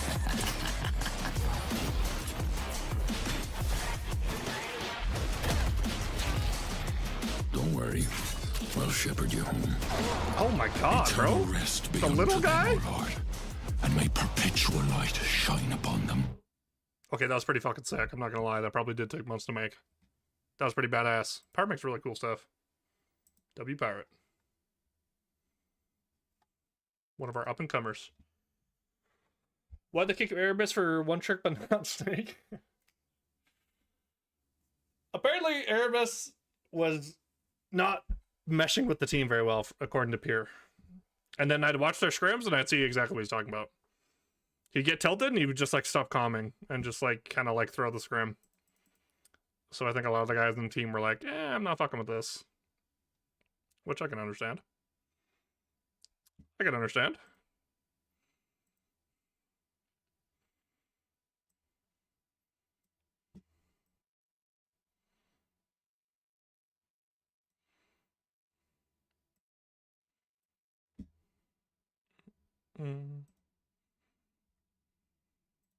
I find more shit to watch in between games. I even have a whole playlist for it, but all the videos are kind of meh. They're kind of meh. I feel like America.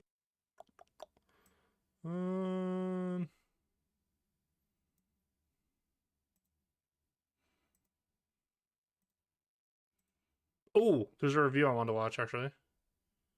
Here, I'll watch this next. It's on the AirPods 3. Apparently they're really good. Apparently. And my AirPods are getting kind of fucking old. Yeah, I'll watch this after. We're actually going to be back in time, though.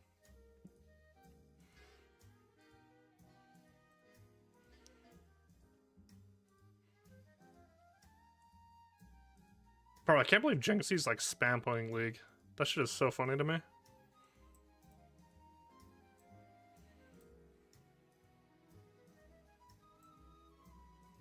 And the big 2-6, man, this is spamming the League of Legends.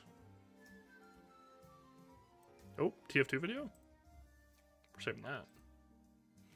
No, Valve won't just shut down TF2. Pog. Apparently there's a lot of like leaks that they're working on, like Team Fortress 3 and Half-Life 3 is apparently done. And not actually just like fake leak shit, like actual like source code leaks and stuff. We may be entering a new era of Valve, which would be pretty fucking sick. I think they're waiting to release the Steam box before they do all that shit though. So I think the RAM shit's kind of fucking everything up. But the RAM prices went down, so.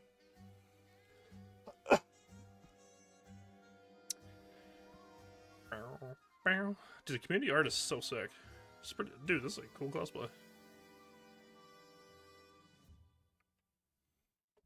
Yeah, can we get Deadlock 1.0 first? Can we focus on that a little bit maybe? Apparently, I thought the Hawaii trip was around Christmas, but their Hawaii trip was like last month apparently. So that everyone was saying that was the reason the patch was so weird, is they just fucking kind of threw something together and then went on vacation, which would actually make sense to me. Welcome back, everyone. This is the Night Shift. We're moving on Cursed? to North Holy America. cursed! Oh my god! DK and Dan. This is so fucking cursed. We had one COVID day in the EU. Things went pretty long. What's happening? Yeah, normally we don't see it go that long, but for good reason. We've got a new fight before the teams are really fired up and fighting for it. And I love the scene's broken, bro. This is so cursed. I don't say get revenge, but I think put to bed, I guess, any doubt that he was a good switch onto the team. He keeps trying to fix it, but it just like freezes on the where okay, Loki W still won, but we showed the damage in the middle of the game. Going like, wait, what's the Viper damage? What's actually going on here? It's fucking cursed. Not actually needed, but. As is the beginning NA show, we gotta tell you how things work here around the Night Shift. Format is we have a challenger match, and the winner of the challenger match goes on. It's not me. It's their stream. It's not me. And they've been kind of working on rotation where we run a qualifier every week to make sure that the teams don't spend. So Chubby Bunnies is the new NA team. It's like Goober, Lord and M. It's really cool. I think. Nah, bro, this is their stream, bro. I don't know what the fuck's going on. The co-streams on that as well, and getting the visibility. I think it's just nice because I think we start. It was kind of weird this morning, but Deadlock. It just needs like boot up becoming more and more visible, and it's good to see. My bestie's getting old. Yeah, in this case, Chubby Bunnies. You're wondering who in the world were the Chubby Bunnies? It is effectively no earnings plus Young Calc and Goober. A few changes Goober, beyond that, Young but Calc, no earnings Lord instead. Chubby Bunnies is alive, and apparently they went on a scrimbuck rampage after losing Birth Clock. So we're not going to see them here today, but may see them soon. However, Dan, melee creeps are trying to break what some have called the Shopify curse. Ever since Shopify has sponsored Deadlock NightShift, melee creeps have yet to win. They lost their title, and they've been trying to find the right mix to finally take the throne back. Yeah, time for a better Betsy. Yeah, let me get a fucking employee before I do that. Getting in the mix here, making things a bit more difficult with that's in the future. Recently, I think the method was already shifting a fair amount. I think lots of teams in the EU or NA were adjusting to it, but then you had that patch coming in, making it a bit more spirit dominant, like actually pretty significant changes across the board. So I think we're seeing a really interesting meta right now. 5 weeks. It'll be cool to see if Melee Creeps have won. Can kind of adapt now that we've got this elevated price pool as well. It's never been more important. Yeah, I mean, they're actually off tweeting saying maybe the addition of Intel and Newegg will be enough to counterbalance the fact that they haven't been able to win with Shopify as a sponsor. But, you know, Dan, speaking about Shopify, people thought that they saw the last of Jake and Jason today, and no. We got to go back and visit how they use Shopify to build an own business. Whoa. All right, what's up, guys? We're back, and we're back with the pillows. The pillow store. Our store. Jason, God, this shit's so bright, bro. Okay, Shopify, we need a dark mode, brothers. Like, how do we price this? We need a dark mode. Holy shit! Do you like that? They don't have the emote, dude. Yeah, we might know someone's got to work on the night shift emotes, though. When it comes to like the business aspect, dude, I'm getting blinded. This shit is actually just searing my eyeballs. What kind of pricing should we expect, or what kind of prices we should here compared to like the market would be a decent idea? Just get an idea of like what we could sell this for. Yeah, you know, like the market. They don't have the emotes, bro. They need more emotes in here. I think that's something that a lot of people find pretty daunting. I'm getting this as a tattoo. Okay, so Psychic like fully integrated with our shop. It knows, you know, the information in our shop that it already has, and it, you know, can give us that advice that's actually really specific to our store. This is really interesting. At the top, right, it talks about like manufacturing costs, stuff like that, to know how much it costs to manufacture versus how much we sell it for and what kind of money we can make off of that. But even like down below that, the market context is like super helpful to get us an idea of where this would actually be placed when it comes to selling. Yeah, this is great. Obviously, we haven't set up our suppliers yet or anything, but this is like really good information to help us think about how we want to price the store. And then again, all the details are right here, so it would be pretty easy. So, you know, they're suggesting, hey, maybe we could up the price. Can we hurry this up? I want to get Chick-fil-A today. The product high quality. Brothers, I need Chick-fil-A. If this goes that could be great. 3 games, I might not be able to get Chick-fil-A, and I'll be really sad. Like, I'm in this spot of, hey, what should we do next? And I kind of feel like, hey, this is one thing that I've seen Psychic do really well is we love Shopify, though. Well, let me save this change for now. I'm flaming Shopify. And then, you know what? I'm not flaming Shopify. I'm flaming Night Shift. They need to up their game for Shopify. That's what I'm flaming. Boom. Saved. That's a good point, because obviously we have to think about the forward-facing aspect of the store. And actually, you're right. Okay. Customize your online store, which is definitely, I mean, something we're going to need to do, because you can't just have a blank slate. You got to have something there. But luckily, if I'm not mistaken, Shopify has us covered with that. Yeah, so it's given us like a few solid steps we can take to you know, break down the process and make it easier. So yeah, let's do that. Let's take a look at the online store, although we're going to do that just a little bit later in the show. You know, Dan, I think the lesson learned here and how accessible that is, that if Jake and Jason can figure it out, you absolutely can at home. Yeah, I think that's a fair point. You know, because these guys are grinding a lot of deadlocks, so I don't know how they have time to run a business. But hey, you know, with these tools these days, you can do a lot of surprising things, CP. Well, also a little bit surprising here, taking a look at the rosters here today, we have some changes. Link now. In Creep's case, we have they're in with Shopify now. Off on a long-planned vacation. I'm gonna support them right now. I'm gonna click that link. So, you know, in our roster sheet, what was it? Shopify. Usually we have the you know, minus Shopify's this person, Canadian, plus by the way, person, if you didn't know. Dew isn't actually off the team. Dew is still a very proud melee creep, just off on a vacation. Instead, they got Poppers. Oh, Poppers is subbing today. Oh shit, Poppers trying to get some reps in for. I'm not familiar with Poppers hero pool. Is it in any way comparable to Do? Trying to get in. Are you privy as EP? I'm trying to remember what Poppers played back in the day, because it's kind of funny. Poppers is one of those players. Poppers is playing for FPS Lounge. He's just subbing for Do. In the Fight Night era, he's just trying to get more reps in, because Poppers hasn't played competitive for a while. 9 weeks in a row. Back then, he was like really good back during Furling Deadlock. He was like rank 1 and shit. Prospect were subbing in for melee creeps, and I think trialing with teams as of late. So we'll see where Poppers is now. Imagine they fucking win, and then they're like, oh, dude. Clear on what he's going to be playing. But I assume if you're subbing in for Do, you're probably going to be playing at least Do's hero pool tonight. either way, it's a pretty strong team, melee creeps. So you know, even with Sandin, you'd expect them to do a good job. And to be honest, CP, sometimes we actually see it's kind of dangerous territory to take stand-in because, like, you know, they'll find out maybe there's not a low chance that they're based in maybe they'll just play really well poppers and Quebec too, actually. But melee creeps are pretty well established at this point. I'm not aware of any issues internally that would have them thinking of any replacements. So I'm sure Do is safe. That is the esports conundrum, though, isn't it? Where, okay, they're actually one of our biggest play in my place. LLCs. It's like in the back of your head has to be, what if they win? What if they win really big? They do what? Shopify does a ton of net Sometimes commerce. the answer is no, but we'll they're put those a thoughts ginormous aside company. and take a look at the new Bird with Clock roster. There have been changes, and to some people it may be a surprise. Fan favorite Aiden, and this is why they haven't been doing well. Bird with Clock, of course. By the way, when Bird with Clock initially rose I onto think the dropping scene, Aiden and Koji's was a mistake. was a huge powerhouse, but things have changed. But I guess they're back. So much in the meta. Also, Cool Cheese off the roster. Instead are flaws in Stride, and if you watch the qualifier, I don't understand this roster change. Words are hard. You know that they Flaws just lost a brings couple to the weeks, table and then they're like, we need really changes. good M1 play in particular. Just absolutely carried the last game of the qualifier on Geist. I do not agree. That's awesome. I mean, yeah, I gotta keep my streak going. I'm 2-1 today on Gambas. That I think I'm fucking killing it. As the game picked up a lot of popularity more so now. I should have won the first one too. The old goals I got scammed. Not too long ago. I feel like there's a lot of people that are taking it a lot more seriously. There's a deep talent pool out there that we are not familiar with. So it's really cool to see that potentially get surfaced here today. Obviously, it's always gonna be sad to lose players like Aiden and Cool because they've got just such a brand themselves. But Aiden quit. He wasn't. I'm here for. Aiden I'm here quit. To see oh, new interesting. Coming up through the ranks. Wait, lore drop from Goober? And you know what, Dan? Because we know the draft Aiden is quit. He wasn't nearly kicked. ready He has in the bored of background. playing M1. We're just ready to get into it. We're gonna see what the Mo 1v1 looked like between these two teams. Where honestly, with so much changing in the meta, I think you do really want your choice of first or second pick. We'll see what goes down here and who was able to take it. For melee creeps, we got Scout, and for Bird with Clock, we got Stride. Look at the setup here, Dan. This is a little bit more majestic, not hiding behind, but staring each other down. Yeah, I feel like we need to, or are we already doing channel points betting for this? I feel like we need to set up the fixtures right now because like it's a boxing match. You know, what is it with? Yeah, why can't I gamble on the fucking Mo and Curl off, huh? You're right though. In terms of the meta, I'm not even. NightShift sure, dropping the ball. I need to be able to gamble on the Mo boxing. And it's a bit different to EU, and I respect it. Just off the top rope once again. Scout actually just owned him, by the way. Superior Mo. Scout just rolled him. Melee Creeps is breaking the curse. That is a pretty good way to start, is what I'll say. But yeah, I mean, I don't know if you can judge too much off Get EU. your fucking Twitch credentials in order, and you can gamble all you want. We're pretty adamant on staying on 2 bans for now.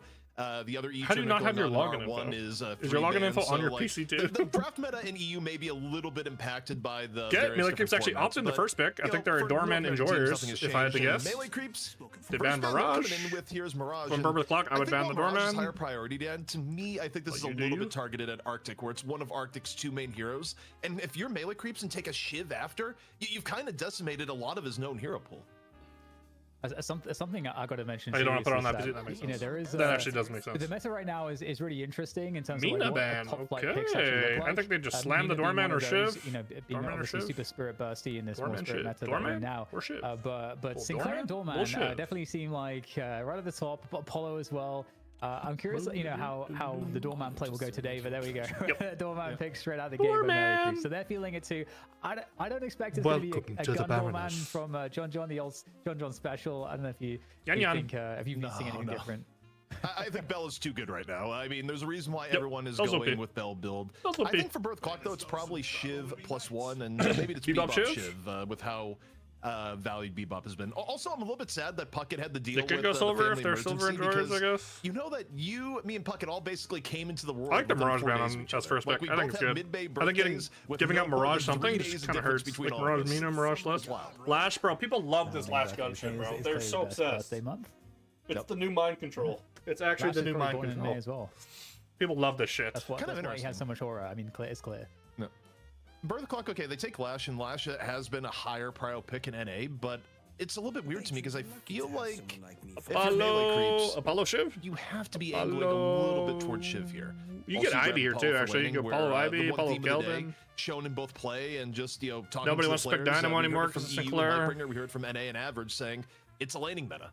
And when you're worried about a lot of Sinclair belly yet. Yeah, you want a strong lane hero like Apollo. All right, now you push them onto silver. Perform here, Dan. Melee Creeps comes They do have the silver bebop lane though, so having his hero pool put under probably be okay. Strain right at the Won't be beginning. that bad.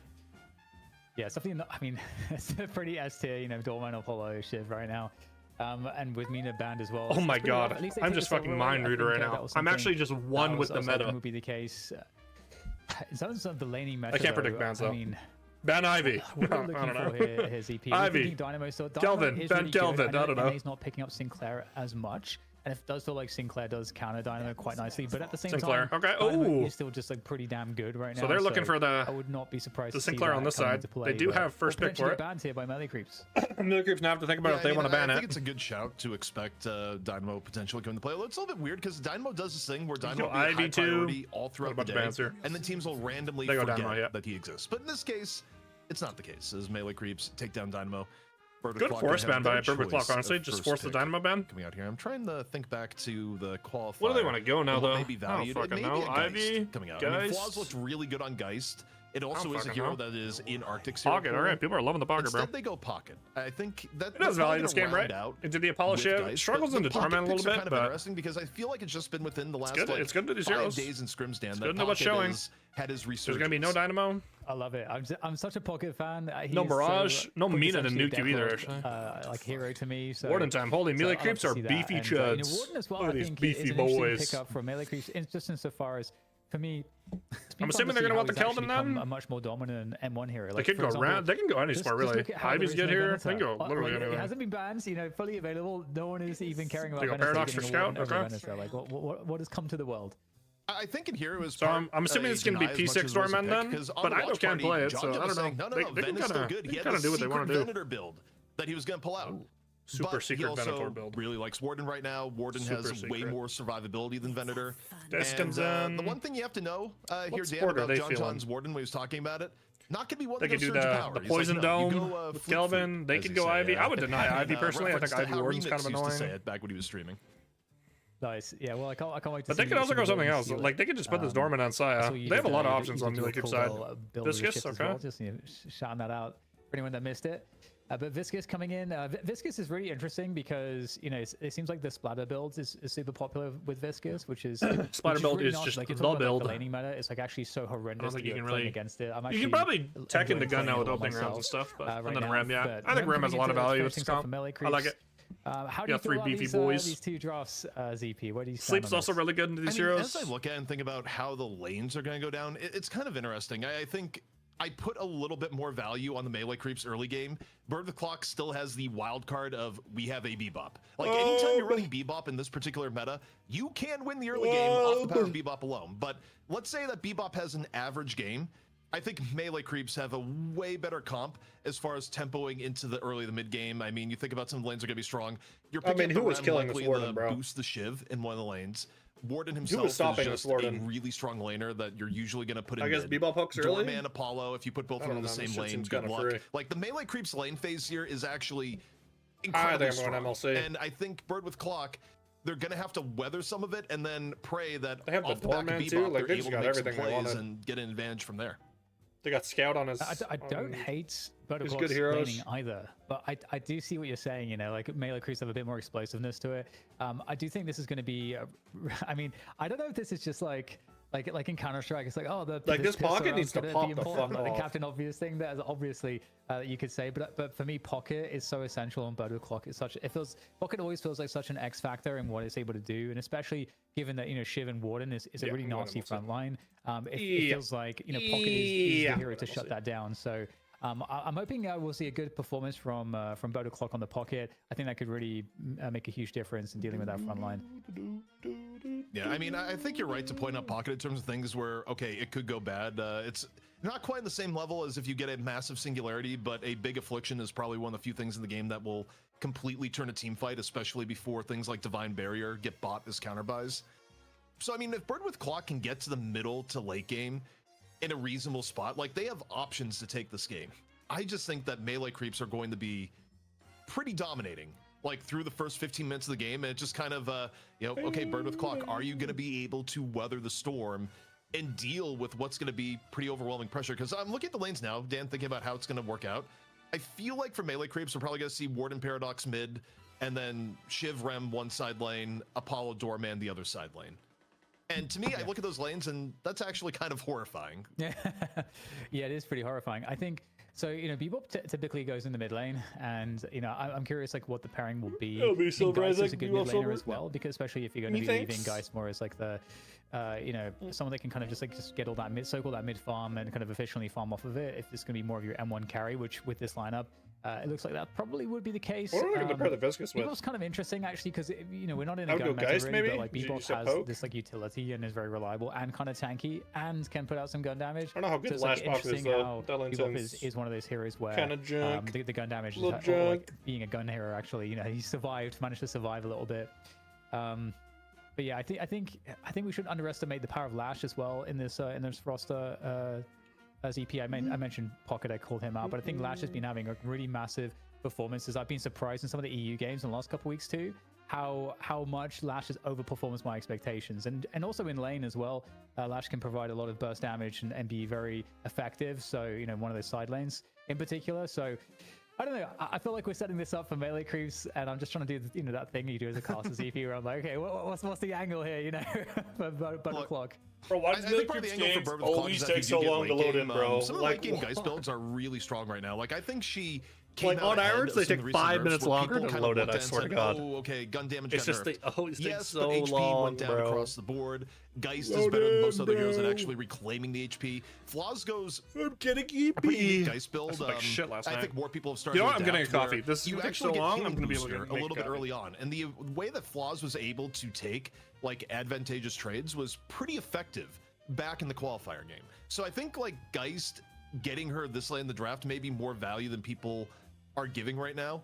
But again, I think the part that Bird with Clock really has to overcome is just the part that the laning phase is going to be murder for them without a few things going their way. Again, I think you look a lot towards Bebop here, and also to an extent to Silver. Like if you get in some longer, more scrappy fights, Silver has a way of picking up kills even if like the fundamentals of the lane are otherwise against her.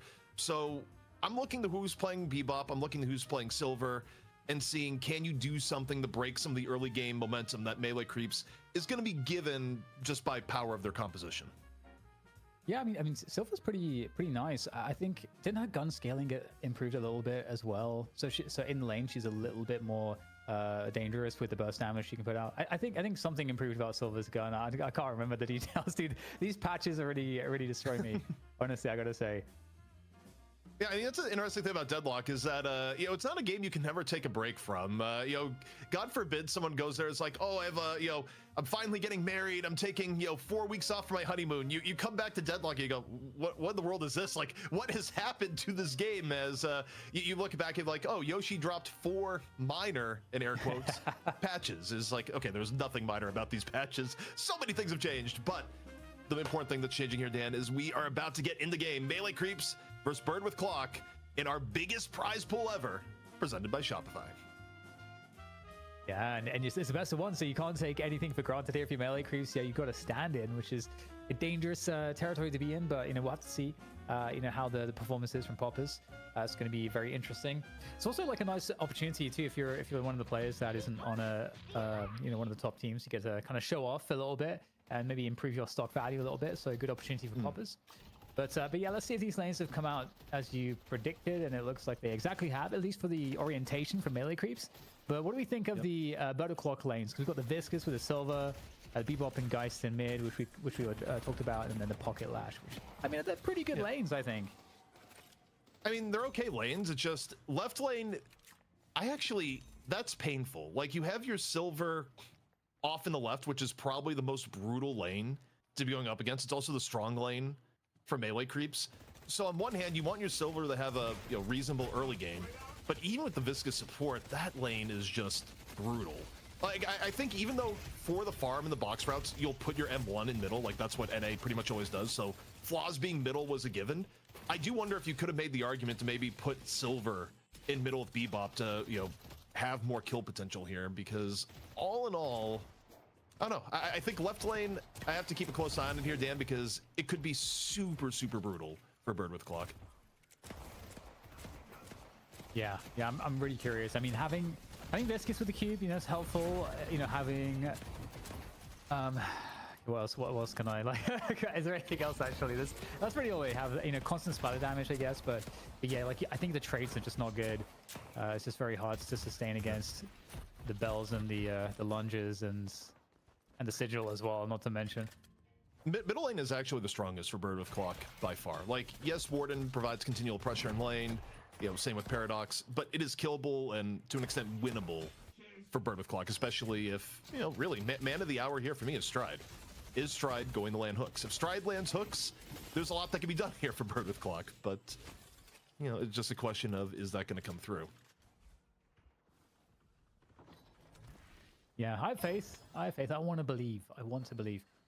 And I got to say, I do really enjoy this new Viscus spell. I already mentioned that. I'm actually really stoked to see Gibbs on it. Gibbs has actually been one of my favorites Viscus players in North America, and I don't always get to see it. So I'm pretty excited about that. And also excited to see flaws. Also, item-wise, the one thing you know, we brought up in EU, but worth noting here now that we're in NA, is that extra regen, people just appreciate that this item is good now. And the reason is, people may look at it and go, what do you mean, rejuvenating shot if you're hitting your shots? It's more regen, isn't it? Everyone has moments where they're going off to run boxes. And as it turns out, the combined uptime of extra regen is just better. Like, that is a conclusion that multiple players and teams have had. And that's why when you look around, you see a lot of people with the bandage. Just kind of makes sense. Now people realize, oh, right, I would also like to get regen when I leave the lane. And Popper's in a bit of danger here, Dan. Yeah, I was going to say, really good damage trades onto Poppers earlier from Tanner on the silver. You know, that was really, really well done. And, you know, they need to keep doing that. You know, you highlighted so rightly how this is a dangerous lane, and they're even able to steal away this tier 1 cap a little bit. Applying some pressure after getting that kill into Poppers. So really good work on this left lane so far. More than holding their own. And in the meantime, we do have a skirmish also on the right side as well. So the pocket lash lane. That was 4 minutes late. Lashes. Oh my God. Again, honestly, there is a lot of playmaking potential here for Bird with Clock. So if they can just have like a good early game here, ZP, I'm really excited to see what shenanigans we'll see come those first objectives, and some of the roam as well. Yeah, pocket lash is a lane when you're up against. Still sticking to what they've been swapping to. Half HP because there's a window where Saya. you will I thought it was going to be Scout actually because it was Paradox, but that's also Scout why is on sport I think duty it's pretty now. advantageous that you have both Shiv and Rem there. Two heroes that, if Rem gets low, you can at least tag along in the Shiv. Idodorman. Shiv is one of the hardest heroes to burst Uppers in the game on the by virtue Apollo. of bloodletting. So if you're trying to set up a lane that's less likely to go, I'm half HP and dead, going in with Shiv Rem against this particular lane is actually the ideal matchup for melee creeps. Like, Silver. Wow, they didn't do the melee creeps got the lane matchups they won on all ends, and you know, it's a testament to Bird with Clock having some really good play on the left side to actually, you know, take a kill on the Poppers and not get bulldozed against the Apollo Doorman lane. Speaking of which, looks like Gibbs is in some trouble. No cube available. Oh my goodness, so much damage onto Poppers as well. Players so much super low here. Everybody's really low. Tanner as well on the silver. Tanner got dunked on. So I believe Gibbs is dead. On the hunt on that door. Oh, he got his right cancelled.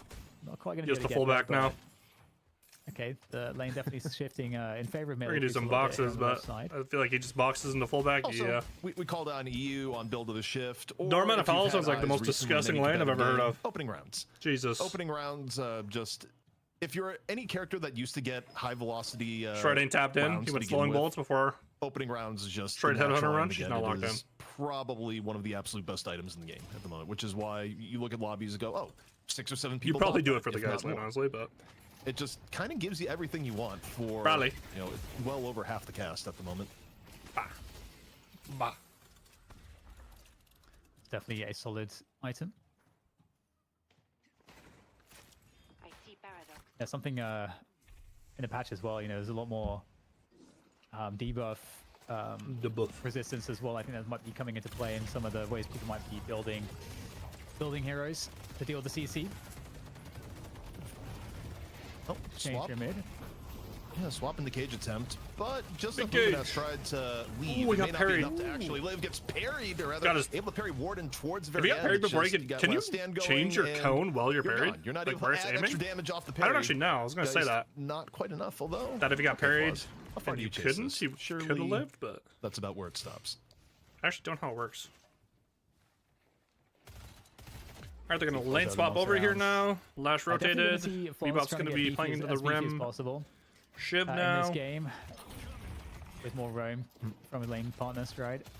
Flaws actually, in Flaws' Geist build, Flaws goes pretty hard. I think not doing more the so than people even did pre-patch. Matt died. Where Flaws will I don't know, man. magic, Not doing silver Bebop just seems like a mistake to me. Colossus, nearly a 6k HP Geist into the late game. If Flaws is able to get farmed. I respect it. The Gibbs is getting bullied on the go. Interestingly, it's like it's such a hell lane for him though. It's like the whole not too far the one thing Viscous has going for it in lane is that he can poke, and then when you're playing into Apollo and then Doorman poke, like what are you supposed to do? Is I don't like hard trolling by the way. I was just like literally running it down. The clock getting 2 off of that nice conversion, dealing with Ido and Scout. So yeah, really holding their own here. ZP. It's a good start. I mean, is it better than you expected so far? Definitely. I think so you get Popper's skill too. A bit of a disappointment here. You picked a comp that's entire idea was just crunching the early game. Also, Popper's just dropped in a tiny little sign. I just ran it down so hard that he got Popper skilled. Okay. Like on the other no idea what happened there. Just look at the UIs and just like, You still jump the dash parry? Yeah, I really got used to it too. It feels kind of clunky the dash parry, but. And all right, well, you feel the wolf is coming on out, and you just get the free trip. It just feels like there's like an input delay. Courtesy of Ido. Just does not. It feels kind of weird with silver shenanigans at the moment. Honestly, the amount of doormans in matchmaking right now, just trying to cart you into the walkers and stuff. I just. Wait, is Tanner gonna go opening rounds too? No, Stalker opening rounds on silver. Let me see it. Oh my god, they swapped at the worst something time. Like that at some point in this game. Here's the thing, Dan, that should scare people is that he's not being picked for that reason in comp. He's good on the fundamentals, but in your pub games, he still has the ability to send you into the walker if he wants. Like, you still have the ability to, do what is somewhat of a trollish playstyle, but can honestly be effective. Still, taking a look at left, Guardian about to go down off the melee creeps pressure, and I mean, even though melee creeps, Gibbs not opting into the opening rounds. I think this is still right for Viscous, honestly. I feel like you still just scale your early game lead, and like you can maybe go high velocity. I look and see John, but I think going your Spirit Spike first is still correct. Even better if you're able to get Geist here. Last stand coming on. I haven't tested it though, but just in my head. A mostly retreat. Opening rounds, slowing bullets, active reload for Mr. John. HP. Come back in John John's favor, and no small part from Scout. Warden probably loves opening rounds. Holy fuck. HP creep and dude, there's just so many like hybrid damage heroes that just love opening rounds now. It's a quick. Oh, nice fucking parry, bit of assistance off the rope there from Saya, and that's a very dead. All right, Saya on the paradox. So we get a pause from Fishcake. We get a moment to really look at the game. Blades are going well. They got now. 2 Guardians, probably gonna get this 3rd one now. And so. Let's see. Okay, so Flaws actually not particularly well farmed if you compare to John, for example, like carry for carry. So definitely not looking great for BWC so far, but they are a few K behind in terms of the Guardians. BW. Melee crews have all their Guardians up. In fact, not just the Guardians are all up at 10 minutes, they're all very healthy too. So that tells you a tale in of itself. Right now, you still have Sinners on the map, so you secure your own Sinners, particularly. Like it was a heavy stack left side.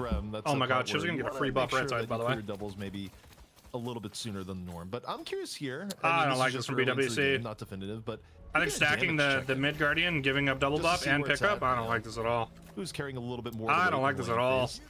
They're gonna try to get the right side Guardian for it, but I don't know. I don't like this. But it's also you just gave Doorman's spirit buff and then gun on shivs, whatever. But yes. Fishcake just needs to live here. They need to hard calm. The fun surprises, the boons, the souls. Yeah, they get 2 Guardians. I don't think this is worth, bro. It is almost the size of Ram. I don't think this is worth himself. We take a look at Ram. Got 2v2 on the left here. I think Saya just swaps whoever tries to run. Egg might be bigger. No, it's a little bit smaller. He gets flash ult, he still swap. Oh no, he doesn't. Will make their way across. Yeah. Good work though from Deadlock. Dude, now melee creeps can push left side too? Oh my goodness. This is macro disaster from Bunny with Clock. This is macro disaster. They'll try to contest. They do get... No, they're just clearing blue. Did they get blue push or... No, they just cleared blue. Oh my god, this is... This could potentially be a very bad okay, now they can double TP over. Just give it up. Now they're going to be too late to... Yeah, but not unexpected. I mean, given the comp that melee creeps went with, you kind of thought this would be a little bit of the case. This is horrible. This is a horrible macro. If the goal is to withstand and get deeper into the game, you can't really give up a whole lot more than this. Oh, Red might be dead though. Comes in on the scout, welcoming party is there, and not able to find anyone. to tag along. Named Strider. Keep calling him Strider.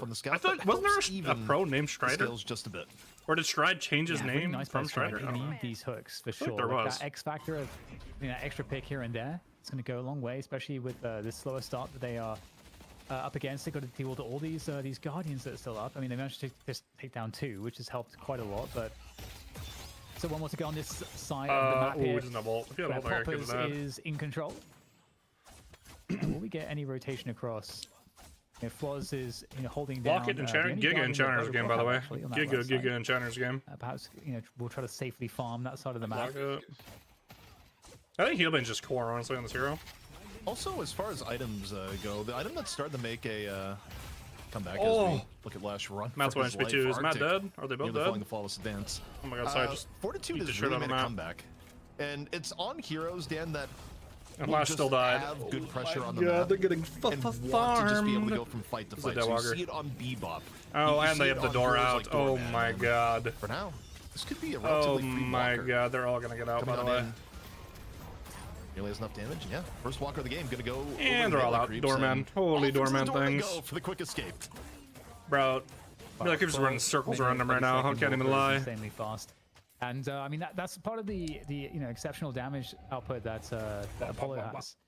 Apollo's like pretty disgusting. Checking on Ram. Gompy Resto. Ooh, I like the suppressor too. I have been saying for so long. Good suppressor buy. Just really underrated because you can proc multiple people with your ult on your wake up. Some of the damage that it does, or really underrated. Or something like that. But I mean, for Sigil, I've had ideas on how to fix it because in a way you just walk up, drop it, and it is free damage. And what makes him so ridiculously late is again, you see the burst down. It's Hani Losan. Dude, Arctic is getting fucking farmed by poppers right now. Disengaging Sigil, imagine if the Sigil lasted a little bit longer. This is not a good look. Slowed people, so it was more of an actual disengage tool. Shred died on the side. Dude, this is and you're just gonna take this is disgusting. Speaking of the Apollo damage, Dan, it's a lot of early damage from Mr. Inflect. He inflicted 2 here actually, but one of them's Rim, so I don't think it really matters. This is what Apollo does. Shield to completely negate it. Look at the Rim shield. Someone's in the hotel. A couple players afflicted, but it doesn't really look like they're taking any damage. Bunny McClock's about to get rolled, bro. They're just all dead. They're all fucking dead. Starting to lose. Last shield on Rim, guys! Get the Rim! Get the Rim! Oh, they got I don't know. Try to recover something in this fight, but it's still looking pretty sketchy. Ultimately, there goes Matt on the pocket, unable to stay alive much longer, and it doesn't look like Arctic's gonna stay alive either. 4 times in the past 4 minutes, I think. Melee creeps all over it, and I don't know what. Doubles, steal the doubles, Mr. Rem. They can pretty much do whatever they want at this point. I wish I kind of want to stack more of the side. 20k ahead. Number one thing here is that I mean, if the Rem, I don't think Rem and they're respawning when Melee Creeps has a gigantic advantage on the map. So yeah, no, never mind. This worked out fine actually. Enemy Gamba. It's kind of risky with the bop because the bop could have stacked one side. As Bird with Clock comes out and tries to reestablish themselves, and Rem gets the doubles, I think. Oh, no, I didn't. No, Rem got pushed up the doubles. Yeah, I don't know if that was worth. It is in your favor. I feel like you kind of want to just get the Rem in there. Now, seeing a little bit of this firsthand. Or honestly, you could have like sacked 3 right side and then put Rem left side, and he could have just see Saya amongst stolen. He could have stolen both the centers too, I think. Look, not going to be bringing him in on the left side. That's fine though. Look at this John build, bro. Well. This is looking like a Wander build. Interesting right now as well because the something I don't know if was discussed in the first. They got like 6 to 8 1600s, bro. The boon change is a pretty significant change. Saya loves disarming hex. If a team gets ahead, if you can like stay alive in the game long enough, you're not going to be too far behind on the boons because of how much more quickly everybody. Silver can outplay game. How much sooner at least getting to max boons.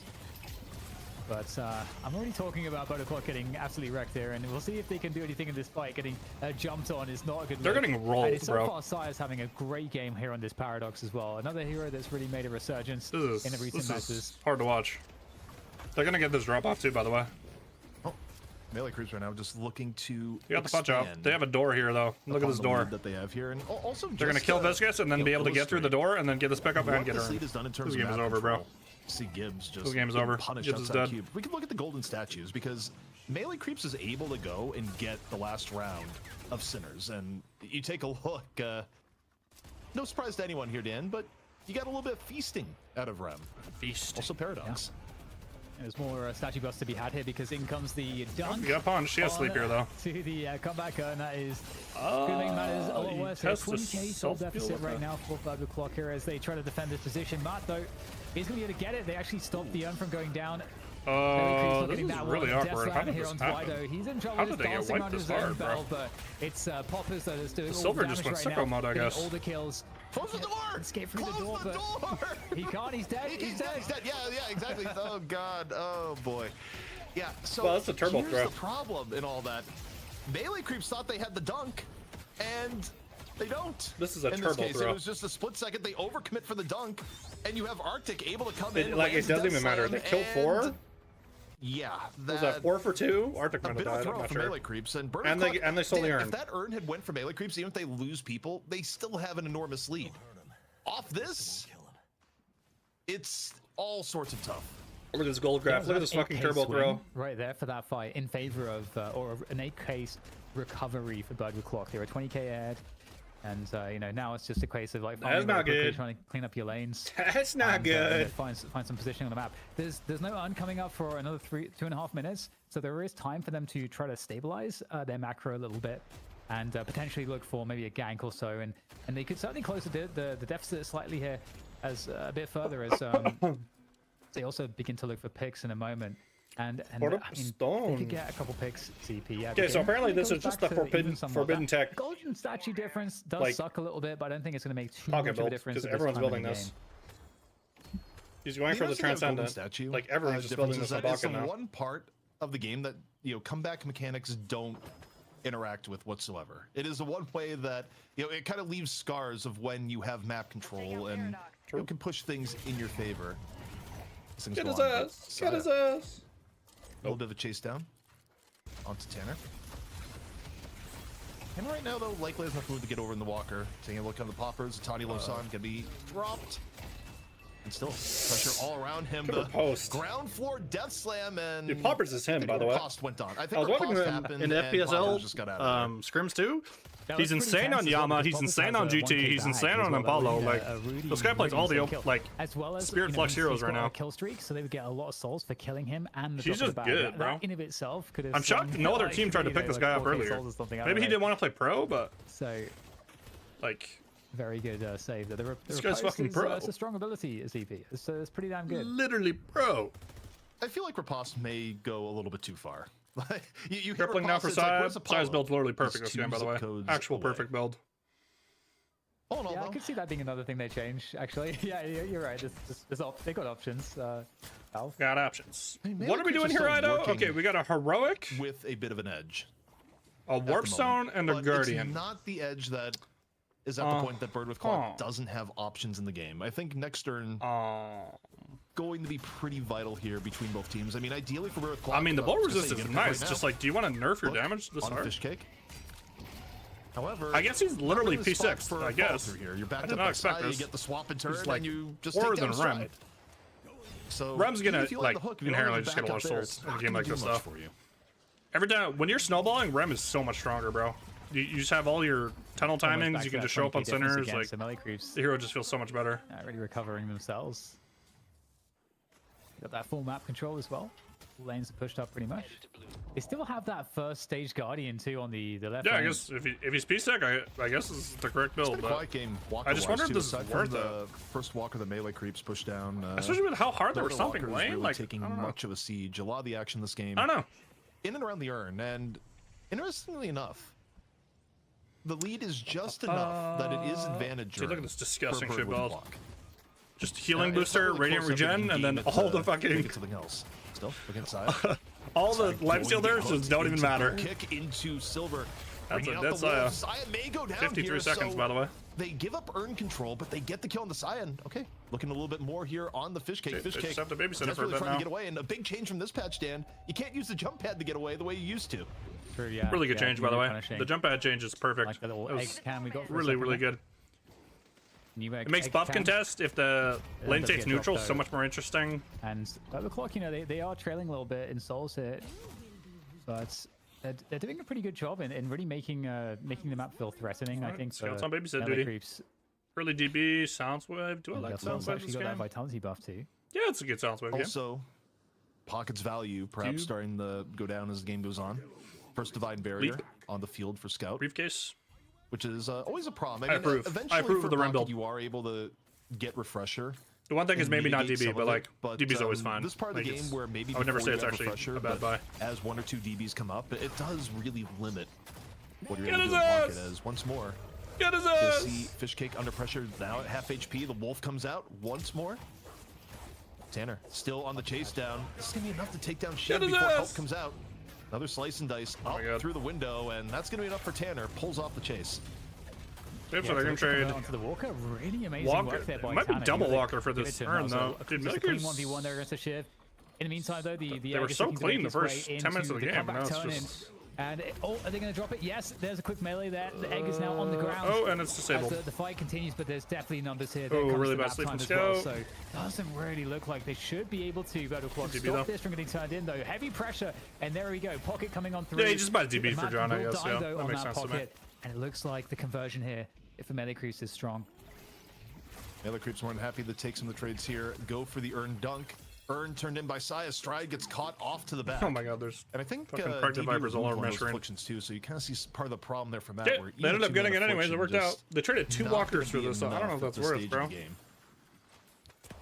Yeah, despite all they're gonna be able to force the mid though, so difference, it really probably works out in the end. The big issue, and there's not enough players up at the moment. Arctic doesn't get here in time, I don't think. There's ults here, you know. Dash Slam would be so nice, but it's not gonna get there in time. We got the door for scouting. Will they try to delay? Do they have anything here that they can do to stop this? Absolutely not. Wow, that crystal just insta died. I feel like sometimes the CP doesn't die that fast, but you know, whatever. No, in this case, they just need to get an advantage off this. Also, contesting this Doorman is mid boss, but they will on the rejuve. They can play forward here. Things go after. You know, there's some characters that are good at mid boss, some that aren't. Rem stealing doubles. Definitely in the top tier of people you want on your team for mid boss. And again, I'd like to see another golden statue check-in because we've gone through another period of time here where we see Rem value. Just, Rem value, ladies and gentlemen. Rem value. More than the 20k that you see on the souls. Jesus Christ. Christ. Level advantage is really starting to stack up. Yeah, Rem is a... One rejuve though burned, and if you have a strong early game comp, bro, Rem is just fantastic. For advantage, but the save. Scout comes in, gets the tag along, saves Saya, leads Tanner to his death as Arctic takes a nice snooze in the Baroness. Ooh, Saya, life is not looking all that good right now. Oh, although Fishcake getting very low, the pocket could be a problem. I think Pocket dies. So HP. Oh no. Oh, okay. I thought he hit that last night. He didn't. Out. Looks like Fishcake should, I think, die. We'll see if he gets saved. It's kind of awkward. Fishcake resets. This is getting kind of awkward. From melee creeps. Indeed, Fishcake manages to get away to base. I thought he'd bleed out there, but it's like it was just shy. I mean, you look at Shiv, and yeah, probably the master of. Surely he's dead. Here's what if he's gonna max especially 2 seconds. Like Rem. There's a real argument for barriers, heals, and maxing sleep second all now. sorts of good things. But I want that cooldown change is really big because usually at and this you got your own point, stop back this now. is where Apollo's contribution falls off a little bit, and you start seeing who's actually bringing a lot of the damage into late game. Expansion now. Yep. You know, as we're now, 24 minutes is basically mid game is just about done, and it's the start of late game. So. And in terms of, I haven't tried locking on Rem yet. It's probably good though. Plenty of farm at 30k. The first person I ever saw do it was Gibbs, and Gibbs did it really early with his like gun spike. Flaws is rush still thing. on the path to becoming a problem on Geist, even if it's probably the rest of Bird with Clock is a bit hurting. And I mean, you know, despite all of this, it's still roughly a 15k deficit. So Barbers is rich, bro. You know, melee creeps can't be too crazy. They got. I mean, they have had a lot of dominance on the map and the macro in general, but they have to respect Bird with Clock. And their ability to get stuff done here. So will be collected again. You know, the whole macro picture is just full control for melee creeps. But Bird with Clock, they'll be on the reaction. We'll see what they look to try to do. Now they're able to intercept. Matt's actually having to run away. He's getting chased down in middle right now. Super lucky for them that they got even earn here. They might have set it up on the logic. Ooh, big dormant find, and yeah, looks like Arctic has been put into the Baroness. Door time. A little bit of enforced timeout. That was the Walker door set up. Got some mobility options. Tanner getting hit the Itani Losan. Focus fire on to the Silva. Stride gets hit on the outskirts. Fishcake able to grab one. Bird with Clock. Side died again. Side got solo inflicted, but bro, everyone on that Bird with Clock is like able to get one. 30% HP. Fishcake low in the fight, but Gibbs look at John. Did Gibbs actually get out? Oh, he balled out. Dan, Nice. if there's any Nope, he died. He died tonight. Warden, it's ahead of the game. Ready to run down those who remain. In this case, Sylvale Warden versus Geist. Soul Exchange can't come out, but the Warden's backed up by Rem. It's not an even fight. And had his Geist extra HP bar off in the wind as Flaws now looking for the retreat. John's finally doing his demo. Dan, where to no surprise, the 16k build is peak, I guess. It's just fucking peak. Way up. Bro, it's the Wander special. Enduring Fleet. The Wander special. Pretty difficult. But you can see kind of the counterbalance there. You know, Rem on 8.7k, and across the other side, you can see everyone's relatively even on damage. So definitely getting some stuff done here, but it's very hard to catch a lot of these different players. In particular, Poppers on this Apollo, so be able to escape with no issues. Boundless. Okay, we go pretty huge, That's and hard. There's a catch onto Rem. Is there a tag along available? Oh, we actually got Looks out. like there is. Oh, But is that got going to turn another one, into though. another hook? It will. Fishcake gets grabbed. Are they able to finish off? Hollow point, Fishcake though. gets a follow-up damage Point, for this sir. one. We're doing the hollow It looks point like it's thing. breaking out into a much larger fight, a full-on team fight now. 3 Get his on ass. Affliction. Get his ass. That's a dead Rem. 3 Afflicted, and Scout being first If to you have fall. another Of course, hook, they have an I'll opportunity. beat the Now fuck is going to be the time to strike. Those Afflictions not being removed. That's really bad. Saya Well, low, I don't know. Ido Tanner low. dies. Flaws in a pretty Good good spot. cube. No Gibbs. soul exchange up.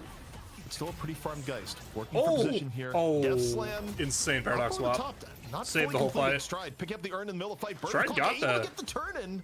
Wait, that's huge. So Bird with Claw keeping some opportunity alive here. A bunch of people alive, still at really low HP. Melee creeps would love to get a piece of that. Dude, And they Gibbs use is side dying. Ido and Poppers finally able to break on through. No mid-boss Gibbs take may after be this joining fight, them in though. just a moment. Super low HP Viscous, but look at the mini-map. I think he's clear. John can get this, though. Still, though, Dan, I mean, for Bird Clock, you get some trades there, you get the urn. I mean, you're These fights are keeping messy for me, like a this, bit of man. hope alive. They're not going super clean. Yeah, they really are. But it just seems like the general story is that Poppers is just so impossible to kill. They can't John even is him, put though. time on him in fights because of how ridiculous it is to try to do damage to him when he's just using the flawless advance. You need some kind of CC, a lockdown. Spellslinger is to just really so deal with good on Ward, Poppers, man. and It's insane. So far, it seems too difficult to really get that in a lot of these What next? spots. But it does, look competitive in these fights, like you said. And Yeah, wait, what? He got completely scammed. I was like, where's the members? There we go. Into the late game. Yep. That really is the John only is so option fucking strong now. that it would feel like at this point, bar some kind of crazy mid-boss steal or macro mistake from melee creeps. I mean, is that something that's even possible? You Vamp plus active reload, by the way. This guy is just shooting infinite. Hard. I mean, I think there's late game options here. I'd like to look at Matt's items here. I wonder if Matt has a refresher online. I think there's once you start getting to the point that you have people have not been going the refresher today. I think melee creeps may be up to 2 now. I'd be curious to see. Have to get a check in. Yeah, no, transcendent cooldown again. That's where ideally you'd like to get refresher, get pockets value back. But for now, not on the table. Maybe next item for Matt. But yeah, I mean, the scaling for a clock, I mean, you still have a Megaton Geist. Silver can continue to be a threat into the end game. And in the end, you still got a B-bomb. Oh, Gibbs, you still we're doing have one of the Scourge, best ways of bro. initiating I and guess he has getting the a silver. pick in the game. But, given the fact that you're at a deficit at the Do you moment, not want it's still a Spirit bit of Burn a this tough game, though, road man? for I feel like Clock Spirit as Burn's pretty fucking 30 seconds good, till the next man. set of I feel like buffs and Spirit urns. Burn's pretty fucking good. Egg. I don't know. I don't know. Okay, well, all it takes is a nice grapple from the man on screen. Stride opens up one of these fights with an advantage, and that will change everything. Just looking for poppers. We're trying to play with the veil here, but the mid boss is up, and so right now, Battle Clock, they can't afford a fight to not go their way. If the mid boss goes down, these rejuice get stolen. I mean, that's a wrap. Potentially. Yeah, it doesn't matter. Yeah, we got one This happening. guy's Look at completely the down. patience. Riposte not triggered. Meaning Poppers is vulnerable, half HP. The wolf is out. Over. Oh, we got his ult Desolate cancel. when you Oh really my want God. Apollo Wait. dead. And that Arctic is the Sim. power of patience. You don't trigger the riposte, you get the punish onto Arctic's Apollo. redemption arc and was with going a insane. one-man advantage, Did Bird for with 80, Clock by the way. immediately look to start going in the mid boss. But it keeps getting pickup. This is the chance. Dude, this is what going to go they're down really looking for. fast, by the It way. costs them a death slam, which would be really, really helpful in the Warden, mid they have a boss fight. lot but of contest tools here, though. what is the A response? lot. So they pull off the mid boss. Yeah, yeah, this is too risky. Moving forwards as well. Looking You to try could to throw get the a whole game check here in. by doing They this. now understand that I think hopping off's BWC correct. withdrawn. But now the fight in Look mid, for fight. this fights everything down a player, no poppers. Will that make the difference for BWC? Look at the healing on this BWC, shit, bro. you cannot Oh let my this God. opportunity go awry. You need to strike now. You'll Why get did it show no second better. bolts, by the way? For Gibbs, stuck in the bareness for a moment, but the stay is over. Ido's actually pretty low HP. Oh, is it from as this fight overturn goes fire on. can Fishcake, flex though, siphon? I didn't know crawling about a that. little bit underground. Wait, we're diving the ship Members in gonna pop the the E-shift hallway? and look for an exit. Slice and dice off the other Four way. man Gets hit sleep. with the frogs on the way out. Tanner's in cube, A though. two-man affliction. But it's even bigger nap time coming in from Scout to do a little bit of a fight reset here, Dan. Hits 4 members of Bird with Clock. You look at melee creeps, they are all sorts of low. Half HP across the board. Post Affliction as Matt still this is so looking close. for a hunt down here. Popper's in 10, by the way. Target of choice. Sai is able to get away. Edo dies, Fishcake dies, Hey, Matt Fishcake dies. goes down. That's an enormous kill. Silas Saya with almost one. dead as well. Another Affliction there onto Saya. So if they can finally get that kill, that would be massive, but looks like that's going to get purged away, and Saya's going to be safe. I don't know, but I feel like if Gibbs had 4 players up for Bird with Clock, so like no Spearburn here would mid-boss have off so of much that more fight value. from either team, He doesn't then have this superior is really the cooldown best yet case for either. melee creeps. They need to just make sure they can get a 6v6, but in for the re-engage, and subsidized. John doing all kinds of damage. His With the ult Warden, now the too. lockdown The Silver comes on never kills through, him. and he's getting sliced by the Lycan. Silver And it's never going to be kills Forza John. goes down in the midst of this. Popper's looking strong and healthy in the fight right now, and it's problematic because John got away. Only 2 up here for Bird with Clock. Their chances, it looks like they've all but been destroyed here by melee creeps. As now finally Arctic goes down, and it's surely a mid-boss that awaits. I guess, yeah. There was a full commit no on the threat. John, and John just a It's little already bit chunked tanky too. to deal with. I mean, All right. Warden's HP right now. If we could get Longest the quick fight ever shot goes on melee the creeps away. and then maybe look at items across the game, but the HP for John Get your run is value there. Got a 4-man absurd. sleep. Look, yeah, I think it's So in it's the probably 5K hopping around that range entire fight at the moment. Yeah, it's 5.1k. Warden's HP, the way people are building this patch, he is a tank among tanks. Yep. So Bro's if you're large. not able to finish off on the dive, it gets tough. Also, you know, it happened in the last team fight, we but going, just John? called out properly. You know, part of why the last team fight went well, Matt Velocity, was able to get refresher. yes. and Nowhere, land the second John, affliction nowhere. that was Finishes pretty weighted effective. shots too. Oh my Bird god, Clock, though, John's they in just nowhere. weren't able to get full control, you know, and frankly get the pick on the Warden that I think they needed in that, you know, back and forth melee, and it stopped them from potentially turning the game around. Yeah, 6k Warden is kind of problematic. Is there anything like toxic bullets or something? Some like percentage health damage that they got? I can't see anything. I think percentage health helps. It just, you know, off the balance Matt change, did you go look at this, refresher. He was refresher when my now. M1 is at 6k HP. This is why you're not seeing Venator be prioritized in the same way. Yep. Right now, and it's because Venator doesn't get HP pools like this. Yeah. Matt, coming in off the top. Thinking about maybe throwing out a few frogs. Doesn't quite have the opportunity. Coming back over. This time, frogs go down. It's a 4-man affliction. No pressure though, but it's gonna come now. big. Looks like 2 got taken off by DB. Good DB by Still these 2 Scout. people struck Took by it the off affliction. John. Death slam on the fish John cake sells in ult. They particular. can play this. Don't know if there's much of a fall through there. Poppers and Scouts still getting off the That was break the clock. Did good. Pushing the advantage. Really good cart there. John. Yep. Looking for Ooh, an rescue opportunity beam. to just get solid damage in. Last stand comes out. They have no more ults, while though. The fight is kind of River Clock's out of gas, and everyone's still held except by Dope. Popper's able to get Gibbs on the back end. Halftime out hits 2 on About both to get Flaws wiped. and Matt. They might get 6-0'd. No rejuve. Back up for Matt here, but Fishcake going in. Multiple targets low. This is where melee creeps would like to be. And on the chase down, maybe enough to send this one away. All 3 regions. Scout saved Ido. Well played.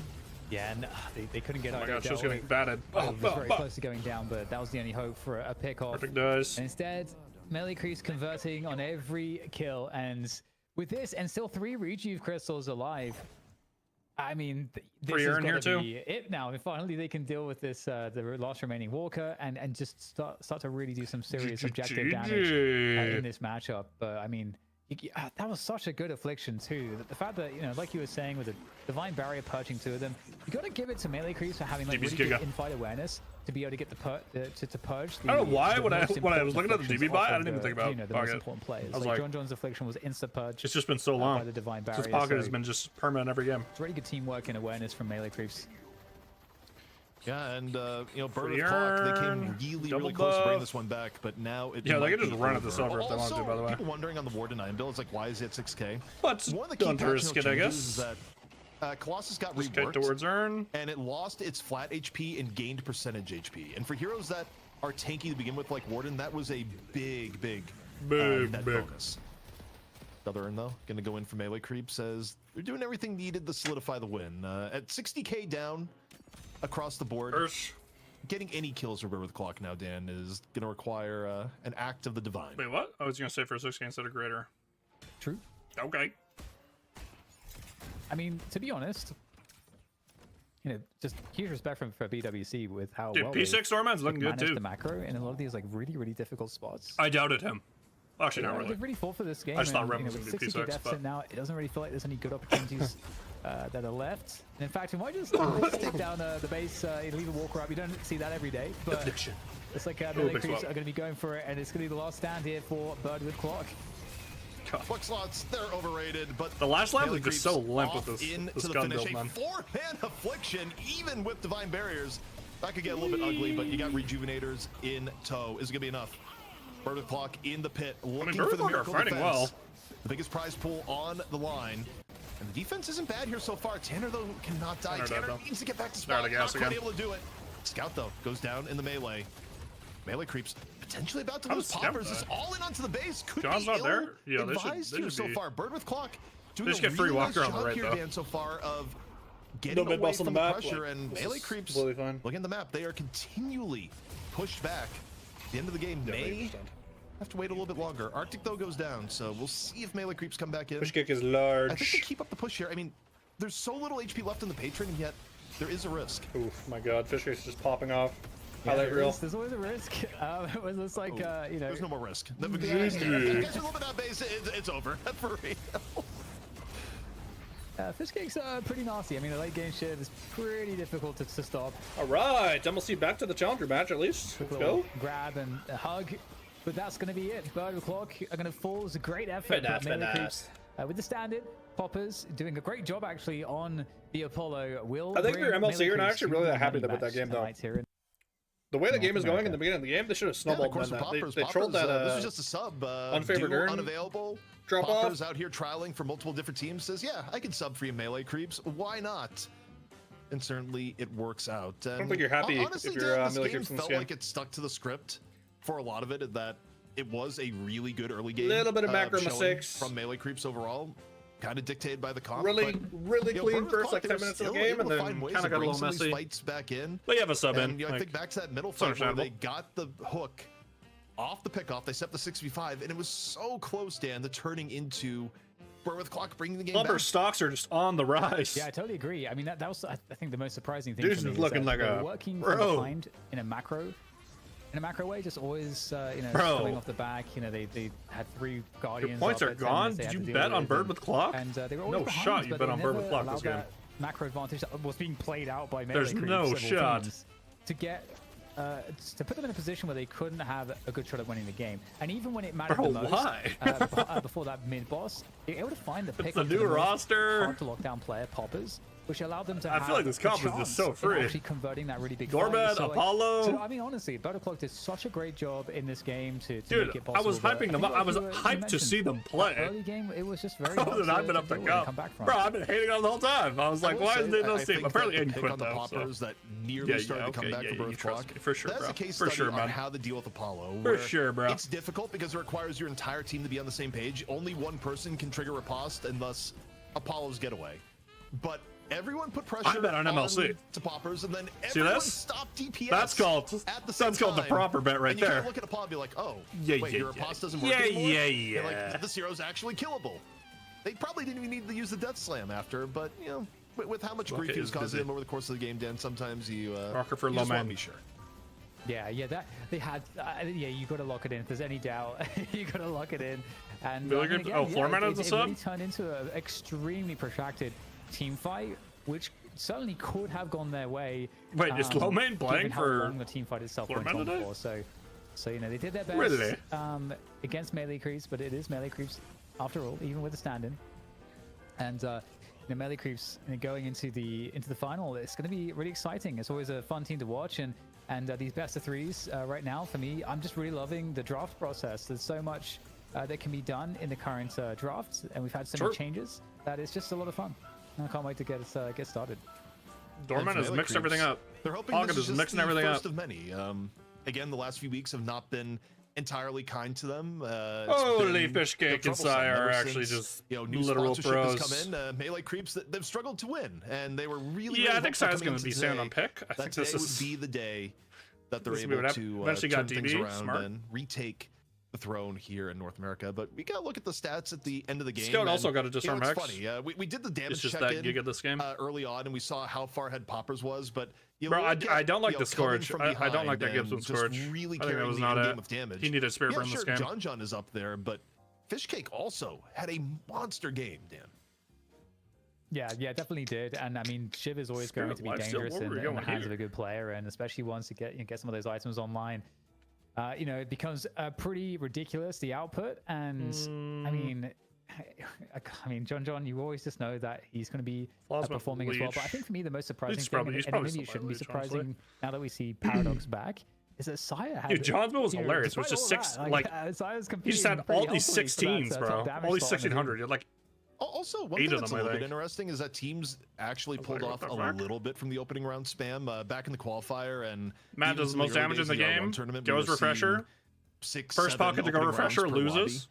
This time around, actually only one opening rounds for melee creeps, which is a little bit surprising because I gotta ask John. I would have thought he would get it on Warden of all heroes, because Warden generally enjoys extra bullet velocity on top of everything else, but no opening rounds to be found on John.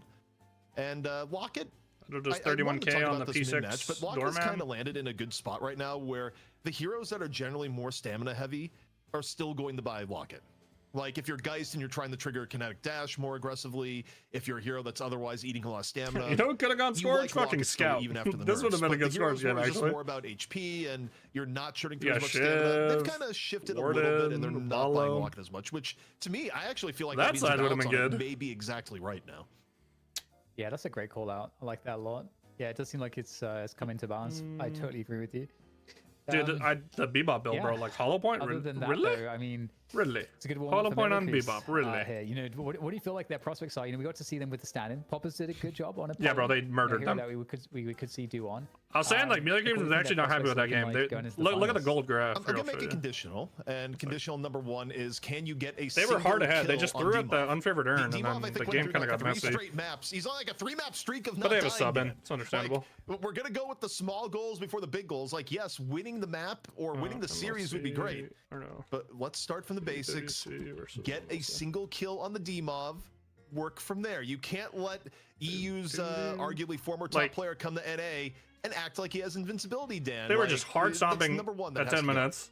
I mean, and then they just griefed the urn. It's always been the case. And then the game kind of just got weird. EU's better than NA, like, you know, that's basically always like, been the case. Look at their goal lead, just stagnated for like, in I don't know. Esport was actually Valorant in the early days, but like 15 minutes switched around eventually. So game just got weird. It's a story as old as time. You know, the EU players just built different.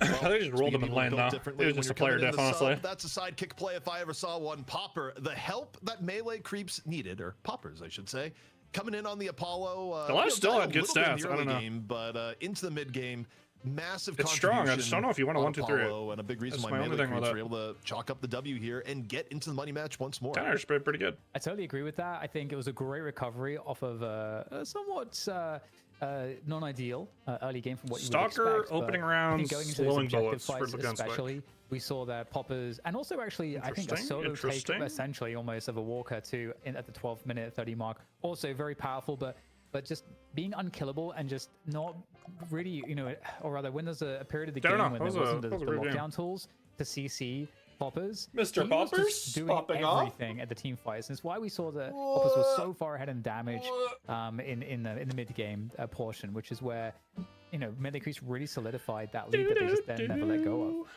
of. Also, I'm hearing some of the reactions, like production is letting me know.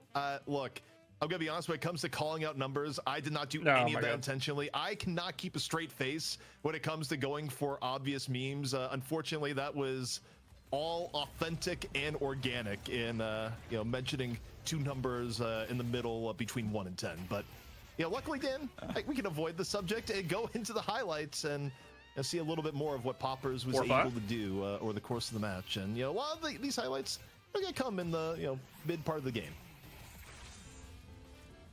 Well, not a fun time for Arctic, or really, to be honest, most players on Bird of Clock. You know, with these shenanigans here from Poppers, seemingly unkillable in all these spots. It's very hard to lock down. Poppers the same, actually.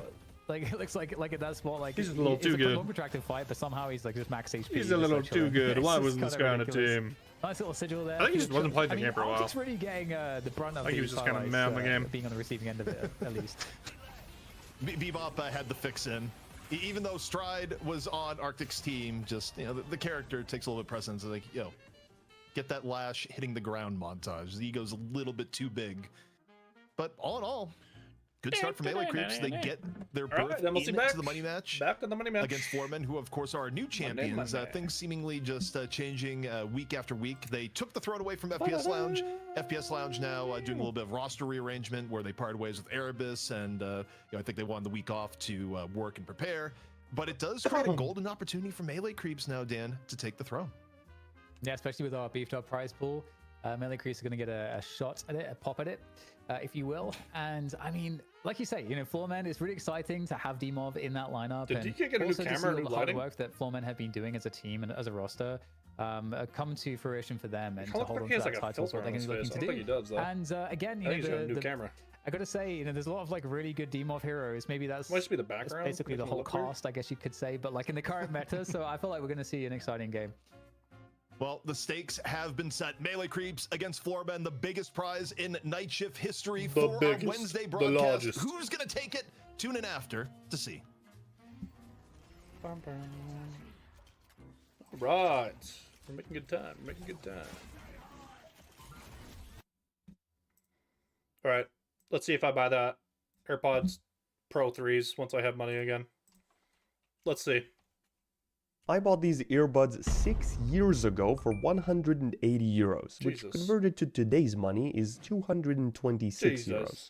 Yikes. I like them a lot, but their battery is now trash. The pins on one of them randomly don't connect to the case half the time. This guy's just explaining my AirPods to me right now. I just pull out a dead earbud or have to keep reinserting it until it starts charging. Sometimes when I listen to sounds, they randomly go and then back to normal volume. That's not the best for my eardrums. And worst of all, out of thin air, the left one recently decided not to play at the same volume as the right one. That's when I decided it was time for an upgrade. Since now I have a MacBook, I didn't really consider any other options and went with the AirPods Pro 3. They were technically cheaper than my old ones, adjusted for inflation. I thought that's interesting. And wow, they're much better. Obviously, I guess. It's been 6 years since I bought these. Cheaper than my old ones, adjusted for inflation. I thought that's interesting. And wow, they're much better.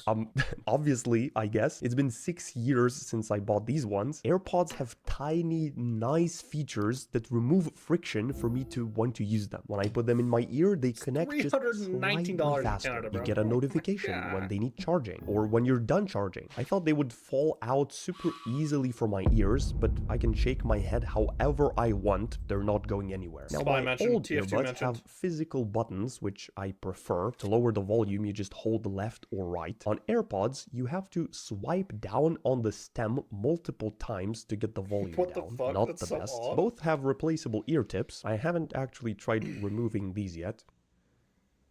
It is very, like, difficult. Yeah, it's hard. Bro, when I had the AirPod Pros, none of the, like, ear tip sizes fit my ears. It kind of pissed me off. Oh my god, what? Wait, there's actually no way. The AirPod range is much longer. If I went to the kitchen to grab some ketchup, my old earbuds would just start tweaking. The video I'm watching automatically pauses when I take one out and auto-resumes when I put it back in. And it's like instant as well. For the old earbuds, the left one only worked if the right earbud was inserted into my ear. That's not the best. And both AirPods work independently. Less friction. The active noise cancellation is dude, the noise cancellation is so nice. Even on the Pros, it's so nice. Insanely good. Because I used to take the bus all the time and it would be so fucking loud, and then I could just turn that shit on and I was just transported to heaven.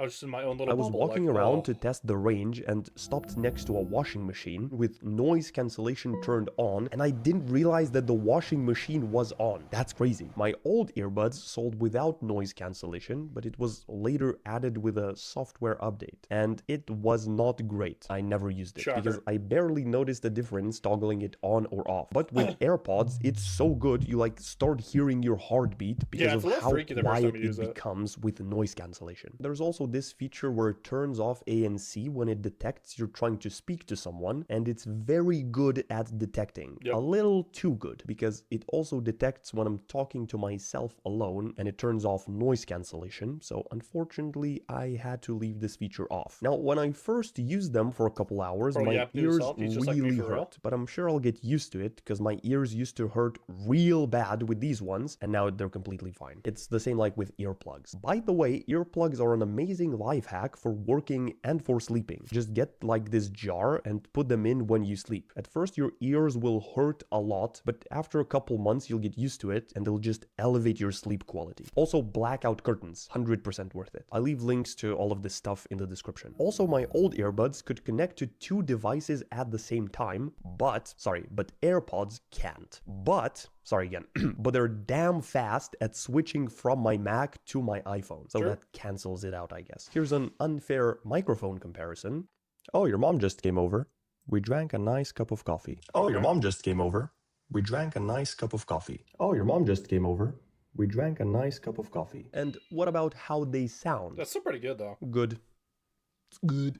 But I'd like a little bit more bass. I'm not an audio expert, and I'm glad, because then bad audio will ruin my listening experience. It's like knowing what a good display is and then using a worse one. Anyway, my old earbuds had much better bass, which I like. So turns out you can finesse the hearing settings to add more bass to AirPods. But even with that setting, I still prefer the sound of my old earbuds. Even though I know in theory that AirPods have much better sound architecture. Why are they white though? It's very Apple, but I'm sure that for a lot of people, they end up looking very nasty. Mine looks disgusting. Use. They also don't need a separate app like my old ones, which only had the phone app, not a desktop app. For AirPods, it's just in your Mac or iPhone settings. Speaking of settings, inside you can select which modes toggle when you press and hold the AirPod. What's cool is that each mode has a different sound effect, so you can easily tell which one you switch to. That's a nice touch. You can press once to mute on a call, or press twice to end the call. Pretty intuitive. They also show up as AirPods. The double tap for pause play is so nice. Headphone icon. Of course they do. I can't really review the battery because I got them like 3 weeks ago, so the battery is Pro's battery life is really good.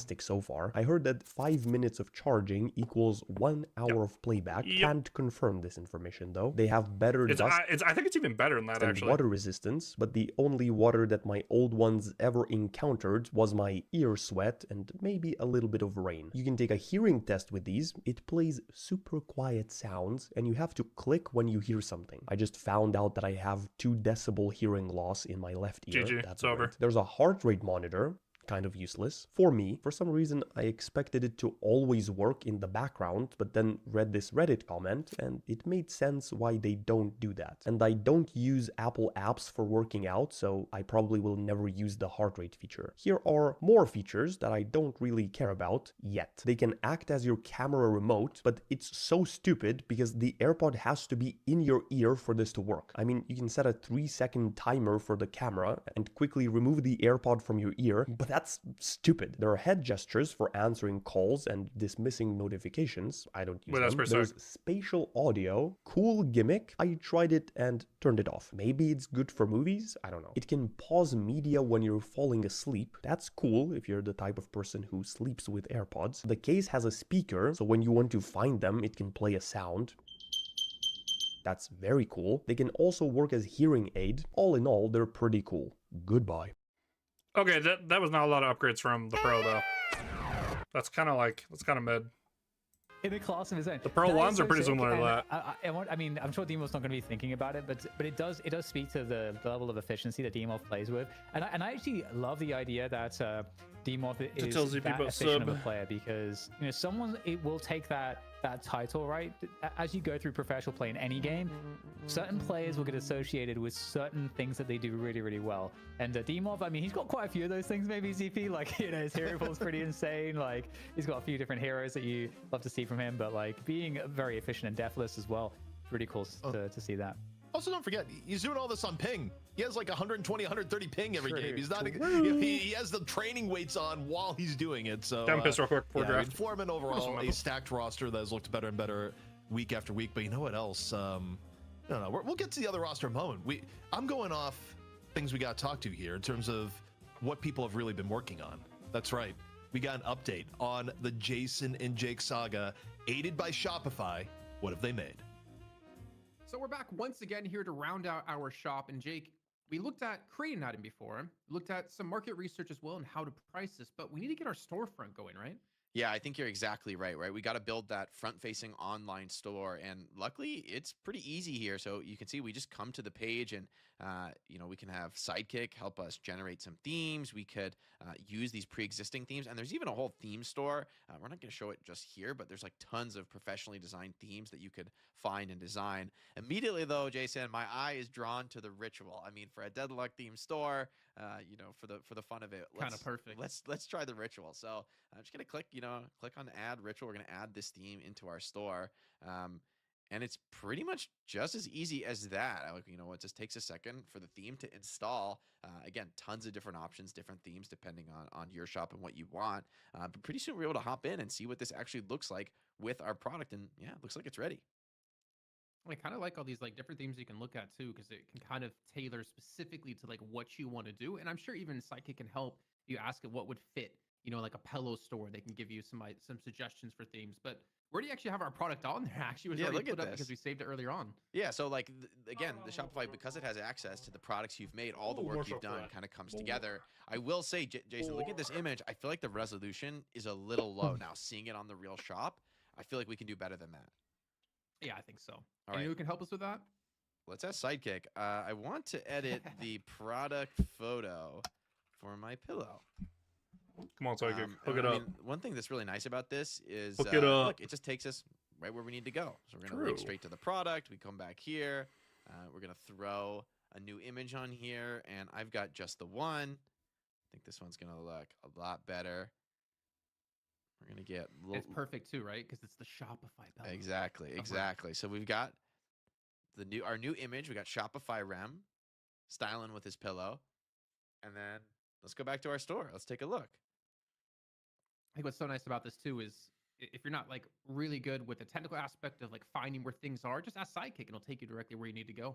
Yeah, definitely. In using this, that's been like one of the nicest parts, is that the fact that it's all integrated into the shop makes things easy. So, I mean, there you go, Jason. It's been like, what, less than 10 minutes easily over the course of this show, and we have a shop ready with a product and an image, right? I mean, you know, there's more to do in terms of really building a business, but if you can do this kind of a start in less than 10 minutes, it just really goes to show that anybody just can build a store with Shopify and start selling. You know, you don't have to be a businessman, a professional. Anybody can do this, right? Anybody. If Jason and anyone, I tell you, anyone. You can too. There you go. What we said earlier is that if they can figure it out, Dan, you can too. And of course, if you want to take your own crack at, we got the link down below. You know, going there definitely helps support Shopify, supports us in the program, and yeah, we're just happy Shopify has been able to, you know, add and support to the Deadlock scene, and you know, we love Shopify for the players that have been higher than ever before. Hell yeah! I mean, it's so cool. We love Shopify. We love their support of this grassroots esports business that we're up to.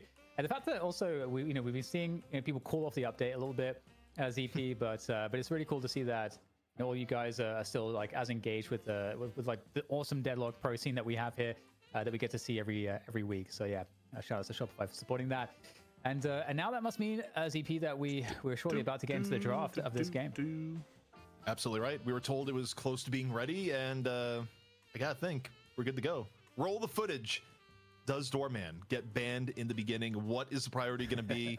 Do you go, whoa, we don't want to let choose Archmother side? Get an Apollo Seems again. To be the way to go, especially for game one. Is going to be coming in from Floorman. Melee Creeps decide they want first pick.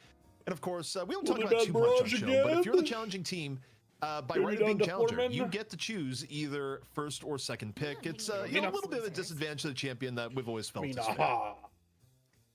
I could see if Apollo is pickable for Floormen, that they might take it for Demov, because I know Demov can play as Apollo as well. So there could definitely be an interesting Apollo exchange. We'll see. Sinclair, Dynamo. Okay, Bebop is the one that gets taken away. So I think that's fair. Bebop definitely. They can grab the Doorman if they want it. Here, ZP, what do you want to secure for Melee Creeps? Doorman? It's got to be Doorman. I actually would be shocked if it was anything but Doorman in this situation. He's giving you probably some of the best early game power in the game, and Ido's super comfortable on him now, and yeah, it's Doorman.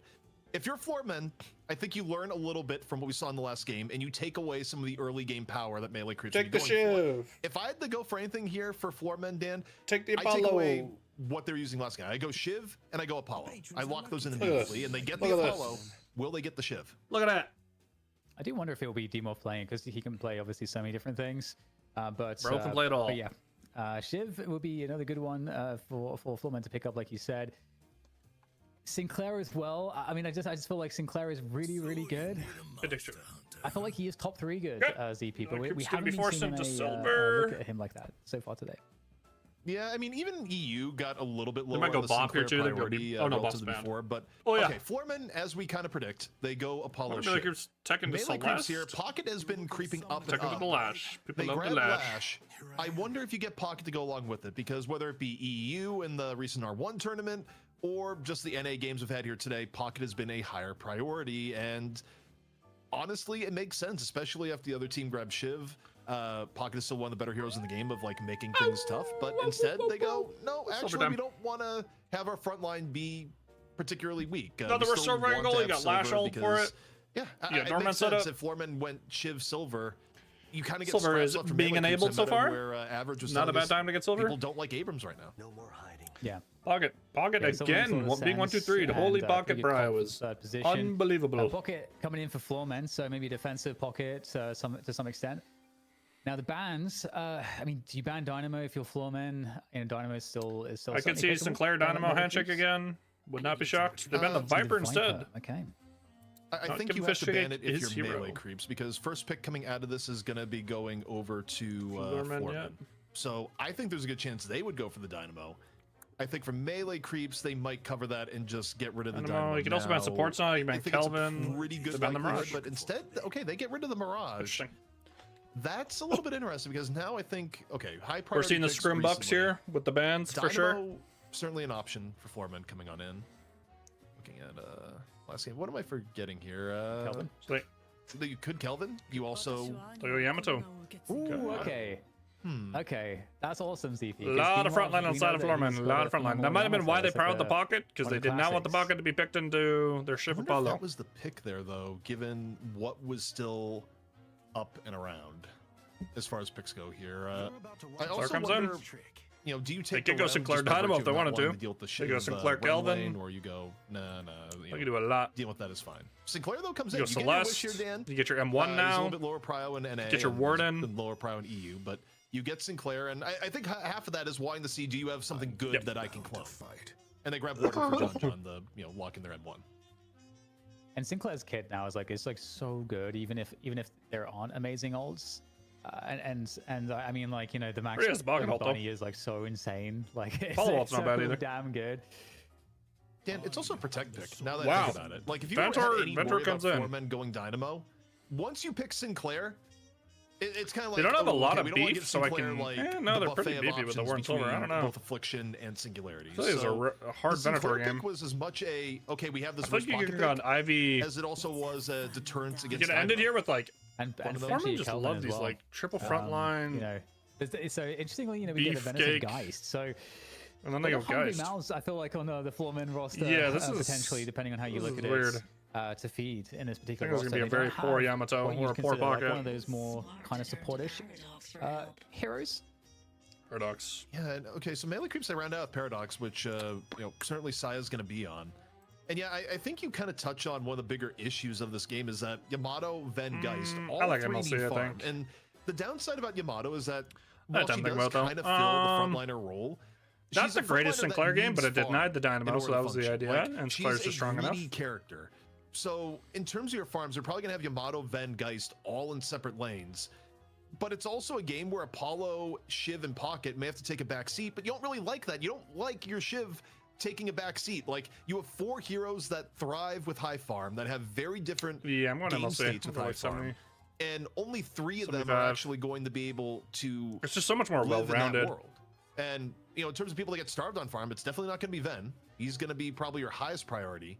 What is in chat right now? To me, I look at, like, either Shiv, Yamato, or Geist, one of the 3 isn't going to have as big of an impact on this game, Dan, unless it is a blowout. Oh my god. I think that's what is happening in chat, bro. What is the shit posting? We don't know how to manage that particular situation. They've calculated this in some respects. So something of the playstyle, I'm sure, would make sense with it. And they do have the ability to really dive on people like Yamato, Pocket, Apollo, and Shiv. You can just absolutely just jump on people. And all of these heroes, it feels like you're definitely going to have to prioritize the Venator to be the safe character that gets as much farm as possible. And we have seen the kind of off-carry Geist, in many different. Hey. It's all the priorities. So that kind of makes sense. Venator carry, Geist off carry. And no creeps can take Yamato, a million years to Pocket, load in. Apollo, It's classic. Not sure how they're going to work it out, but I mean, a roaming hit squad, definitely going to be powerful for tempoing and diving for sure. I'm trying to look at the lane phase here and, kind of approximate who I think has the advantage. On one hand, Sinclair, Doorman, both exceptionally strong laners. Paradox, Silver in the upper echelon. Warden, I'd say also in the upper echelon. Combo-wise, look at Foreman. Yeah, you got Apollo. You have Shiv, who can be strong if, he's generally is like a higher power level. He's even better if you compare him with something like a Rem that, goes with the survivability. But truthfully, I'm looking at the laning phase between both teams, and I actually think melee creeps again. When will we load in? When will we load in? Have the advantage. Will we ever load in the first 15 minutes of the game? And Floormen, Feed the greedy, subscribe with Prime. Nice. Given the fact that they have a team that is so incredibly hungry for farm, not having the team that has the better early to mid game, I actually think could leave them pretty far behind here, Dan. Yeah, and I do also think that melee creeps have obviously a way better utility game. There's a lot of CC that melee creeps have that's really just very desperately horrifying to deal with. Someone gets thrown into the Baroness. There's a bunny. There's a bunny on the Baroness who's bunnied. Paradox is going to be able to lock you down as well, with the time warp and the swaps and stuff. So there's all these tools that melee creeps have to. I don't love the floor comp. I don't really know what they're going for. If I'm being so for real. I mean, they don't really have that because they've just gone for all these heroes that is the burst damage. Really get what they're going for. Carries frontline. It's lacking util. I will say this: if Floormen, if it's even at 28 minutes into the game, 28-30 minutes, Floormen probably just win. What they do in the late game as the characters come online is a little bit scary relative to melee creeps, especially when things like Sinclair do tend to tail off a little bit. Although the interesting conundrum there is that normally Sinclair does tail off a bit into the end game, but Sinclair also gets to be a perpetual threat by copying Pocket, and you also have that weird dynamic of, well, do you want to invest? You'll buy Divine Barrier versus Pocket always, some people on your team. Do you want to buy Divine Barrier on Floormen off the risk of getting Pocket ulted by Sinclair? I think that's a little bit less of an automatic buy. So yeah, there's just a lot of holes in this Floormen comp, I look at this here and I think even Sinclair's late game is a little bit better than normally. I don't really get it. Yeah. Overall, I actually do like melee creeps draft better, but all Floormen do, if they're able to execute, I think they can still easily take this map. Yeah, and we're gonna get into it, and I gotta say, ZP, I actually feel like presumably Demov will be on Yamato, probably Yamato or Apollo, but I would assume Yamato. And that to me is kind of the X factor a little bit, because Yamato I don't think is valued as highly. I mean, obviously it's a good hero, just solid, but Apollo has much more higher value. And there's some other burst spirit heroes that have higher value right now, I think, in the current meta. So I'm going to be super curious to see how Yamato actually performs against that expectation. And I think in this roster, like you said, someone's going to be missing out on farm. A couple people will be missing out on farm, whereas in other more typical drafts, you probably would expect them to get a lot more farm. So they're going to have to, I think, they're going to have to be at the tempo a little bit, ZP, to get ahead to make up for it. Also, I don't think we properly talked about broadcast, but there was an alert that came out, and frankly, I forgot about it with all the things that have been going on today, but it is low main in for Rocker for Floormen. Nope. So it is the day of FPSL. Just because you're not playing in the week doesn't mean you can't sub. Our only hard and fast rule for substitutions here at NightShift is that if you play for one team in, say, the challenger match, you can't play for another team later on in the day. That's a little bit much. Into Sinclair pretty anti-competitive. Another time seeing the Sinclair FPS Lash. Lounge may as well not exist today, so low main, completely a valid sub. Lomaine's also exceptionally good.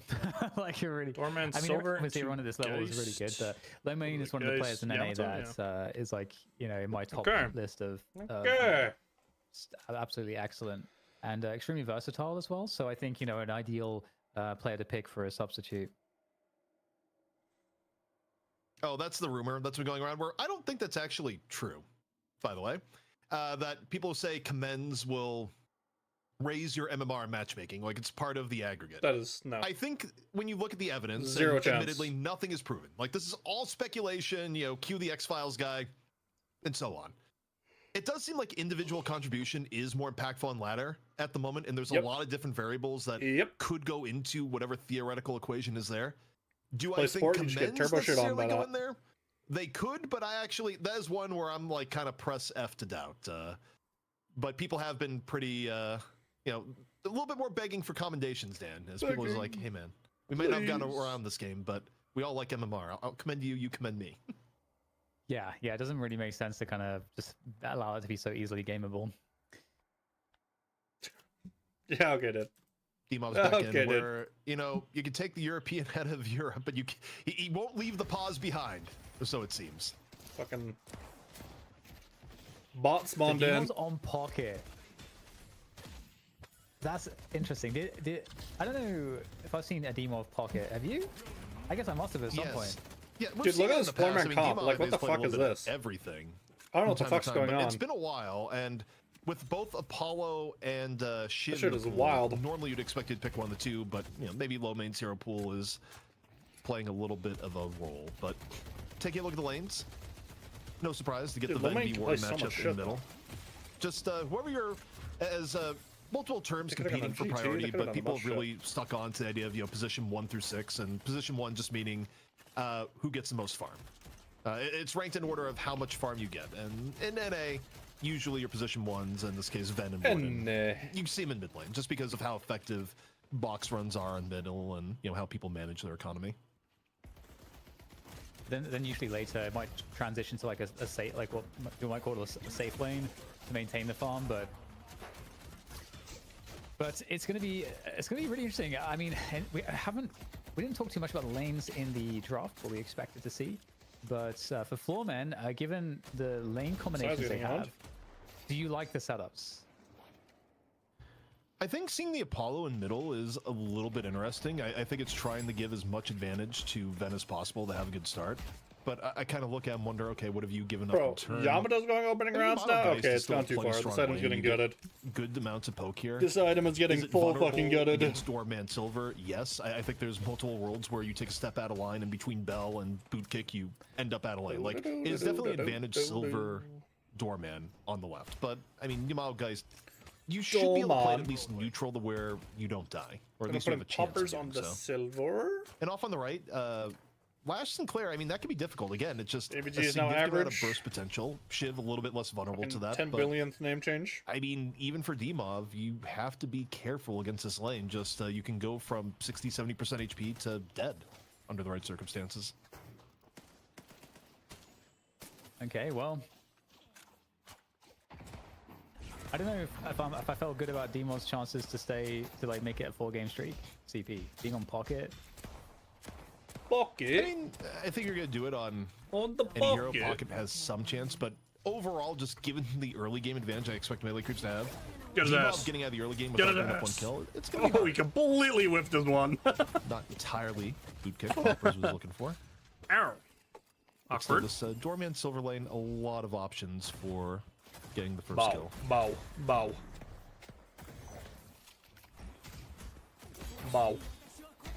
Xeno has a nasty Yamato as well.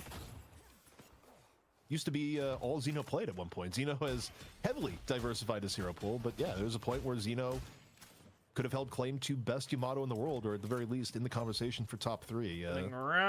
Been playing more supportive roles as of late, but in a meta where, sure, no dedicated support, throw Xeno off onto the Yamato. I think that I really like the combo with Apollo. I think it's pretty scary. Just the amount of chase, burst, spirit damage is nasty. So I do think there's a lot of options here for Floormen that it could be like a very exciting game for them. Channer's first buy for Demov. Really good for the lane. The early lane here, but all the lanes now looking for that lane priority so that you can make sure that you have advantage to bridge buff and also advantage to the tier 1 cap if you're in a spot where you have to steal it on these side lanes. As expected, looking to flow these lanes has been very much at objective survive for Floormen. Like, you look at the HP bars on the top, and Floormen definitely a bit more hit overall. You look at positioning on the mini-map, they've been getting pushed up more often than not. 20 seconds away from buffs, and honestly, I would expect melee creeps to be able to get priority on both left and right buff, barring some beef here. And okay, it may be arriving. Scout getting super low in Sinclair. Yeah, sure. He's ticking down with knives. I don't know if he has any knives on him right now, but still tougher spot to be on Sinclair. Left-hand lane, meanwhile, both Geist and Yamato just getting a bit of the business here, and a lot of this is just poke from the business. Giving them the biz. Buffs come up. Sai getting the spirit buff, and DMB getting the Venator gun buff. It's the best possible luck. I think a lot of that had to do with the timing where you were able to get Scout low. I think normally would have been either the Sinclair or Lash to go right buff, and DMB was just able to hop over there and grab it.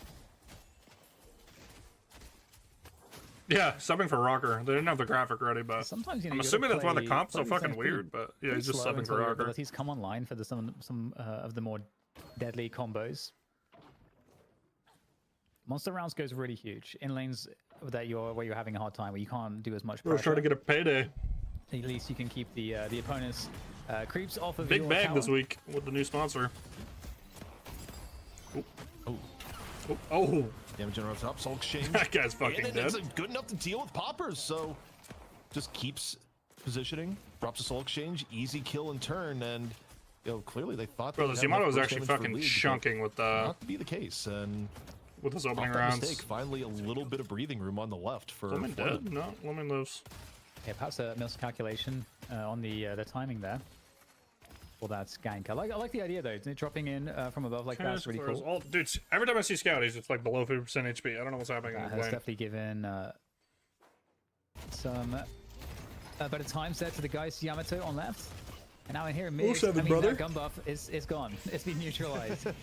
Well, he's gonna get traded though. Yeah, not the ideal situation. Near the gets ult off. He should just die though. Yeah, really low on the aftermath. AVG able to finish it off. So it's a 1-for-1.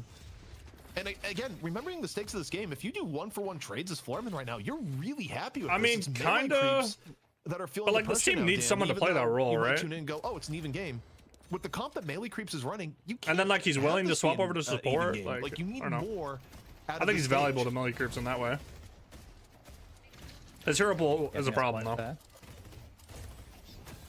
I do think these drafts from both teams are so interesting, so I'm really looking forward to seeing. This room looked pretty good last game. Start to develop once we get to that first one. This, all right, now this just is kind of meh. Looking to pursue, but it doesn't look very easy here. Oh, the combo coming on through down under the tower. There's no swap available, and okay, the Yamato coming in on a little bit late on that one. Unable to resist, bro. They need that Swiss Army knife through the door. Up the safety. Might not be done yet. Still, opportunity to get some damage here on the Poppers. Poppers in off the boot kick, lands the bola after. Able to get enough positioning to avoid the. Yeah, the Silver just can't trade with the Yam, by the way. Like, the opening rounds, Mystic is actually just perma-shitting on him. Poppers out of danger as we. This guy literally can't trade. But, the cool thing off some of the tech we have now is so fucked up today. We were able to see how that was set up. We weren't there camera-wise at the beginning, but you look, you go, League has gone into the Baroness. So the entire setup was just to the Baroness he goes. Throws League into the hotel, and you hop out, and you have a real angry werewolf waiting for you on exit. I like it. Yeah, bro. Fucking abuse opening rounds before it gets nerfed. Might as well. Team off is deemed. And then I think people are just going the Mystic shot because if you're gonna go full Spirit, it's gonna like scales, right? It has Spirit scaling on it, so maybe in an area that has bad. I didn't scale crazy good, but you do get more damage throughout the game. Give me a little bit lower ping. I don't know. I have to invent like some form of headcanon here to the variety of demoff pauses. All right, so centers are up. Dive comes through. Blade Main's going in there, straight up to the roof though. Yamato's really strong right now. A lot of damage here on the Fist Cake as well. Good burst. It just pairs well with the other all the way back. The other frontliners too. They're going to be looking to claim this I don't know. It's kind of weird. There's going to be Sinners up to claim as well. So this position. I think she just like. There is a counterbalance. In comps, I can just kite out your ult. It feels kind of weird, but I think it's a strong hero. Looking to claim position for Floormen as they get that. Yeah, Floormen are actually owning the other side of the map. So nice balance. The zero sport comp is owning. A Guardian. It's Guardian for Guardian. The guy's kind of poor though. Get with the rotation of Shiv off as Ido. Yeah, bro. Like looking for Zeno, able the to get the finish really with the aid of Sai on the Carbine. Looking for more here. Another call bell. The damage is not gonna die with ult unless you kind of control it. The rotation. I see a lot of people don't early ult. I think that's the problem. And you're seeing like a lot of people want to ult to like negate a spell or getting like jumped when they're inside lane. But I think if you just ult early, and especially if you learn how to use your grapple like catapult, where you can just catapult away from shit. It's not too hard to proc that with the recharge rush with the You're a very unkillable Demon King. That's gun damage. So get Demov. 0 spirit items for Demov so far. The hotel. He's just rushing that cultist. Is aware of or cares about his 3-game deathless streak that's been going on. Also, that Tani Losam was a full whiff. Tani Losam. Probably less aware and cares less than we do about it, but ooh, some good damage there, chasing away. Like most games, I'd want Yamato over Geist now after the lifesteal changes. The game starts to get interesting because Floormen definitely need to. I think P1 Geist is not great anymore, so now you're playing like P2 to 4. I think Yamato is better in that role. Double bridge buffs, and right now Floormen they've got more position in middle around the left bridge buff. Go! Floormen get both buffs. They can just get pickup for free too. On the average. Ooh, this is really awkward for Poppers. A little bit of hit of mobility. I'll lock it up here. Popper's actually a little bit low, getting the silver's not looking good, bro. By league. The silver's not shaping up. It is going to be earn control here to Floormen, where, speaking of things, silver's low-main may be subbing in and not playing for FPS Lounge today, but still repping them on the in-game tag. The bell damage, man, it is unreal. As Ido chases down in transition. Earn, or egg as it were, going to be knocked loose in the middle of the fight. Sure, low main here, just hard zoning. You see low main gets the re-pick up room on the Shiv, picking up the Earn once more, and just perhaps looking for the straight up Ido's kind of in no man's land right now. Ido was not set up for this. They just get Earn. Clear on the dunk, and wow. Low main just able to get it. It's first Earn though. It's not like the end of the world. It's kind of crazy, and then Ido just dies. What the fuck? Ido was just in no man's land there. I don't know what he's doing. Down and I think he's trying to get a cart flank. Might be a magician, but no. Can't be chasing that one down just yet. But still, Floormen coming a little ahead here. Getting on top of the doubles. Still that mid Guardian left to deal with for Floormen. Melee creeps able to rally around that. As Ido joins the middle lane as well. 3 players in proximity around that mid Guardian.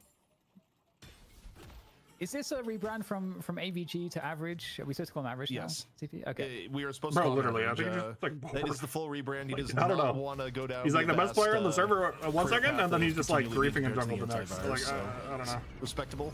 I don't think that was. I don't know what happens. He just wants to go as average now.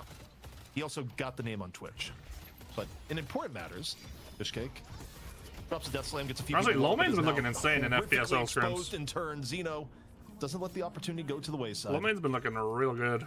Floormen able to pick up one, and Dan, I'll just bring us back to the win conditions on the game.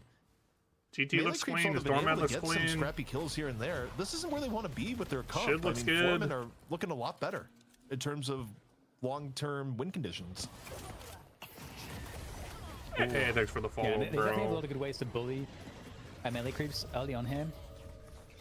Just gonna send, ult for ults, maybe better trade for poppers. And Floormen have a good presence across the map. Simon doesn't mind training like this though. He has early fortitude. He does not mind doing this. Now, see exactly how this dive goes on to the magician. Oh, you were ducking me, bro. You were ducking me with the follow, man. It's probably because you're always watching me on YouTube. From next objective. Oh, go ahead, ZP. For both teams, you're kind of getting the equality breakdown here of no one is really ahead on farm. Neither John nor DMB. I mean, DMB has like the most mild of edges right now. Oh, bit of a Hyperline knockdown onto Fishcake. Harvest is going Stam Mastery. Really? So any danger. Baroness Hotel.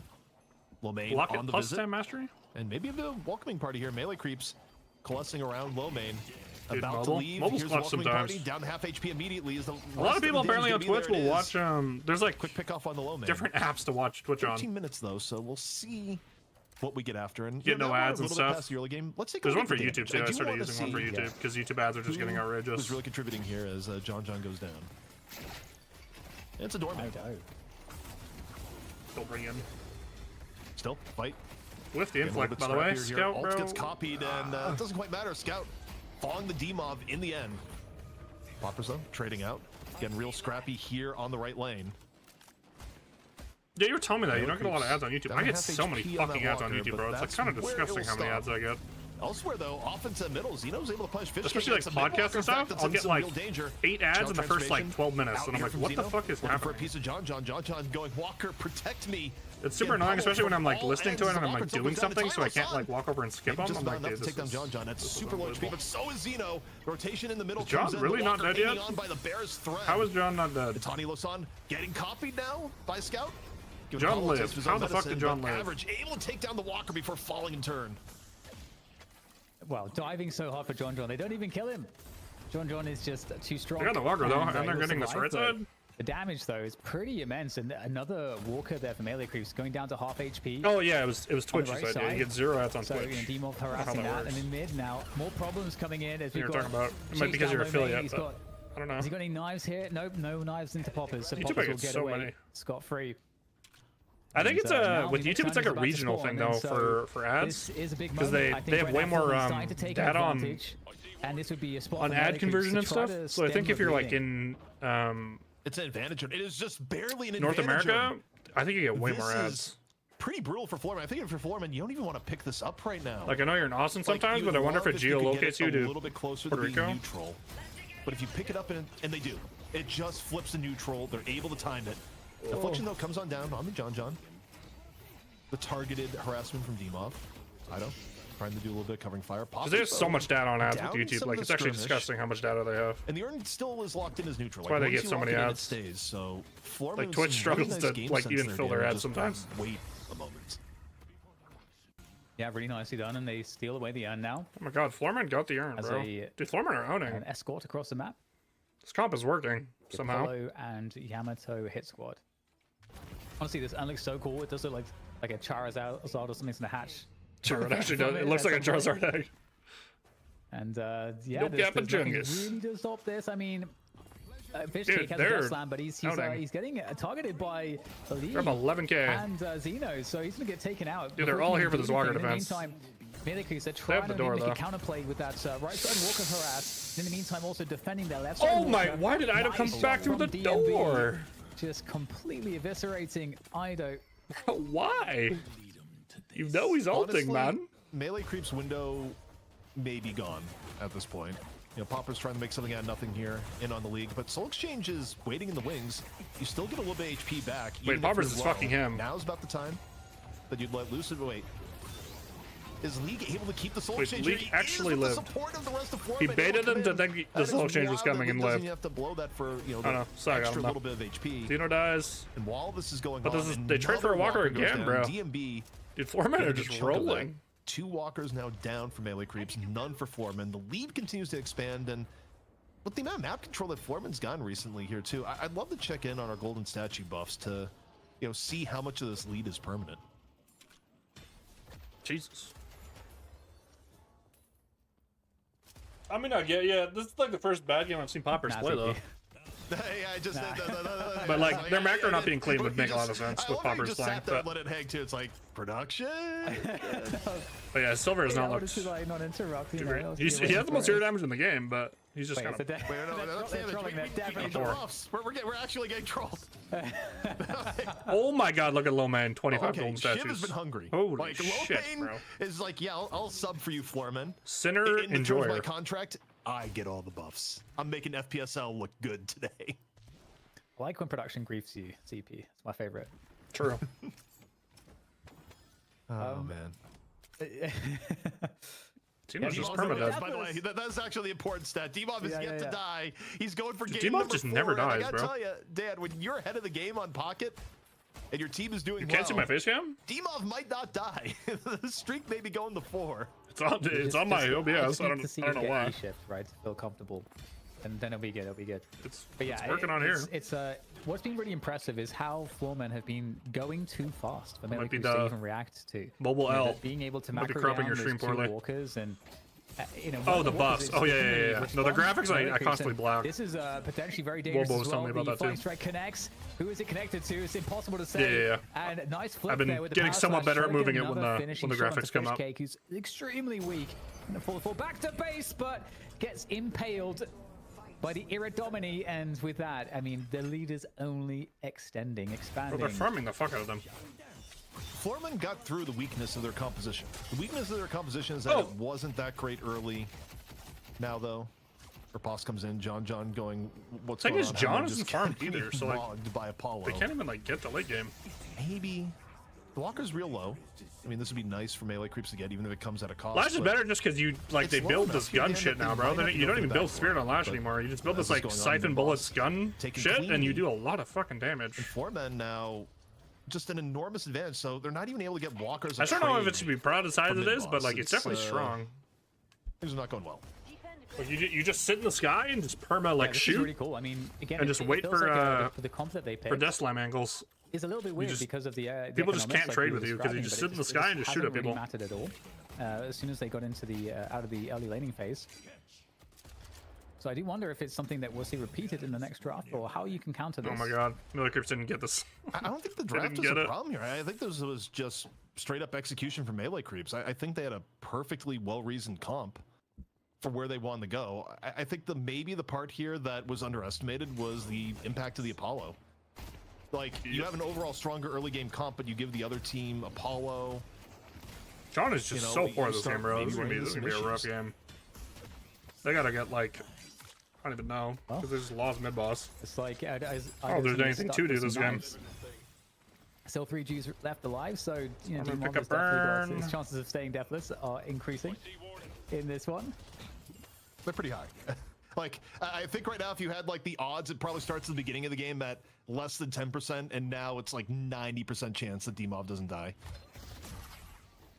Man, if that is a hard caster curse if I've ever heard one, like 90%, this thing will not happen. I mean, I don't know if that's wise also, to do that. To be clear, it has to be a full this game's just over. If he gives up a rejuve crystal, that cooked. does not count. If cheat death trying to stack this left side with the doorman door. With a I don't know if that's it though, bro. I don't know if it's it. And I almost feel like Ido ults, but he's just dead. No.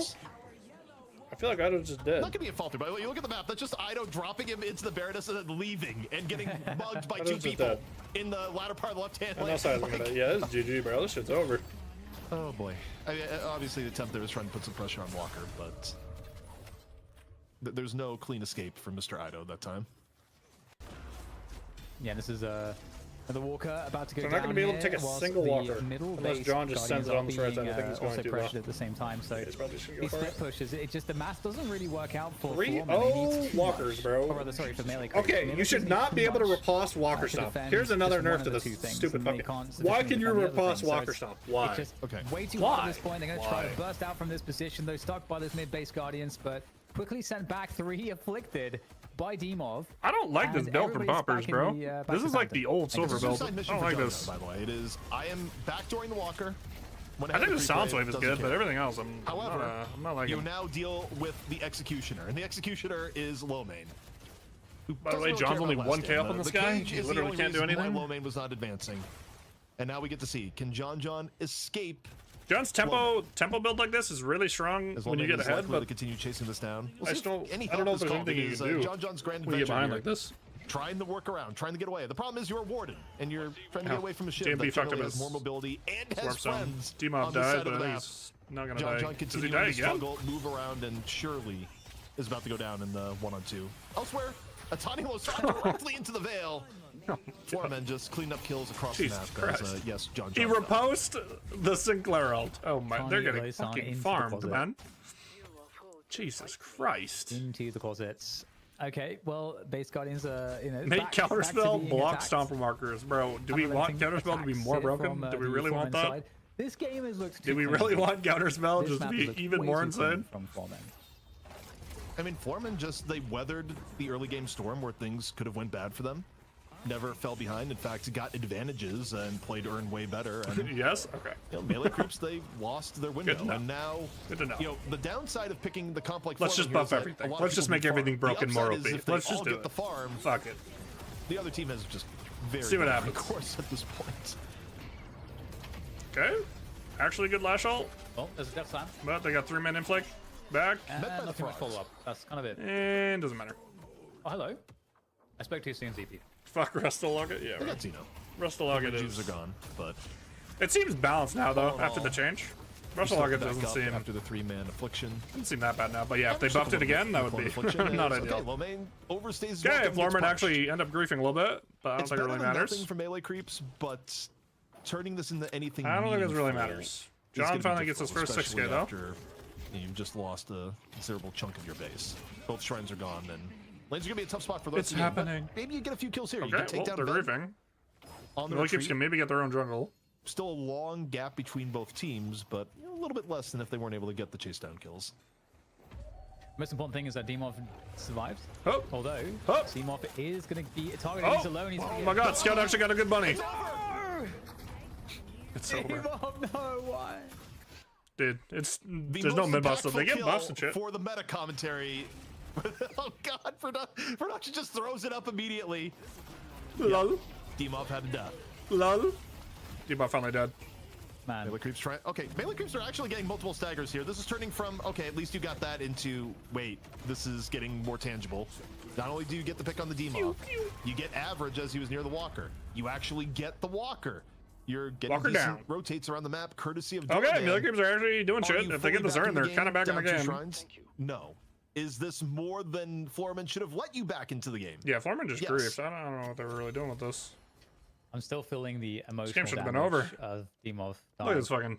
Look at this gold diff. Like, you know, making mountains over here. That really meant more to me than what are we doing, bro? It did. I feel terrible right now, but that's okay. On the left side, like I like people being able to see buffs and stuff when I'm playing the game. I could do it for. To work I could definitely do it for oh god, NightShift though. No. Let's try it right here, right now. Recovered from the initial trauma as he just gets absolutely walloped. Boom. Rabbit is cheat. That dispel magic. Yep. Earn under Stream fixed. Creating a little bit of room. Is that gonna be enough for the dunk? It is. Are they gonna survive this fight though? Going back up on the souls. They're taking the door. Saya. Just close the door. Door gets closed. Saya for Earn. That's a valuable trade. Now within 16k. Yeah, that's pretty. Well, it's a lot of hopium here, Dan. Especially given the compositions for Melee Creeps to somehow turn this. But it's starting to look like that. But now, now I'm facing the screen. Can they contest the mid boss? Yeah. 6v5. Ultimate advantage is there for Floorman. So really, every advantage is here for Floorman to just re-solidify their lead into this game. That doesn't be a 3-0. Okay, there we go. We get Shadow Form is going to be. Oh, I don't got one. Nah, the inflict though. Use that for Floorman. One stolen by Melee Creeps. Scout. Let's see it, Scout. Come on, this is your moment, bro. This will lose it immediately. Nope, they just door out. Oh, they left. They left Fish Cake. We'll see. One reju for Melee Creeps down, and right now they're just looking. Fish Cake got left behind. 07, brother. 07. Or looking at Lomain. Lomain chasing down. Easy finish here onto the silver. Does Foreman just get to advance? Well, they got a rejuve. Honestly, they're playing this game pretty well, all things considered. 10 minutes ago. I think Florman just on the game now. A little bit. Yeah, they don't have to deal with the full 3 reaches, and Scout's just that Scout getting. I mean, they came back pretty hard, but it was more Florman trolling. It's closer to the end, but there's potential storyline that's been developing now. Yeah, always. Although. Oh, hello. Okay, into the fountain. That is very painful. Oh, the bloodletting. Oh my goodness. He's so dead. Oh, okay. I think he just push that way. The dismal make him alive for a second, but no. And they're gonna kill him again, by the way. Looks like oh no, Lomain's gonna be in a tricky spot, managing to actually get away before the silence. He should be dead. He should be dead. Oh my god, the CC on this man. Oh my lord, what is the Shiv character, bro? To get out. How did he get out? No Shiv gets away. Nah, he still dies. Death slam on top. Not only gets the Shiv, just had the godlike movement and still dies. And guys, Rejuve gonna be Rejuve's gone, by the way. This guy's gonna die again. Ido here in the doorman. Doesn't even get swap off. Bro, Florman are griefing so fucking hard right now. Okay. While first stage patron is gone. What is happening? How is this a game? Creeps, they're finding a way to punch a little bit above their weight class, get scrappy pickoffs here, and while I have to reemphasize that Foreman is favored at this point, Melee Creeps has done a lot to prevent this from just being an automatic end to the game. Officially a game, yeah. Yeah, it's really interesting. I mean, Just especially walking with the capacity for Scout to get really strong setups and in-fight disruption with the bunnies, and obviously, you know, there are some ults that can be particularly problematic to steal. In addition to some of the other Scout's team got his ults that they DB have, now. there's definitely a lot to work John with can get for cleansed every Melee fight. Creeps. John's still Again, kind you of know, poor the though. CC advantage is, I He's think, at 34K. what's most I think most heroes annoying to deal with Foreman. You'd be like, oh, I can actually like start playing the game, but it's a So warden. we'll see how they manage the situation now. So you want to be ahead and not even with everyone else. Really, really difficult to come back with shrines down and the other team. Look at the goal! Look at the souls, man! Look at that fucking souls! Oh my goodness! The lead has been chipped away at. Jesus. It is more manageable now than it's been, and also, I mean, you think about the aggregate. Having a 40k soul lead back when it was 120 to 160 is certainly vastly more impactful than where it's at now. However, if you're Melee Creeps, you're still swimming upstream. You know, your map control is forever going to be bad unless you're able to get shrines, and your composition is objectively weaker in the late game. This game? I guess they have. Ido. Okay, setting up for some door shenanigans. The squad is assembled. They're ready. The swap is ready to go. Ido, do you open that door? Who's going to be the lucky winner? And okay, it's not happening. It's called off, and Ido might be getting jumped. Ido's like, just put the door and leave. Just put the door and leave, bro. Okay, it's fine. He's probably fine. that was quite the tale. Dude, Torment Sprint looks so funny. Multiple. It gets me every multiple time. Multiple acts to that one. Honestly, I feel a little bit cheated. That was a lot of build up to nothing as we were just watching them set up on the door. But wait, another door attempt into nothing so far. Just pole position for defending. Death Slam counterspelled. Low Pain saying not going to go for the ride the second time. Not this time, Death Slam bucko. cooldown, probably going to make Melee Creeps a little bit more passive on the rest of this urn. Certainly, if they're going to fight it, they're going to fight it more towards turn and not on pickup. Oh, are they going to get it even really though? Interesting game. Oh, they might get it even. The point in which you would have expected Melee Creeps to be more competitive. Well, that sucks. They were not, and Floormen were just kind of devastating. Assuming them, they want to jump them on blue, you can't take it for granted at this point. We got the beautiful new egg urn making its way across the map. I don't feel like full Ben sent it. carries it upside down relative to the other people. Doored everyone in. Here we go. What could be the final fight of the game? Ido tries to start it up, is immediately the focus, and Door's far out of the fight. Popper's insta-dice. Well, Ido's away, Popper just gets the business. Focus down, off the affliction. I guess you kind of have effectively to send two down it, for Melee Creeps here off the start. Ira Domini still around to go. Last shot has been fired. Foreman make plenty of room. We'll see how far they push this. Note, Patron still at stage 2. Melee Creeps just about out. Demon goes down man. again. Forget one death. Now we got two. The counter affliction, copied from Scout, hitting both average and low main. Wait, kind of a big flank process, but again, wait, kind of huge flank from down John. easy. Wait, low range is fucking dead, by the way. Damage from John. He wasn't able to get out. Were they trying to go for the Hidden King there? It looks like they were trying to go for the Hidden King there, just force the issue right there in the pits. And there is some form of defense. The Death Slam comes on through. It is back just in the nick of time. Oh, the ground strike not going to be landing on the target though, and the Hidden King is getting chunked at the moment. You're not. Wait, he's still in the air. He's not actually giving resistance. Stay in on the King. John goes down. That doesn't matter. And that's going to be it with Lash falling thereafter. Everyone's just focusing on the Patron. It's Floormen. They finish the deed, but Melee Creeps giving it a longer fight than I think anyone would have expected. Not bad. After the mid game. Yeah, that was a weird game. It's a really weird game. Obviously, there's gonna be questions in terms of the what it means for the draft. But ultimately, I mean, it shouldn't have gotten weird or close. 4-2 on the day. How many matches were there today? 4. If everything was played out as it was supposed to be. Challenger match. Nothing weird should have happened. 4-2. So I'm 4-2 on Gambus. I think we should just look at the draft as in Melee Creeps. They've got to adjust something, and what is that thing? You know, what do they need to adjust? Well, no, 3-2. I didn't watch the first game. Again, to me, bit of an execution diff. I saw the vision of their draft. The draft. I'm shocked they went with that draft, but I think they just got to head it off early. That didn't really matter. By comparison, it was a lot of mouths to feed and a difficult road to actually get all of them fed. but Florman were able to handle it.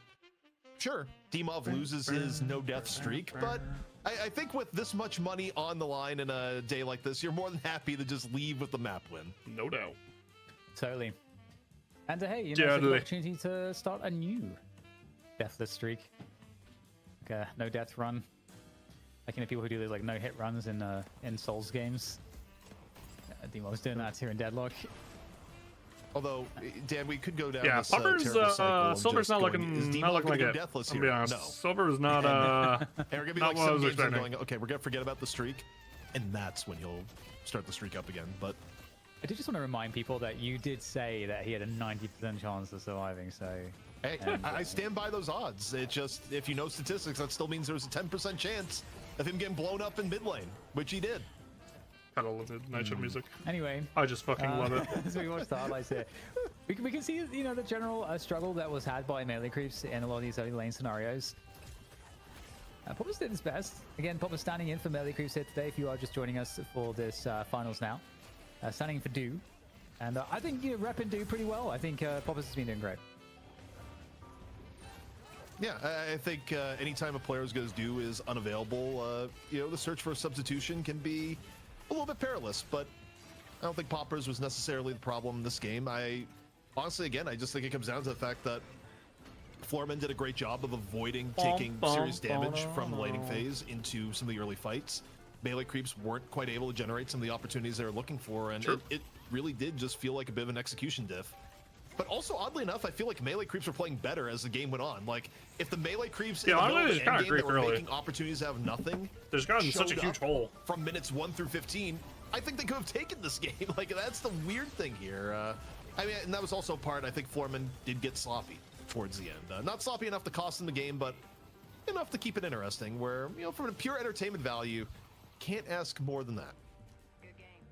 Yeah, I agree with that. You know, the on the sloppy comments. But now we're taking a look at the statistics, and we can see that League trying to get the rainbow, but rainbow stolen. No rainbow for you. Xeno on the Yamato.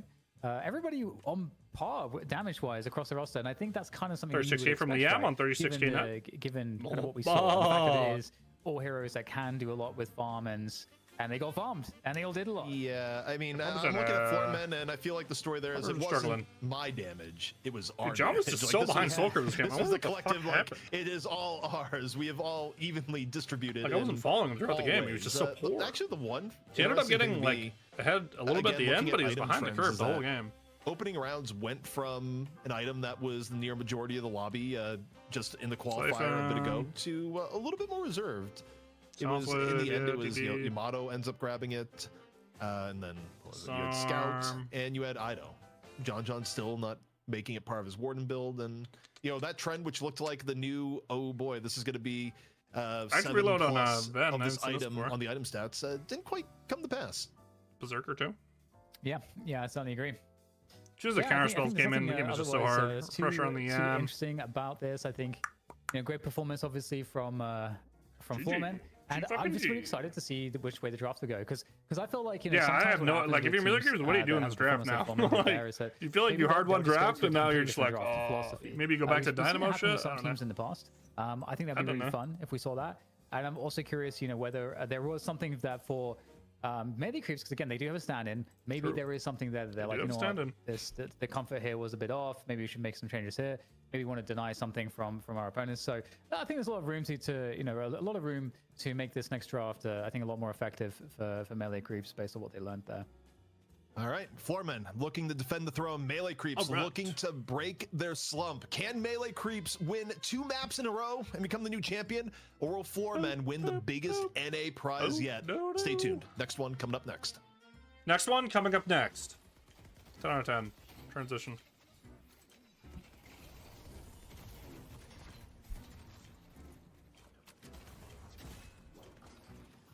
Oh, new Wander video. New Wander video. I'm in. I'm so fucking in. Good gun items to build on Mo. Opening rounds, K-Dash, Slow and Bolts is alright, and Hunters can be okay, Heroic can be okay, Shadow Eve can be okay. It's like Mo Gun. He doesn't actually go for it. Okay. He tried it for like 1 or 2 games, and he's like, "This is fucking junk." McGinnis is gonna be cinema. It's the long con. I'm like, I'm deboosting my MMR. I'm gonna play McGinnis. Bro, he lost so many Mo games. He went like 5. He played the 20 games to be #1 Mo on the ladder, and then he went like 5 and 15 on Mo. It's gonna be amazing. Is he I still really #1 playing Haze right now? I'm gonna try something a little different this game with my item build. Oh fuck. Oh, that's the storm. Ah shit. Oh, I just gotta reset. I wanted to like rotate, but I don't think I can leave my GT, especially now he's half health. I think the only gun item I could really buy is close quarters. And maybe I shouldn't even do that. Oh, it's Ido and fish cake, by the way. Why is Ido playing cakes? Run, just run. Oh.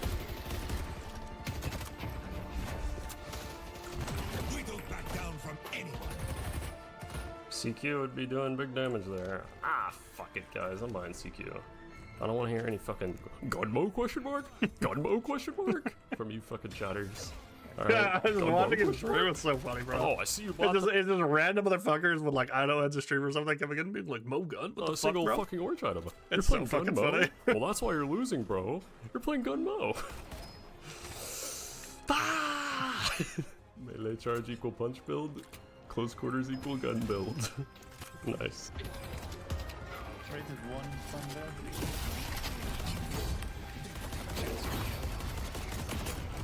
Gunmo question mark?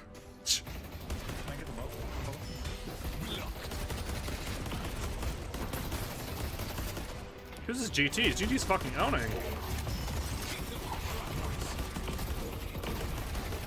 Are we sure this is Ido and fish cake? These guys suck. Storm's bad now? I don't know. I don't think it was ever like that crazy on Mo. I think the item's still okay on certain heroes. Like on Celeste it's still good. On Billy it's probably still good. I just think on Mo is just kind of meh. It was always kind of meh. And Wander also hates. He fucking hates Torment Balls. He just thinks that of him is terrible. So.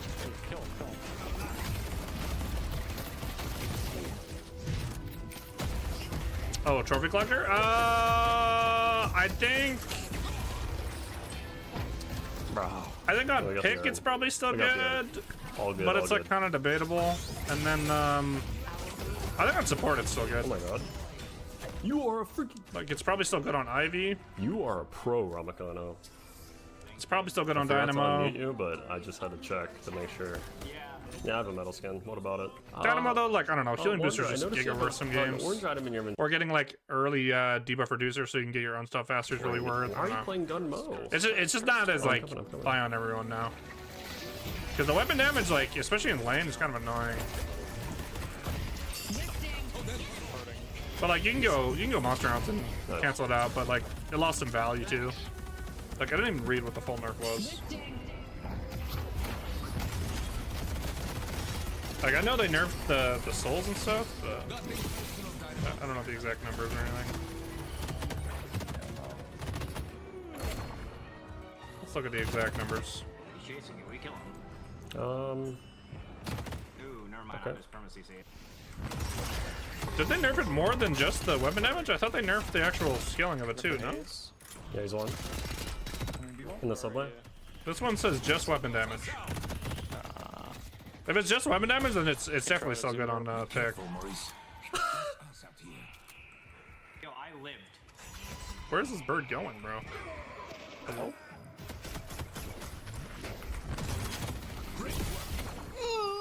Oh, shit, he left. Holy fuck, he actually left. I stalled my fucking break. I was going for the tunnels, man. The guy just fucking gave me FBC, man. Dude, this FBC meme is so fucking funny. Man, fuck. That's so fucking funny. Yeah, he was chilling with his wife on stream the other day, and they just kept saying it over and over again. I thought it was so funny. FBC, bro. That just gave me FBC. Of course, I know my GT needs to Wait, we get Dynamo as well, he has no TP. It's a dead dynamo. Not a whole lot I can do about green. Dude, personally, I just hate this type of editing though. Buying duration. Like you put like fucking like Animal Crossing music in the back and stuff. Like I just don't like it, bro. Extender is actually really good on gun mouth. I'm I don't being know like why. quadruple I just don't right like now. it. I just get so bored. Distraction, I'm going.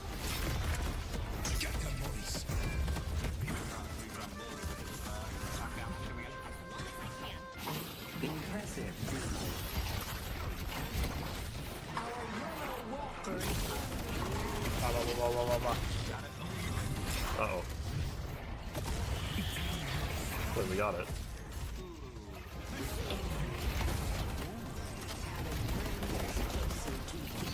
The owl. Oh, he whipped the punch. Oh. Is metal skin a good item, guys? Yeah, metal skin item kind of fucking can be. Kind of too good. 3, 2, 1.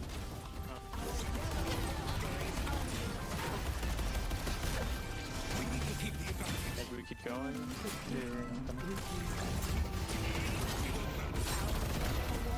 No, man. What's up, brother? God damn it. I have a DB, fuck it. I probably could have killed both if I was better. My bad. DB, support Mo build? FBC? Oh, thanks for the 100 bits, bro. This gun Mo build is inspirational. I can't wait for the Deadlock YouTubers to cover this meta. Yeah, bro. We can definitely go to Yeah, what can I say? I'm just a visionary. I'm gonna go shadowy, bro. Oh. There, dog. Have a good sleep. No, don't need to combo, guys. You don't need to combo. Yeah. I will see you tomorrow.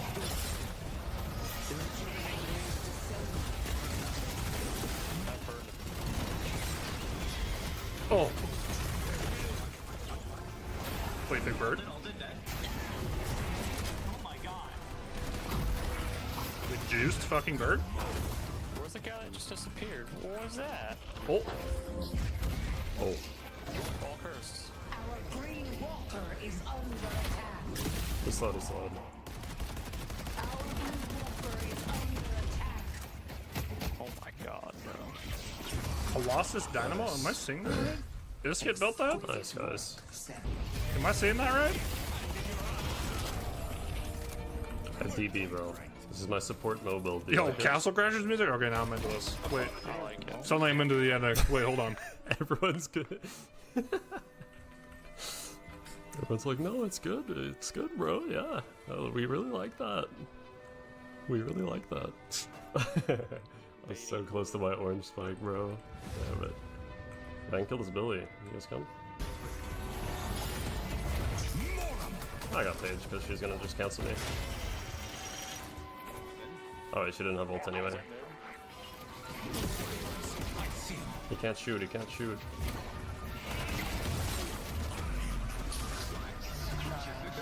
Oh, there's one. You're winning. It's a fake ult.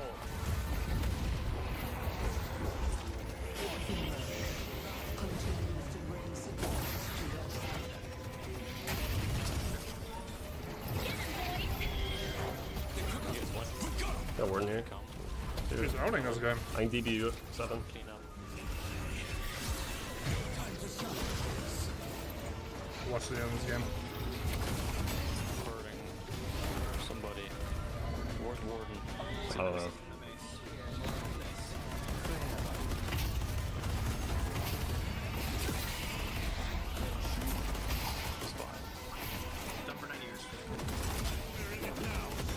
Stun for a gazillion years.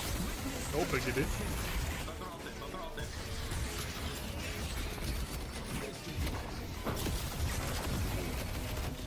This guy getting rolled. I want us to go home and kill this guy.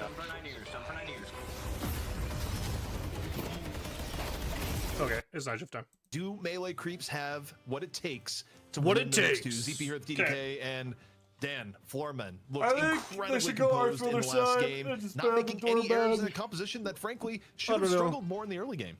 They seem to really like the doorman. They had a But- great early game into mid game. I don't know how much value it's getting on It was only till P6, the end bro. When, you know, maybe they got a little bit ahead of themselves and made it look a little bit sloppy, but you know, that gave an opportunity for a comeback. I don't But know if- otherwise, Yeah, the early The P6 Doorman is worth for his pick. And we have to expect the same here. And what was unconventional is the fact that they just picked a bunch of really, really hungry heroes. Like, you normally wouldn't have so many high economy heroes. And normally if you do, there is a lot of trade-offs, but we just didn't see it as EP. So maybe this is just something that Florman can repeat.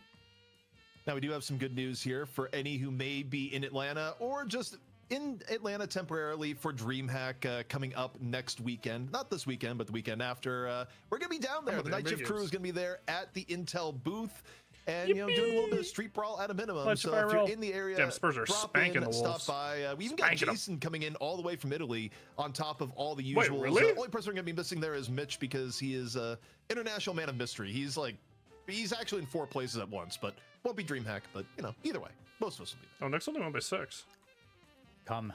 And we will take turns with you. We'll do whatever. I'm in we'll just chat. You convinced me. Deadlock. We're going to be chatting about a lot of Deadlock there. We should actually think about what content we should record there. Maybe the community should give us some suggestions. The community. Yeah, we'll take it. You know, we were even thinking about things along the lines of maybe trying to record a live podcast there. 26, though. Something like that. We got options. We'll have space. We'll have microphones. You know, there's stuff you can do on a busy convention center. Abrams cosplay? Ooh. I don't know if I have enough time for that, but we'll see. Because you know, for me, I'm flying out this weekend for something unrelated and then flying back. So I've gone from 0 flights all year to a bunch in a very short period of time. But we'll see. Draft time. Dan, though, we're getting into the draft. Melee creeps again. Going to choose first pick. Does already has 14 points. Way? Do they highly prioritize the doorman? I'm curious to see what the melee creeps reaction is because, again, for me, I don't even think their draft was really the problem. Fox is having a better game too. That's kind of the weird thing is that, I mean, for melee creeps, oftentimes when you lose, there's this idea that you have somewhat of an advantage because you get to change stuff. Whereas the other team, they don't have to change anything necessarily. So it kind of gives you that edge strategically, but we'll see if it plays out that way. And I don't know why the draft's been taken away from us, CP. Is this production trolling you again and I'm just getting caught in the crossfire? What's happening? I feel like they may have flipped the teams. Like, that's what I'm thinking because it was Foreman that banned Bebop last time. So the teams might have been flipped up. They're resetting the internals. No one is in double digits with, for that system a little bit on my own time when I'm doing the watch parties. I think Edwards, but it's actually pretty difficult to talk and put in the draft at the same time. So when I was doing the watch parties, you just get like 5 heroes pop up simultaneously to, you know, fanfare. Okay, well, you know, as we're killing some time whilst they fix that, and we're talking about the Atlanta. What is on like? What is the thing that you're most excited for when it comes to like the bigger events? Ooh, bigger events. So Deadlock in general or Atlanta specifically? Deadlock in general. That's going to be a fast answer now. Okay, well, honestly, for Deadlock, I'm just looking forward to see EU v NA get answered definitively at land, but the reality is that maybe APAC is in the mix and then blows up both regions at the same time. I was gonna say, redo OWWC 2016, where it's like, guys, Sweden's gonna take it all. The EU's so good at Overwatch, and then it's just like, who's this Miro guy? What's happened? What's an OWL combine that never happened? Okay, we don't have to go down that road. There's a lot of like what happened there, but the important thing is that South Korea like came out of nowhere and humbled all regions. But Dan, I was right. The draft teams were mixed up in its floor men that are banning Bebop first, but they also have first pick. Melee Creeps gave away first pick this time, so there's already a difference, and they banned Doorman saying, look, we're not playing it, but neither are you. Oh my god, they took my votes. Yeah, the banned Doorman and win. That's going to be a really interesting difference. So we'll probably get something a bit more conventional from Melee Creeps. Wait, it's so worth. You know, they got their pick of the list, so they're going to get Shiv out fish straight cake, away. Fish cake has to play something else. Not too unexpected. Melee Creeps. Probably going to put him on the lash again. I think Mina and Ido, I think that's like the slam dunk pick here. I agree. I think you look at Ido's hero pool, especially with Doorman being off the table. Mina +1. Apollo, Mina +1 being Apollo, I think Mina also. We haven't seen Mina any of these games. It got bad. Like, I don't know what Apollo's win rate on the day has been, but it feels like it's been pretty high. Like Apollo has been not only a high priority pick, but we've seen the success of it here today. It says win rate +17%. I don't know what it means for directly today. But it's been good. And yeah, Mina comes in for Ido. So your read on what does Ido play, Dan, is absolutely right. Yeah, and I think, correct. This is a great start to the draft because Melee Creeps get two like the S+ tier heroes right now. I think these are two of the absolute highest value heroes. So looking really, really good. Floorman in response, I mean, I'd love to see a Sinclair, but you know, Silver is very expected to see him on these top 3 slots. Are they gonna do this triple frontline shit again? But yeah, still holding out hopes for a Sinclair from Floorman. But maybe they don't play it. I don't know. I think they grab Pocket. I think Pocket has proven to be also really valuable and super high win rate. D-Mob played a really good Pocket in the last game, and they took the Lash. Okay. They go Lash. Can Fishcake play Apollo? I don't even know. Creeps, I think they're gonna put poppers on it. Pocket here. Like, I'm trying to think of what you would want to prio over it. And Pocket's probably good. Let me look back. Last draft, is there anything you'd want to go? Everyone's off Kelvin now. I really do think you just grab the Pocket here. Mirage. I like Mirage. I like Mirage. Okay, so they could ban Pocket. Something that could actually damage the Lash while he's fucking zooming around. Ban Sinclair, you know, these are the kinds of bans. Negate his gun damage. You also just good into Silver Shiv. So, is it a targeted ban or is it like a standard ban? Is this also going to be like Mirage +1, or is it going to be John? They're denying Mirage? them the they get rid of the Giga beefy. I mean, the Immortal worked out pretty well. Frontline Kings. Not entirely surprising, but There's a lot of stuff on the table that can be picked, though. You know, Dynamo Sinclair still, you know, high tier picks. Okay, Sinclair and Dynamo are on the table. People want them. I love the respect ban on Vipers. Like, no, we're not gonna let Fishcake play that hero. Like, Fishcake doesn't get to play this hero of all things. He doesn't get to branch out. Floorman will have last picks. I mean, They could slam it if they want to. Best hero. It makes sense. Could go Sinclair here. Pocket is still available. Just deny you it. can actually go still grab Billy. Pocket, but instead We have not seen Billy in a little while. So you get a little bit more substantial front line. Not a ton of burst yet, so it's Pocket at the moment. Looking okay right now. Fishcake plays Billy, right? Sorry, go ahead. Fishcake plays Billy, right? Yeah. Yes. Oh, that's probably why. Yeah. Okay. Fishcake's pool got pinched. All right. So then they take the warden from John. Okay, so Venator is like so maybe John on Mirage. Venator. I mean, who knows at this point? If they're just gonna pick the most greedy heroes all at once. I'm assuming they were Geist again. Venator is that's surely what. I just actually would melee play what they just played. I mean, they've got Mina and Mirage. Victor in. They just love this frontline beef. Victor did. They just love playing this, I guess. It was Rocker playing it, but I don't think Foreman looked great the last time we saw them playing Victor. Like, Victor's kind of interesting in that I haven't watched everything on R1, you know, from today, but he's felt a little potential man-esque so far. Like, I see the vision. Oh yeah, was that today? The Death. There's definitely been some rough Victor games intermixed with games where it's worked. But okay, Sinclair comes in.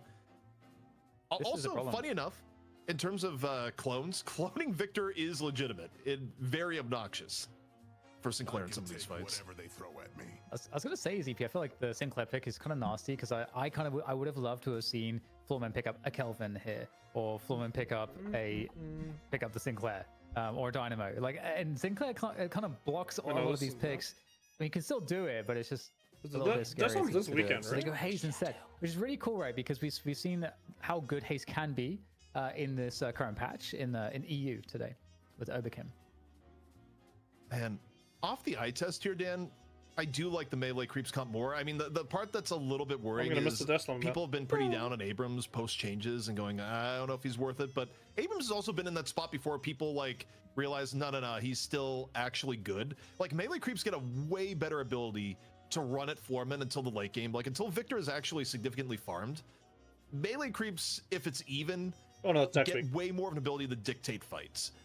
John has to go to Mirage, where there was one point where John did nothing but Mirage. It's been double elimination brackets the week after. Really hard play Mirage as much in recent times, but it's not the worst for him to be on.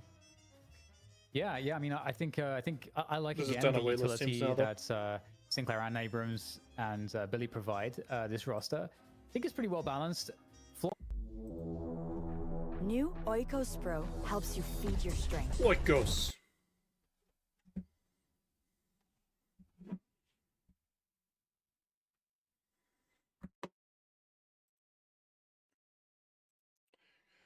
Okay, Abrams rounded out with Sinclair A-bombs. Where Abrams sighting? So Abrams is actually matching the front line. And then with the Sinclair, so they did deny the Dynamo for last pick, and then they go, hey, pick Haze.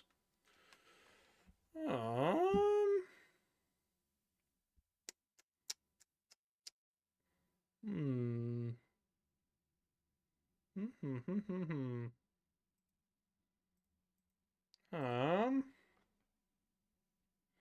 not too sure, actually.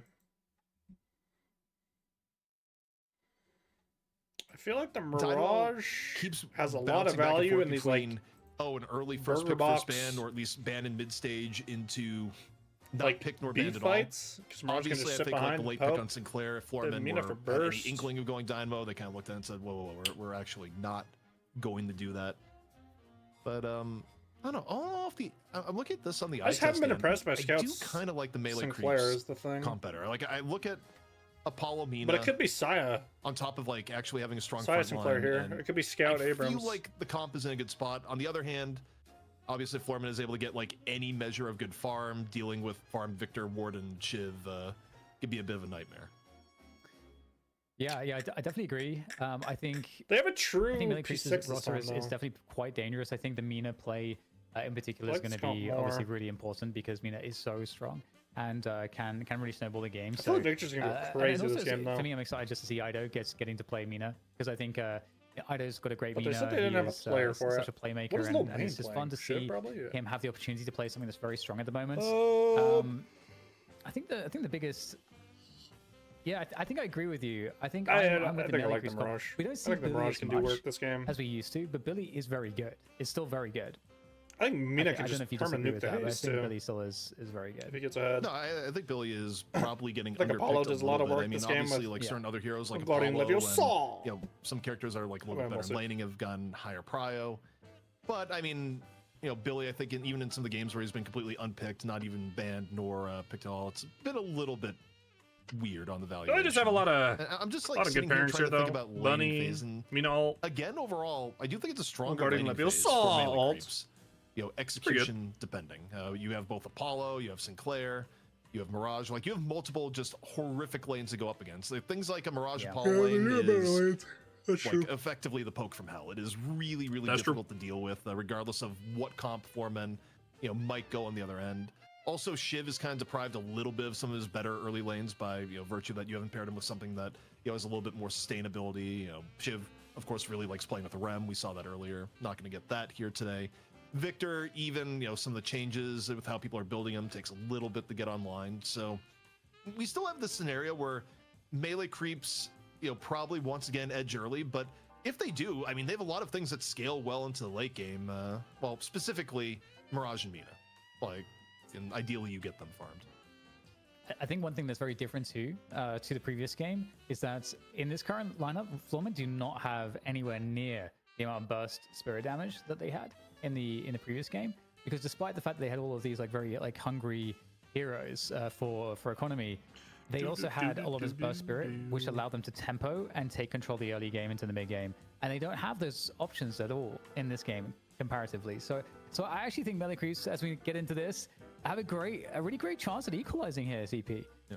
Also, there's many Sinclair doubters at the moment. I mean, it's true, Sinclair has lost a good portion of matches. It's hard hero to play, man. I think when you look at the games, I think it's just hard to pilot, especially in EU. Some games it just looks so good, and then it just kind of falls flat. I think it's a bit of an undervaluation, and sometimes heroes get stuck in a spot where they make sense and like the theory behind them is sound, and then teams mess up the execution. I do think Sinclair is probably one of those heroes that has more room for execution to go awry. But in theory, I definitely Mirage Apollo, the Hell Lane, the Work Silver.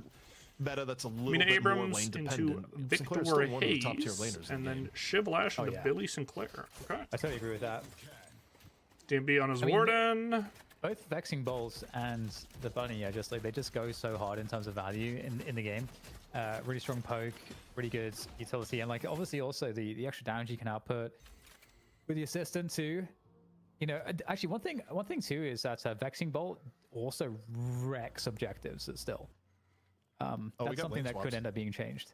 Ooh, they're swapping the Victor Hayes over here. Got Shiv and interesting from Florman. Right, Hayes, Victor. Zeno on the Victor, Demov on the Hayes. Otherwise, could have been some ugly matchups. I assume this is Sinclair based, where Big Lash. They didn't necessarily. And yeah, they did put poppers onto. To be up against Sinclair, just clone Death Slam is particularly obnoxious. The Apollo, and then they go Saya on the Abrams. He's been playing this in MM recently. Okay. And Scout on interesting lanes. Sinclair. Okay. Well, Mirage Apollo mid. See what we can get from the Scout. Pretty disgusting. The Sinclair this game. Not a ton of great ults this game for the Sinclair either. That reminds me of with the way the draft broke. You can obviously take the silver for early in the game. Back when it'd be things like Yamato Holiday in mid lane, and you just Victor ult isn't half bad. The other side running for cover. when back in the gun holiday patch in particular. So I think I remember seeing that. It was just like, oh boy. Long removed from that though. Gotta go back in time. Dude, holiday. She's been so missing from these games. That's a nice parry. I'm not committing too much damage off of it though, so that's that's good news for Fish Cake. Oh my god. The general consensus of Holiday is just she's really good, up to 15 minutes, and then if you don't have the game won by then, you just lose. Yep. Like, her scaling into the late game is unfortunately zero scaling on Holiday. Literally zero. Even Lasso, as impactful as it is, you get more answers to Lasso as the game goes on. RIP. I'm sure they'll. And now Lasso can get Indomitable, by the way. Reworker. I still see people picking. Just because she's out of the meta, we haven't thought about that, but I don't know if people Lasso is even more counterplay now. They made the DB change, but is all that good right now. I think she actually may be near the bottom. I haven't checked in a little bit, but that's usually where she's at. Like, it's a hero that if you want to do anything on Holiday, you actually have to be a bit of a Holiday specialist. True. Generally speaking, but look at the lane phase here. Again, I think the team under more pressure, particularly when you're adding a Sinclair into the mix and need part of the game been to seeing go it all day in your favor. So far, it's been a little bit sleepy, which is a little bit more in favor of Floorman, but it's pre 5 minutes. It's early. Yeah. Opening round straight away for the Sinclair, the Scout. Sinclair does so much damage, man. It's like actually crazy. There's actually more and more advocates for more gun-focused Sinclair builds. Like, it actually is a reasonable scaling gun. Yeah. It is not a meme. It is something you can do, but the damage poke coming out here, a little bit concerning for melee creeps. Like, that was Sinclair pushed this far back in the beginning is also not ideal. Is what's happening in middle. Poppers going down off the rotation. Quick rotate into the mid lane. Dies though. See if 4 men can get out. John John's back. John able to take down DMB. A little 250 bag. That's kind of sizable for this time. Silver. Really good knife. That is a great save dagger. Saved him. And returns to the lane, and the Saya pressure says keeps continuing no, into the closet. We go 8 HP. Saya says no, you don't get away in that science. Dropped a bag too, Saya. When you're so greedy for that last hit and you actually get put in jail, that was not good. Kind of a bad swing. I mean, melee creeps was on the verge of starting to get ahead, and oh man, the greed was not good in that case. There are paused into low main from Poppers. Poppers killing his teammate to finish it off. His new teammate. And, take the jump pad, drop like a rock. DMB not quite getting over to the buff time. Instead has to watch Mina maybe taking it from his face, and no. Look, you get both buffs. Ido protecting it from Poppers. Yeah, Poppers going off. Yeah, popping off, so would say. When you get hit off the jump pads, it actually hurts so so much. Stupid. It really hurts so much. Not only do you lose position, but you take a chunk of damage as well. It's really nasty. Big yonka damage. I actually wonder if they'll how that will be balanced as time goes on. If there'll be like less damage or more of a disable. Or see the gun vigor again. K-Dash coming in. I think it's perfect right now. I think the benefit of a jump pad is unreal in terms of escaping. So the risk of getting shot feels pretty well balanced at the moment. Like, I don't think it should have been the free escape that it was previously, because even if you took the HP damage, you still got distance, which is more important. But Silver's dead. Looking for any way out right now. Mirage in hot pursuit, 2 HP on the Silver. Not quite dead yet. Wasting a lot of time and not quite able to see John. His only out was the reverse juke. I was John on Mirage. You know what? I thought the Warden was Mirage and it's DMB obviously on a different team.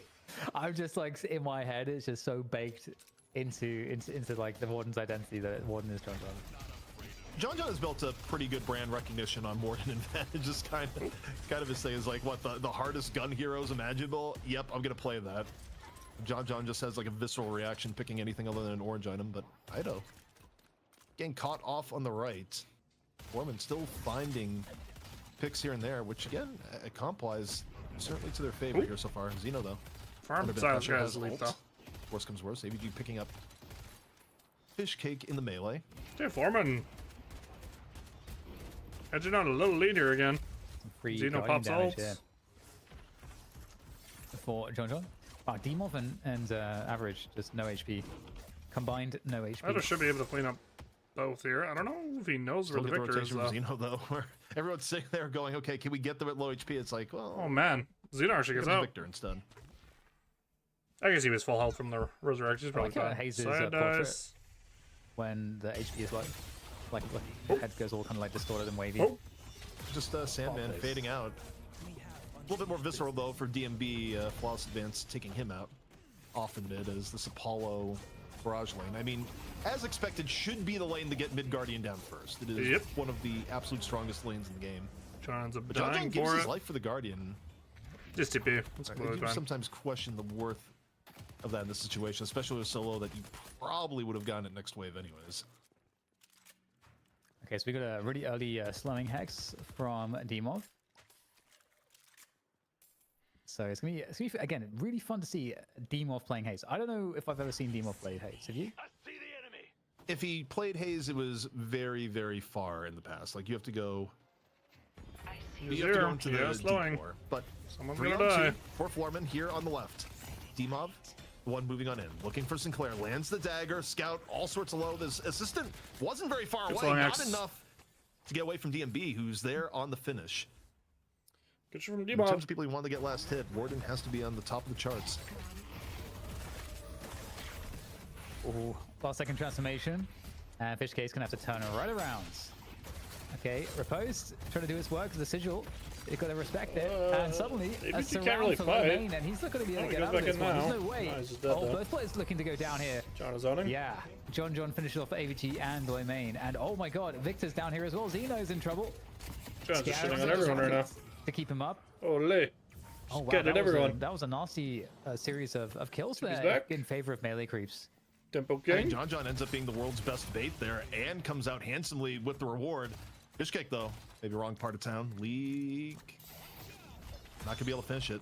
Instead, you got rotations here. This time Poppers gets decent damage on the league. Poppers. Probably should stop right there. 3 members of Floormen into the middle. Guardian is their target. Poppers getting all sorts of low, but here comes Sire from the back. Charge in on the Xeno, who does not have shocking reanimation at the moment. They're all here. Low HP would be a good target. It's just Floormen have so many middle that the chase down is a little bit less likely. Melee creeps just mostly prioritize on defending the Guardian. Really interesting game so far here with these comms. Dude, Ido gets caught on the Mina. Ido, it's worth pointing out, Ido's having a shocker of a game so far. 7.1k on the Mina. Eunice, someone you probably would expect to be a bit more ahead. Demov's going in onto John. 88 health. Dude, Demov's everywhere now. Thanks to low main. Bro's demon. And a casting buff as a reward. Yeah, I think for Ido, though, you don't have to worry too much. Mina's about to enter the I take the entire map phase. Deathslam, though, on the scout. Scout! A little bit of tough spot. Goddamn. Ends up falling off the end of that. No, not satisfied. Leak. Seeing Poppers perhaps in a bit of danger. Poppers, I think, messes up the wall jump there. Under assault by 2, and as squirrely as Apollo can be, this may be the end. Not able to make enough clearance, and some really good scrappy kills from Floorman here on the left, and they may not be done yet. Ido could be next on the menu. Getting chased down. Lash over the top. Just needs a little bit more. Walker, though, playing defense. The stomp is out. Oh my god, never mind. Commences. Ido going down. Victor's killing everyone. One stagger after the other in favor of Floorman on the left. They're gonna be late to the turn now, though. Yeah, especially after well, hold that thought. We've got another engagement here. Goodbye, low main. Floormen looking pretty strong despite losing low main. But yeah, there was a series of kills in mids around the mid boss pit, like the 3k that's melee creeps got. But since then, you know. Then, no dice. The map again. It kind of ends up being a wash though, because melee creeps, while they're getting run down on left, they get the urn, and there was some benefit to all the fighting on left is that it doesn't lead to the wave getting pushed and losing a Walker in exchange for the urn. Like between the two, you'd rather give up like 3 kills for the urn rather than give up the Walker for the urn. So I mean, in a way, it works out for melee creeps. Scout though, off on the right, low main dies. Low main. Melee creeps look to reassert themselves back in the game, Solas. Yeah, very Even with the Guardian up. But City's gonna lose. Get out. Looks like that'll be the case. Scout off the parry into Surely the he's collapsing double heavy melee, looking for DMB who loses to his shadow. Holy, the green punch kills DMB. That is so fucking funny. He didn't have to melee. Got a long timer here now too. That was funny as fuck. Muscle memory's too strong, Dan. Actually, just farmed him. Melee creeps might be giving up a walker nonetheless. Look at Foreman here on the left. First walker of the game. Gonna be going to them. It's John trying to play interference, but good as ass. So much you can do here to prevent the walker from dying, but you can get kills on the back end.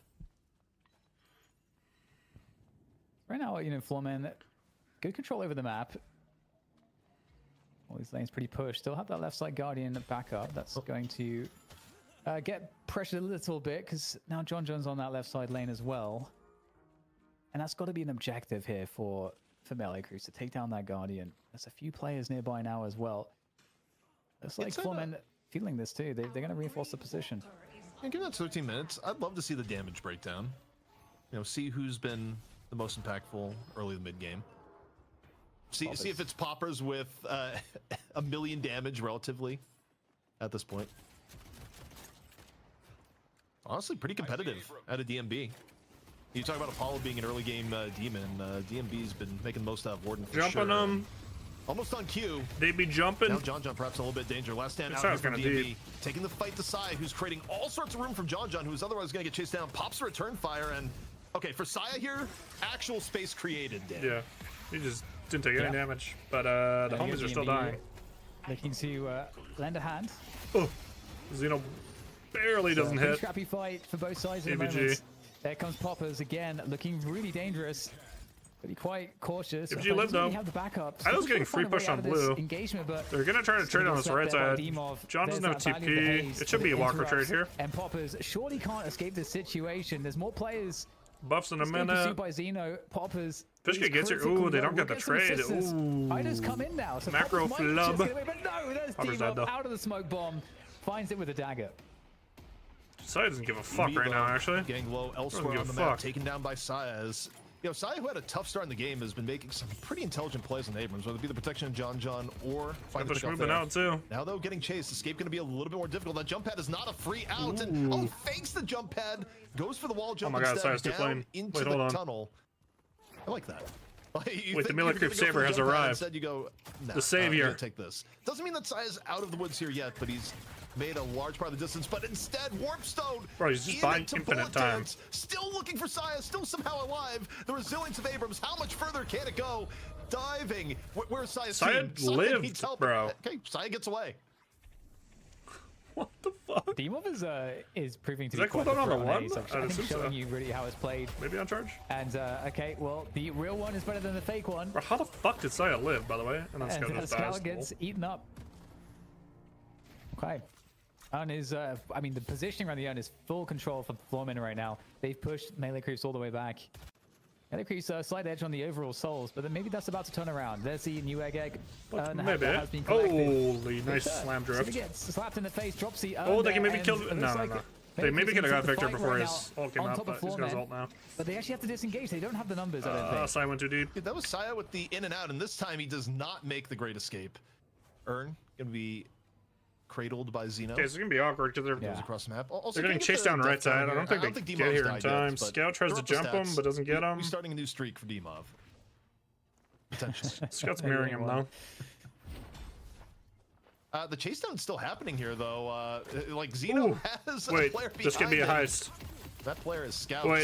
On the Sinclair. Fish kick dies. They're gonna lose Walker right side. Does have shocking reanimation up, so this could be a great heist though. Function here. Gonna come right back up and does. Reincarnation off the table. Death Slam up. Slam comes in from League. Trying to make some room. Scout and Poppers. They actually end up dying on the right side. John decided to go right side. Control being fought for. Atani Losan on the 2. Everyone 1 HP. Pretty low there. Literally everyone's 1 HP. Popper died. Rather. Scout steals the reanimation. Meet all. How does this kill no one? Bro, look at the health bars on floor, man. Courtesy of League, who survived the last engagement, and Scout got the urn though. Scout, he got the urn there, Dan. Ran off with it, and it goes away. So they didn't go for orbs. Huge find by Scout. DMB dies. Oh my god, there's so much shit happening on the map right now, bro. Looking to win this fight. They're gonna be maybe clean house. Xeno dies now. He's turned up to the fight. And I mean, the return fire has been activated, but it doesn't seem like there's much to stop the oncoming Floorman players. Sadly, it's all spirit damage anyway. And John and Sire are just pretty good for Floorman. They're still behind on overall souls, and Dimov is so good using this warp stone, bro. Holy shit! Looks like here back to base, and in the meantime, Average able to re-engage with some assistance. Saya's out. All right, Saya running round 2, running into low main, in on the escape. The grand adventure this time though, shoulder charge into just gonna use killing blow for mobility. Low main did not like some of the scenarios that could have unfolded there. I don't think he had to do it, but from his perspective, it may have felt a bit necessary. Jumbo's only a 90-second cooldown, by the way. Okay, Surge of Power. That's always been a common item there for the hazes, but hang on a second. We gotta look at this fight now. Jump Saya, but he's just healing infinite. Looks like Floorman in a pretty good spot here. Although the huge chain gang coming in from a fish cake there. That's a beautiful work, but the reanimation is going to definitely disperse the fight. Ido back in again, this time getting off the full notch. Just the shiv, but I think it's enough. So much damage onto low main now. Struggling to stay up here on this shiv. They sent 2 onto John. They can maybe do mid? No, they don't have John, actually. From them. Dan, you know how that started again, though? That was a guys, we can kill Saya again.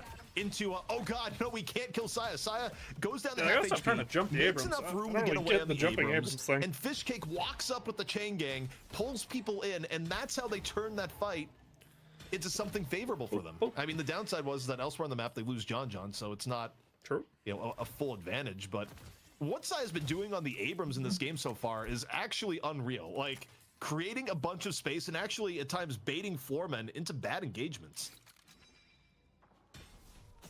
Yeah, it's interesting. I wonder how this game develops now. We're neck and neck. Anya's up in a minute, so you know you want to be getting lane priority again. You start thinking about that pretty shortly here. Both teams maybe thinking less about the farm and more about the positioning in the map. Okay. Look at the map. 4 yellow members up against Saya. Saya is just sitting here, grabbing all the aggro in the world. Death Slam up over the top, hits 2. Walks over, Scout ends up dying. These guys are never Saya's dead. Still alive. Ido comes in, trying to punish those chasing Saya with the Nox Nostra. No one's particularly low here just yet. I don't know if Ido wants to be here either. So far it's just been Saya gets beaten up, Scout dies. But John, okay. Elsewhere in that, John picks off 1.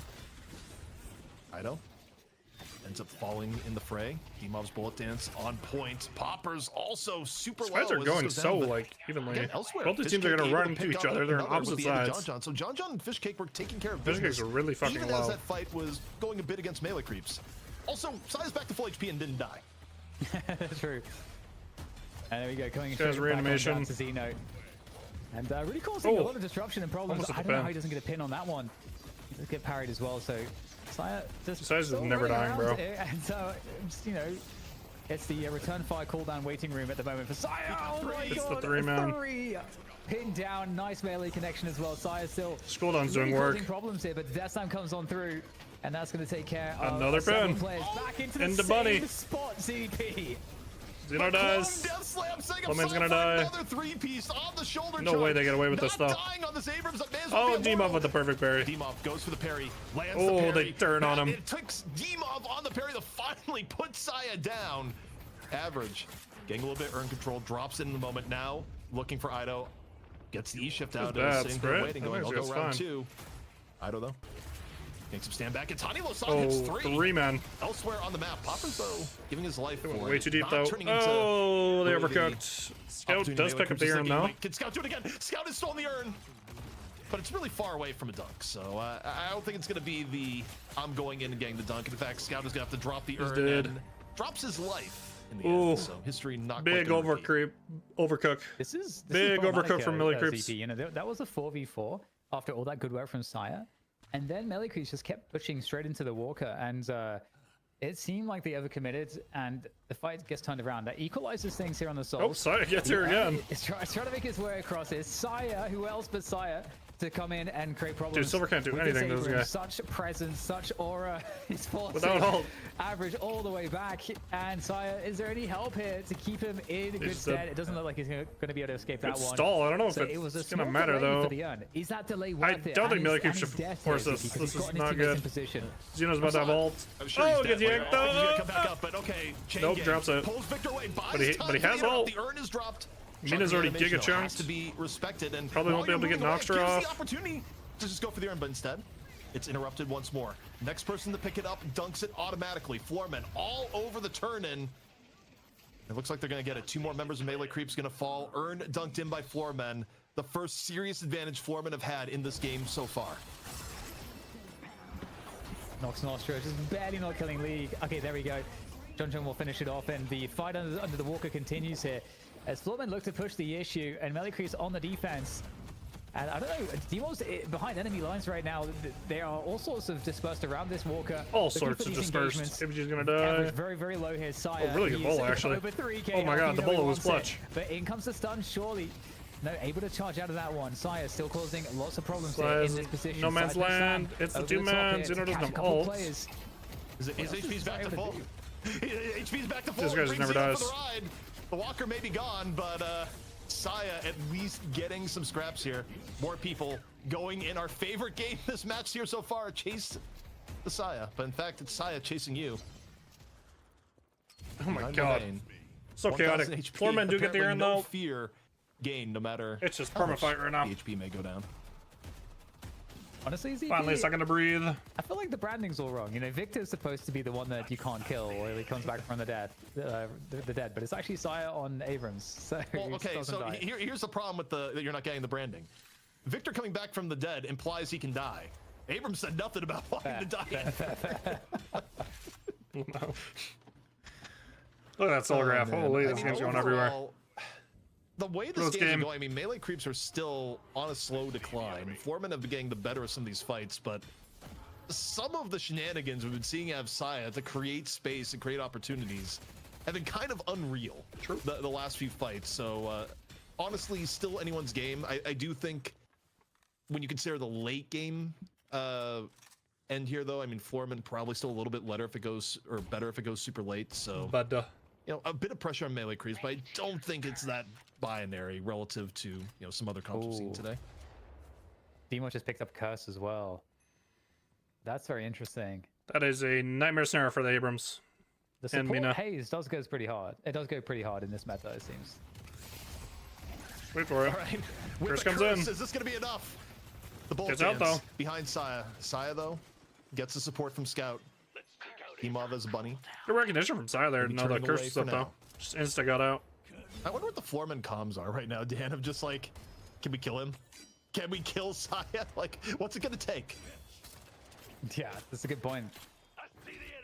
Well, here come the buffs and the next urn as well.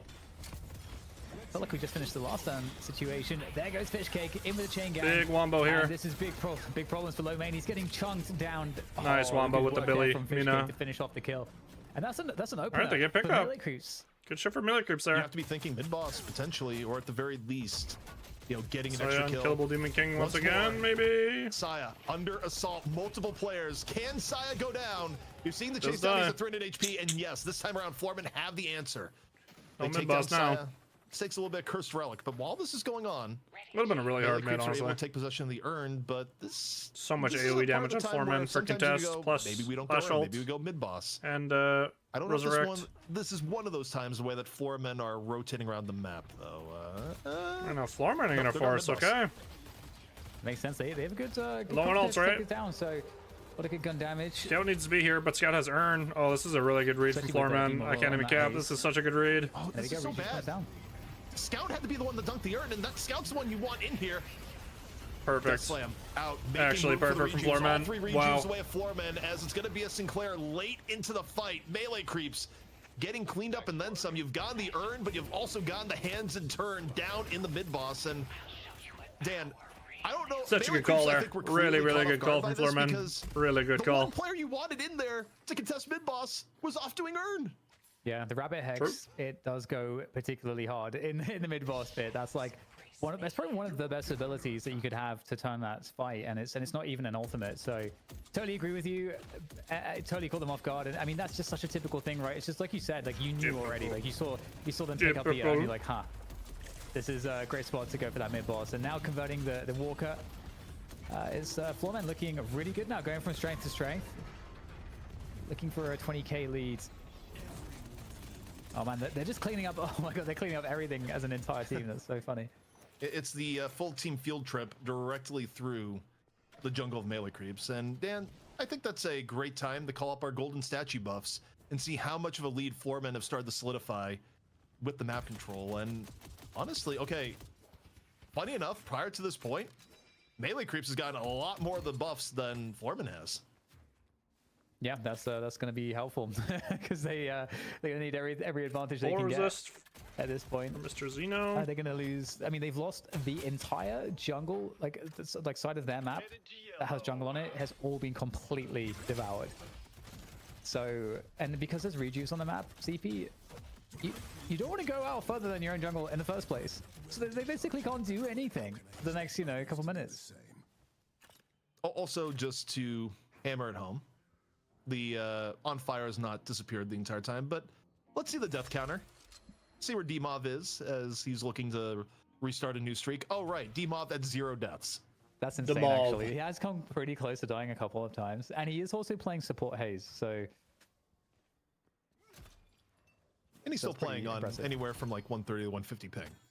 Yep. Yeah.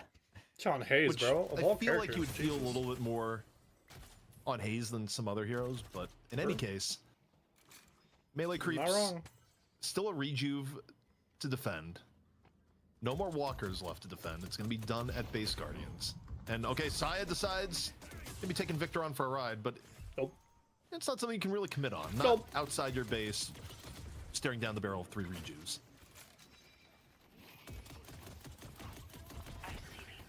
Bunny. Cute little bunnies.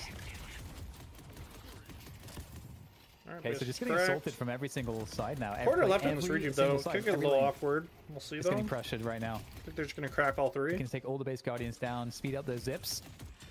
Also, you get those reinforcements as well. Let's not forget. I mean, they want to create the opportunity here to get at least 1 shrine. The first shrine does not have much HP, and even getting 1 shrine is a huge difference on the tempo of the game. Just gunspike into have to try to survive this without giving up a shrine. Both 3 rejuves still available. We will not be seeing the gun Victor. It's easier said than done. Giving up base guardians, you're okay with that for melee creeps. You know that's gonna be a thing. It's the right shrine right now that you want to keep, but it's so fragile. Noxostra coming on in. Maybe 1 rejuve down. Chain game already been used and gone. Xeno's low. And it's not enough to save the shrine. 1 shrine down. Domain died. Xeno's so melee low. creeps punish Floormen though for some of the dive that's here. They've gotten 1 rejuve so far. Yep. Floormen aware of their timer on rejuve. Just instant move out. Playing it really safe. Rejuves are going out in the next 20 seconds. So keeps looking for very well exits. done. They're not taking too much. Unlike the first game where it felt like they were really playing with that advantage. In this second map, they're looking to really play as clean as they can and falling back onto a map that has an entire jungle available. So lots of extra cash to be gained. You know what I want to see here is this urn is before it gets contested. What's the damage at?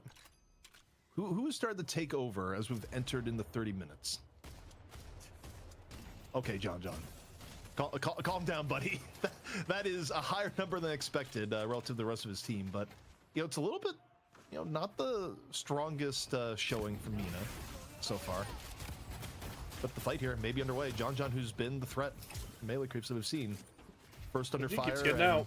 This is turning out to be a bit of a split out fight in middle. It's already really chunked though. Be out in turn. So the focus fire is Bunny out. John trying to follow through. Noxostra in over the top. Saya goes down first.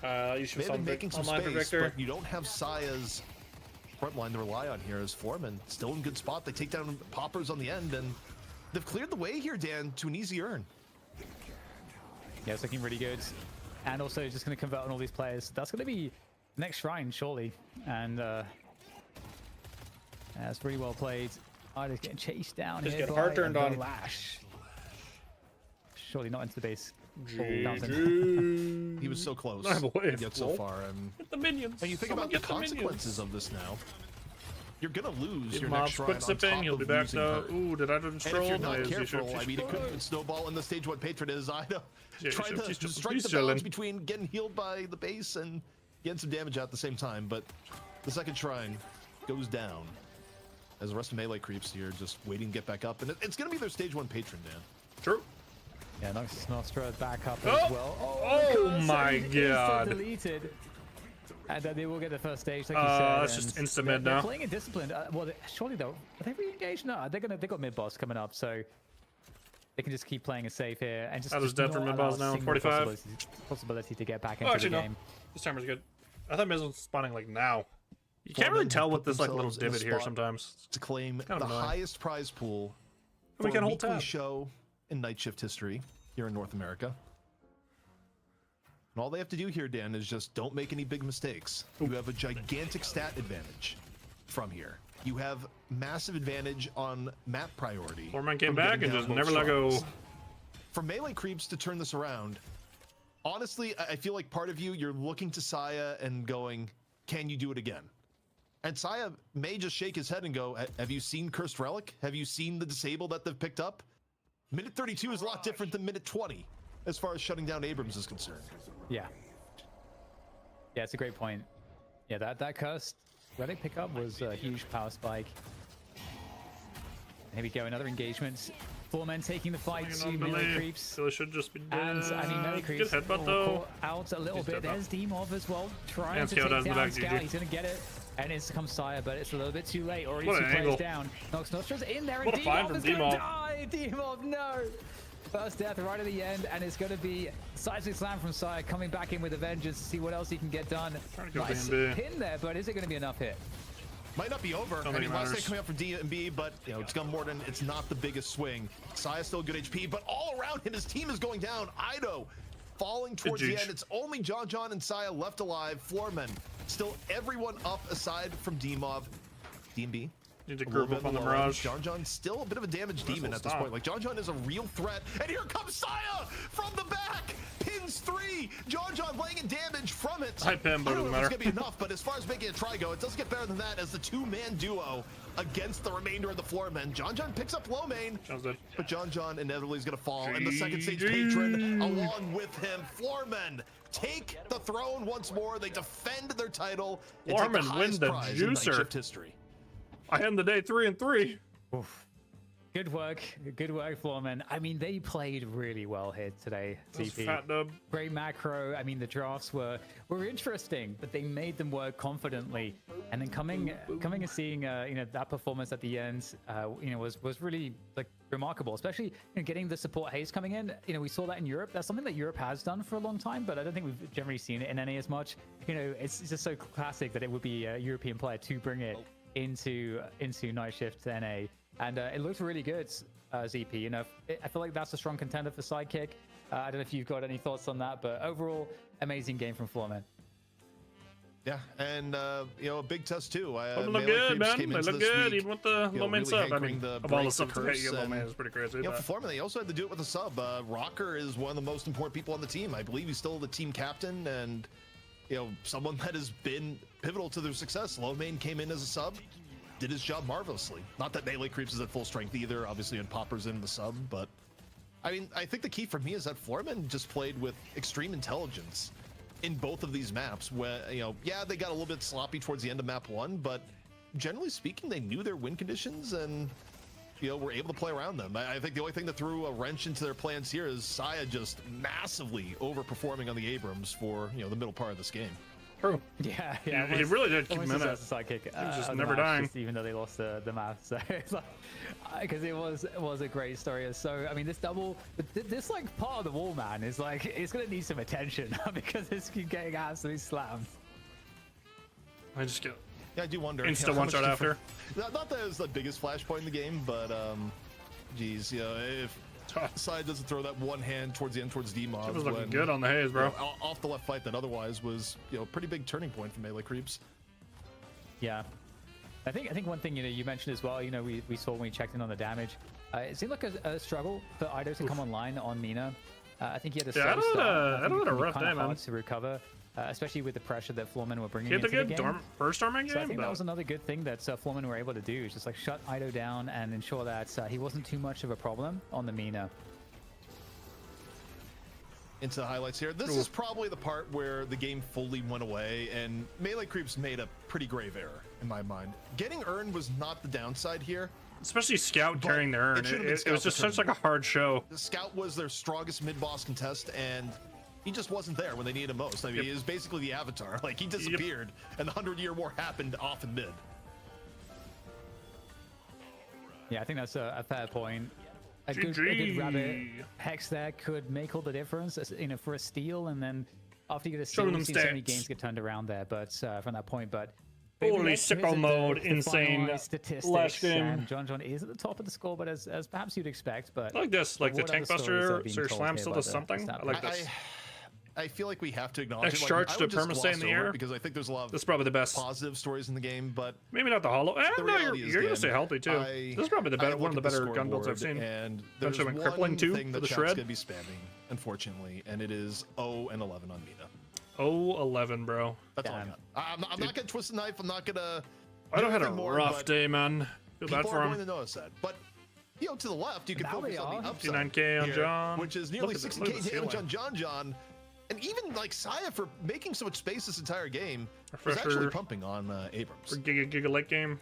Yeah. I mean, Saya's participation in the fights was, I mean, he was in the fights for so long. You didn't probably expect him to get some damage out there. But yeah, I think Saya's performance was one of the most entertaining of this series.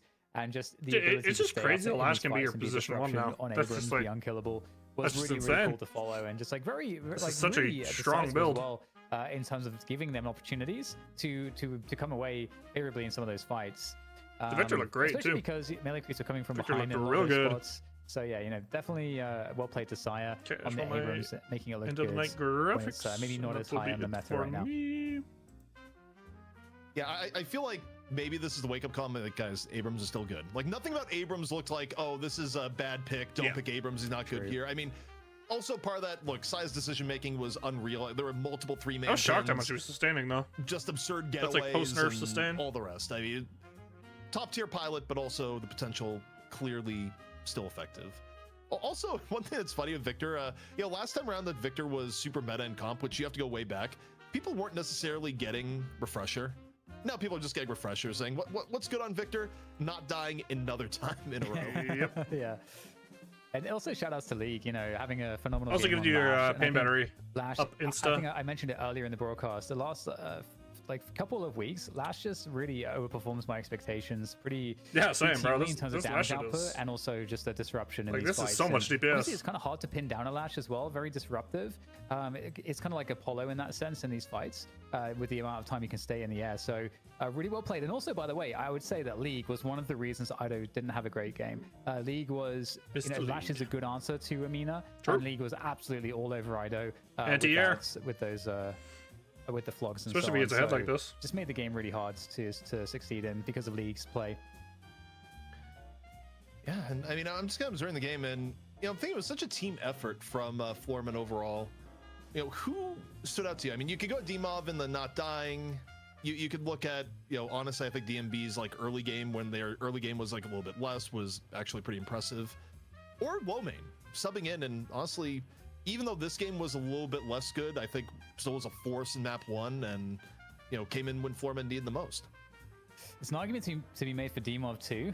You know, playing Pocket in the first game, being in more of a low econ spot with that, doing a great job, and then also in this game playing the support Haze, I think was really also very cool as well to see. Yeah, interesting stats to break down here. I'm just thinking about things Melee Creeps could have done better, and it's weird because I don't think either of the Melee Creeps drafts were necessarily bad. I think there was just execution here, and you know, again, I'm not gonna belabor the point, but you know, in terms of the Mina end, like usually Mina's gonna get a little bit more. It was just a tough game from how Floorman were playing, and you know, is there a game where maybe some lane deaths go away and, you know, Ido gets some time to actually farm up in the jungle? You know, maybe it goes a little bit differently. Also, you know, even some of the things like that one parry, like it's just that's a great example of like you really need to get ahead on. Okay, it was your comp, especially to the ladder shit, bro. Look, you had points of failure execution-wise, and by comparison, really didn't. There was also one fight in particular where around the urn, it went to a 4v4, and where melee creeps are kind of coming out a bit on the better side of that. And then what they did was they continued to like just push into the walker, and they just kind of died under the walker, and it ended up being like a full team. People take this game way too seriously. They had the option to disengage. Good try. Mods ban all of them. So maybe there's something that I missed, but can we get some perma bans in chat? That was another, I think, moment for me, where as an inflection point where that kind of was the point where their lead started to diminish, because they were actually in a sole lead at multiple points. I should die. Well, it's time to talk about our Shopify sidekick interaction. Dude, she's actually going to get his Twitch ban for saying that shit, by the way. The sub factor kind of comes in supreme here, where you're missing Rocker, you need someone to step up, and Low Main was that guy here. No mod spam. Giving Floormen the stability they needed to still Mods? play a ban this guy. like just solid game of Deadlock over 2 maps. Apparently someone was spamming. Not really making too many mistakes, and look, anytime you're playing with a sub, like things get a little bit tricky. Like team chemistry gets a little bit muddled, but Low Main seemingly slid right in, and things worked out well.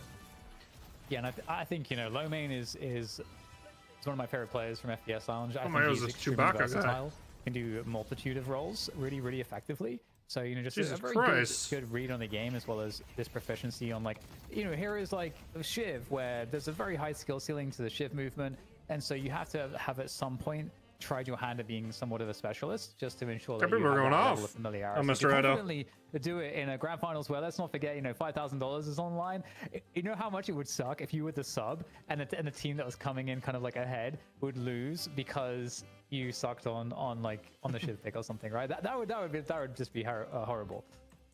Yeah, I think it's one of those things too, where it's like people take it for granted when someone comes in off a sub and they do well, but then if they Bro.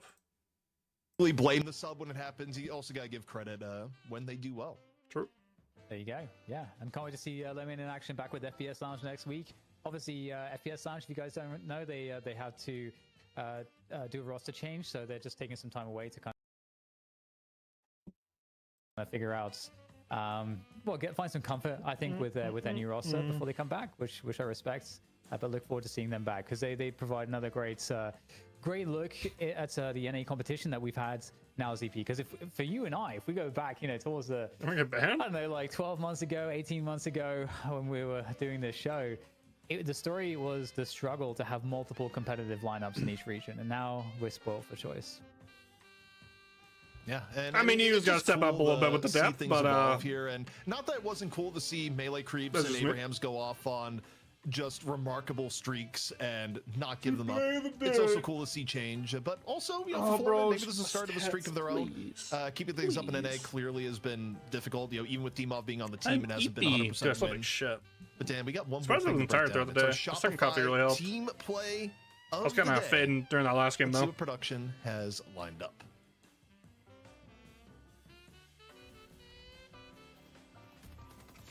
Oh.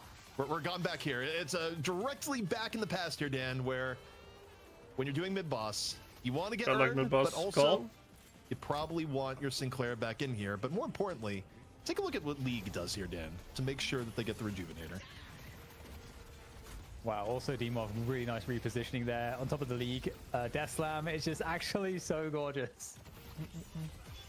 Yeah, the Death Slam was properly timed. Demov made entry incredibly painful, and I don't know, it's interesting because given the game state, I feel like melee creeps probably should have expected the mid-boss while Urn was being thrown out. It's one of the more common reactions as deep into the game when a team is going Urn.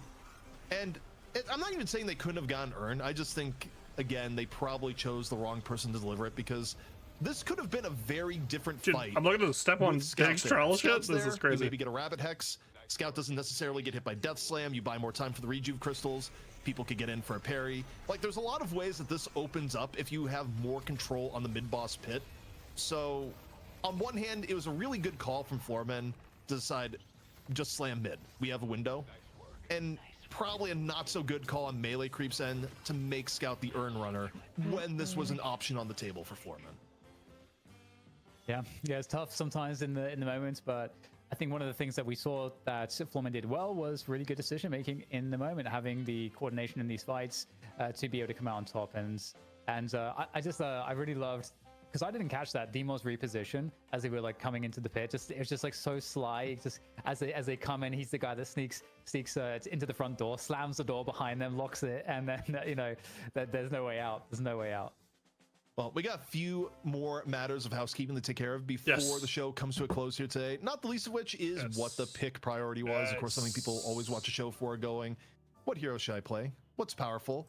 And the #1 story of the day by far off the last patch, it is the era of Doorman. Nothing but first picks, first bans, all day Sinclair is long back here, up there Dan. now. But also, the fall of Venom. Dynamo got banned once. Yeah. Where I'm trying to find to him. match Where is he? the Sinclair ban. Where does he go? Oh, he's down to 2. Oh my Flash, god. Silver That's Giga crazy. I'm Prime. like literally scanning the entire screen. Okay, so Apollo. Also, fall of Venator, but the rise of Pocket, the rise of Mirage. Mirage is coming Warden back in. Viper and Haze. Haze. It was So, crazy day.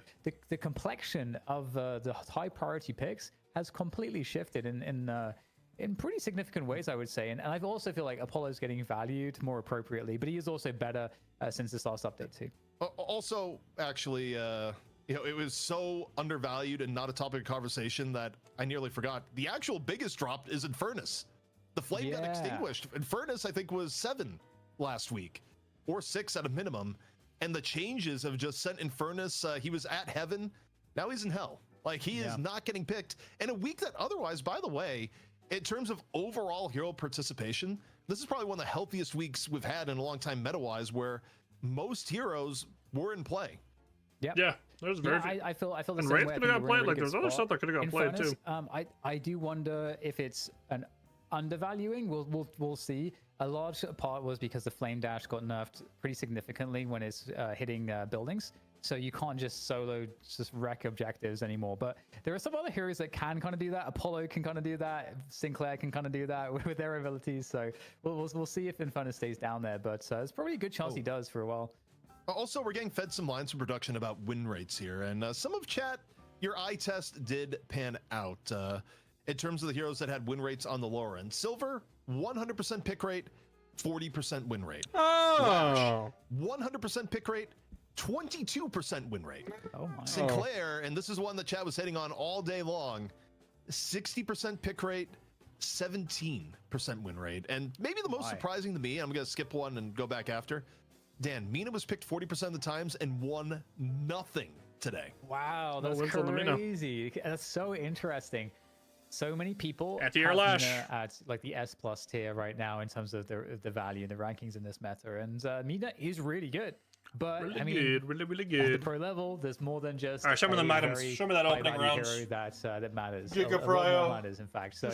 So it's a cool day of Deadlock. We saw Victor also. He's made a reappearance, in fact, in multiple games. So I think we're getting kind of. Wonder if Cultist will climb just from the pocket really games. Like So where the game is at right now. Also, we got item priority to look at here, and not as many opening rounds as we may have thought. It's still, of course, in the top 4. I thought it was going to be up around 7. Instead, it's down at 4. But obviously, one of the biggest jumps we've seen. It was not in the top 25 spots. Extra regen, being really highly valued for many reasons. Not the least of which is, again, people realized, wait, rejuvenating shot is fine, but I want to regen while doing my box runs. So extra regen, one of the biggest winners post-patch. Rusto Locket going on down, and there's a few other stories here, Dan. Yeah, reactive barrier is an interesting one, obviously precursor to Indomitable. So I don't know if that's the reason it's being bought, actually, because reactive actually has been nerfed a bit now that it's been made the precursor item to Indomitable. So we didn't really touch on that really at all. I don't even, did we even see Indomitables? We must have. I just didn't notice in the game. I'm not sure if we did. I think we saw the silence earlier today is in the R1 huge. tournament. Like, it was it's so strong, bro. It's like negates silences in a lot of cases early in the game. Pro player sentiment on Indomitable seems to be pretty poor at the moment. Yeah, it's very expensive. I did see a lot of them in EU, but I think in NA not as much. So maybe some of these stats are coming from EU, where we did see. I think there was. It's just like when we're in a Mina meta, bro. Like just 5 of them. This is too good. And the conventional notion is that it's kind of like Guy swap, Lincoln Sphere. Like it's just strong. Black King Bar. If you're thinking about unstoppable. So I don't know, you know, do with that what you will if you're from Dota and you know what those items are in Dota. But yeah, we'll see what the value is like as you know, time goes on, because maybe ZP, maybe it's going to be something that does get valued more, and currently it's just being undervalued. Well, Dan, we're coming to the end of the broadcast, but you know, a few more notes to hit on. You know, we talked about it a little bit in parts of the show here, but the Night Shift crew, most of us will be down. Okay, check them out. They are heading to Atlanta Major for CSGO. It's the last major of the year, I'm pretty sure. It's like the big old thing. Big old thing for them. Apparently almost all of them are going to be there. Even Jason coming all the way from Italy, which is crazy. But big thank you once again to Intel and Newegg for sponsoring. This is the second biggest prize pool ever for Night Shift, I'm pretty sure. Outside of the trolley tournament, obviously. So super, super cool to see. Thanks for everyone watching today. Ton of chatting today. It was super fun talking with people today about the game. I always love chopping shop about Deadlock. I love it. I'm hard crashing because I slept like shit, so I'm gonna go to bed. I will be live tomorrow for DSL. We are playing at 8 p.m. EST. We're playing Hot Soup. We've played them a lot before. They're a returning team, so that'll be super fun to play. And I will see you guys tomorrow. Probably be live somewhat a little bit earlier, probably around like 3 or 4 EST, just to get some games in and stuff, because I haven't played in a little bit because I've been editing so much. But once again, thanks for watching, and I will see you guys tomorrow.